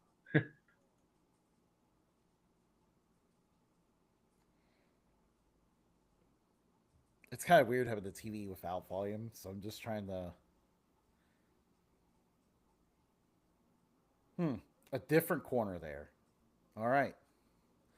Needed corner, that's for sure. Um, Harrison out of Kentucky. I think that's a little I bit of a reach. I would have had a Yeah, couple corners ahead of him. Yeah, I thought so too. That's But super they must weird have. that no picks for the Bills were announced until 30 seconds ago. Yeah. and it was the NFL's page. But I mean, there are a few mocks out there that kept having him there, so I'm not like super surprised by it. Um, like I felt like it may have been a little bit of a reach, but like when you're at the end of a round, there's probably not like a huge difference in prospects, anyways. ESPN had him. He was in the green room, I guess. Interesting. He's a Detroit kid. He's from Detroit. Oh, is he Yeah. really? Yep. All right. All right. I'm liking this. I'm liking Kansas this. City trades. Hold on. I saw a better tweet that broke it down better. Kansas City trades 31 in exchange for 32 and round 5 164. So to move up one spot, the Eagles gave up a 5th-round pick. I feel like the Eagles just have like a compulsive need to trade up every single year. So like this year they were like, screw it, we'll throw this pick away. It probably doesn't matter because we're jumping the team that we're trading with, just so that we could trade up. I did see like 10 picks ago that the Eagles were trying to trade up, and So did I, but I didn't know like where it would be. And then Jordan Schultz got me like twice this draft. So I was like, let me just keep this silent until I know more. Well, sounds like you need to go to Dunkin' and not Starbucks. For real. Let's get into some fun questions here, Bobby. So we send a few of these out to you, but favorite chain restaurant? Man, probably just because my kids love it. I'll go with Culver's. Nice. I'm really lucky that my kids don't really like McDonald's, so we go to Culver's a lot. I love that. It is their cheese curds are incredible, and so are the burgers. Absolutely. What you see on the screen here is Subway's foot-long nachos. Interesting. Justin pointed this out earlier in the draft, and I went to Subway today, and I did not see a single advertisement at the Subway that I went to. So it must be by location. So part of me wants to try it, but part of me knows that it's not. No, I don't want to. Send this article to yourself. Yes, please.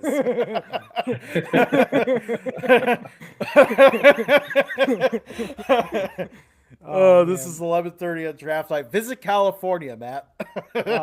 Speaking of California, I saw a tweet while I was going through like all the football stuff that said California's has the world's 4th largest economy. Wow. They just passed Japan in GDP. I guess while we're on Visit California, Bobby, if you had to pick a college football stadium to go to in California, where would you go? The Rose Bowl, without a doubt. I've never been to California, so I can't. I'm not going to sit here and be like, I have, but that's definitely. I think any college football fan should say that. Yeah, I agree. That was kind of a lob up question. Pick is in. The Eagles are selecting Jihad Campbell. That's what I figured. That makes a lot of sense. But it has to be a Georgia defender. I know. This is exactly what the Eagles do. They find that guy who's sliding down a little bit, and they take him. I think it's also a need for Kansas City too. Quinyon Mitchell out of Toledo. He was who they took last year. That was a steal.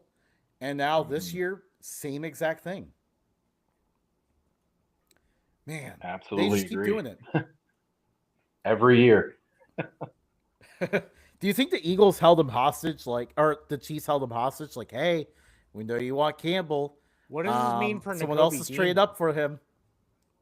Say what? What does this mean for Nakobe Dean? He could play next to him. Yeah, but didn't they get what's his name from the Saints and just lock him in? Bond? Oh, did they? That is right. They had Bond last year and then just gave him a contract. So is it going to be Campbell, Bond, and Dean? I would think so.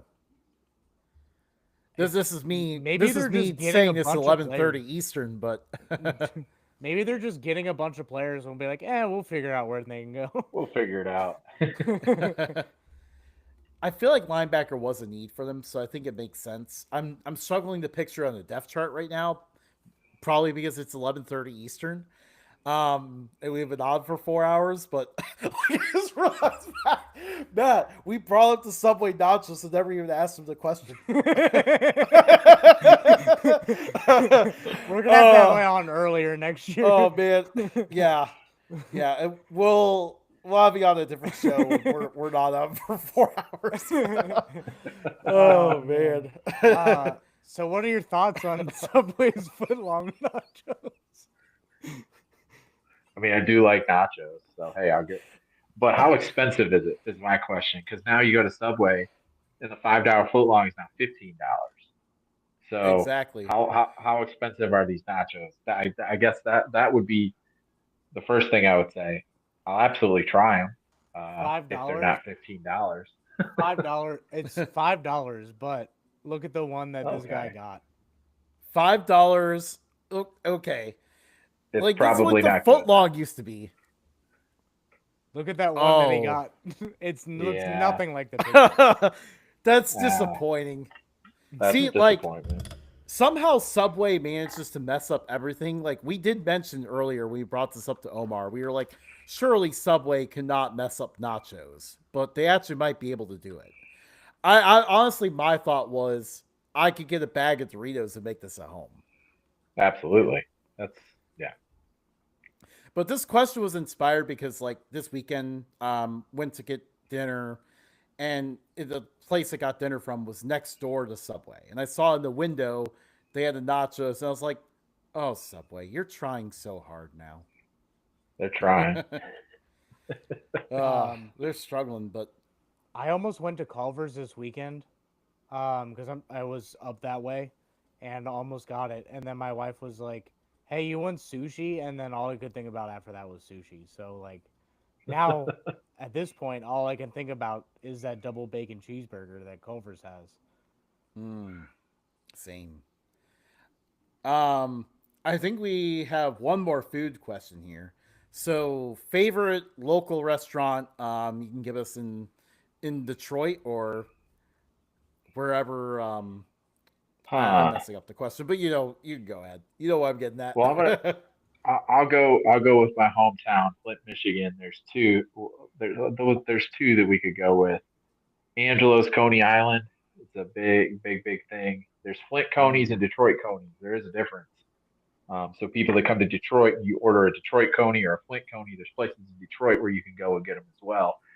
Um, just a coney dog, like just regular, but like anybody would normally get.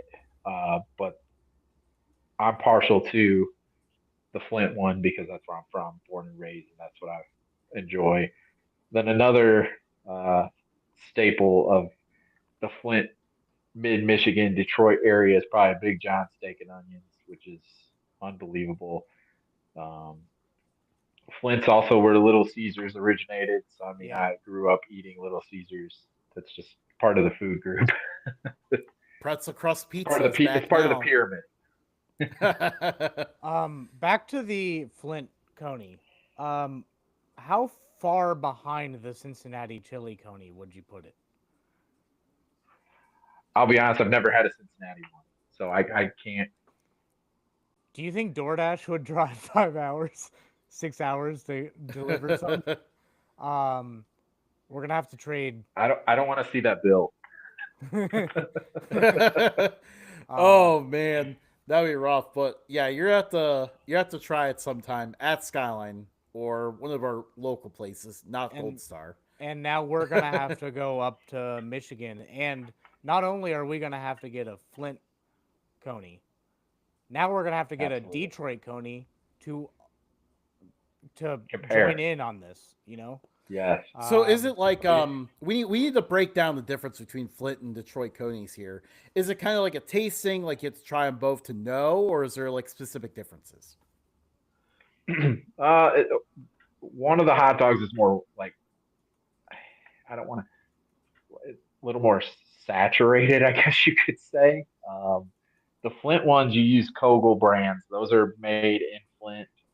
Mm. Um, some people don't necessarily like those because of the like how the hot dog necessarily tastes. It is different than most. So I mean, I understand if people don't like that because if you're not from Flint, you're not used to eating a Kogel hot dog. But if you grow up in Flint, like that's you're used to it, and that's what you eat, and that's what you like. Um, but I guess the main difference is just how wet the hot dog is. I know that sounds weird, but that's to me that's the biggest difference. Yeah, It's just like as if we were to try to explain Cincinnati food. Like when you try to explain Cincinnati chili, it sounds so much worse than it is. It's kind of one of those things where you just try it. And Ghetto's kind of the same Right. way too. I remember Geta's delicious. when I Geta's first so moved good. here, I well after I first moved here, at one point Matt brought up Ghetto to me and he described what it was. And I was like, this does not sound appealing at all. But then one day, many years after that, it actually took me a few years after that to try it.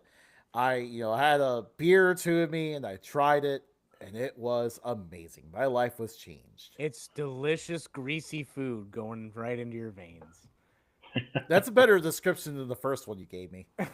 Well, I'm wise past my years now, so Past your years. I don't know. It's like Well, it's 11:41. I've been up since 5 o'clock this morning. well, Um, to bring up the Cincinnati food that you're talking about, UConn plays at Miami, Ohio next year, so I'm planning to go to that. And then the Lions play at Cincinnati this year, so that's one of the games that I'm kind of looking at oh, as Mm. like, 100%. oh, maybe I'm able to go to a Cincinnati Bearcat game and the Lions game, Yeah, just kind of see try how to it triple falls. up. Yeah, Yeah, that would be a yeah, fun weekend. If you end up hmm going, definitely hit us up. We'll join you at any of those events. Yeah. awesome. Yeah, I got that Miami Yukon game kind of, that I got that one definitely thought out Yeah, because Miami's like 30 minutes up the road for me. So I'm really close. yep. I'll be there. That's in 2026. So 2026. Yep. yep, yep. I'll be there for that for sure. Since Ohio State canceled the UConn game, I'm You're like, scared. can I get a game closer? Uh, I went to the Michigan game, then I went to the Ball State game a couple years ago, and obviously the Michigan game went as you would expect. But then the Ball State game, UConn should have won. That made me mad, but it is what it is. Carson Steele went off. Mm. Carson Steele, certified dog. Absolutely. The pick Matt. is in. Sorry, I'm 40 seconds late to this, but the Chiefs are selecting Josh Simmons with the 32nd overall pick, and thus concludes the first round of the NFL draft. Wait.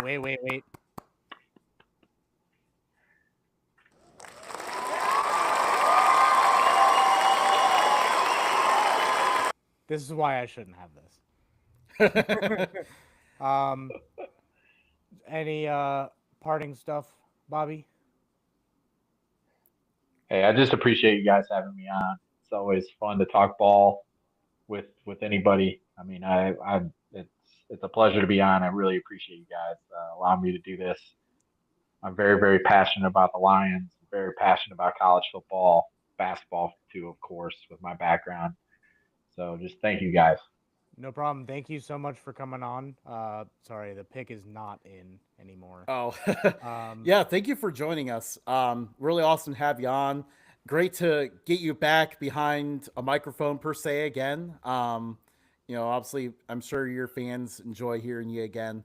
Um, Also, for those that don't currently follow you, you'll go ahead and plug where they can find you.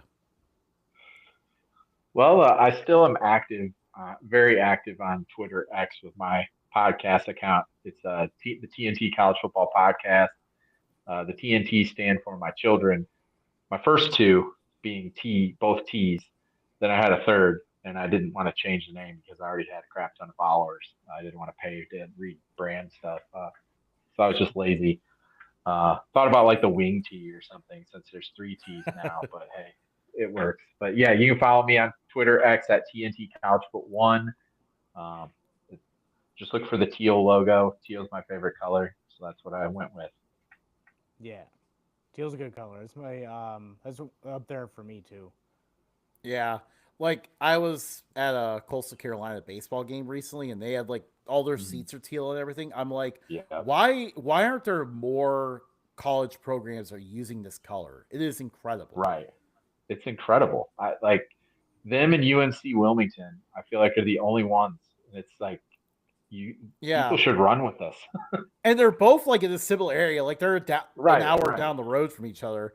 I was lucky right. enough because I like to collect like different kinds of college gear. Like I was lucky enough to come across gear of both of them. Got myself a nice teal UNC Wilmington hat and Coastal Carolina shirt for the game I went to and all of that. So I was very stoked to find those and get some teal into my wardrobe.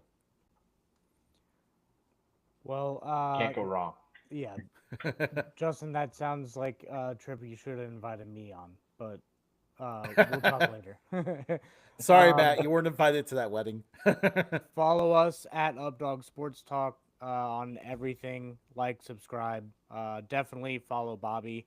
TNT College Football Podcast. Was it College Foot One or College? TNT College Foot One, yeah, because Yeah, the old TNT sports stuff took it yeah, yeah. beforehand.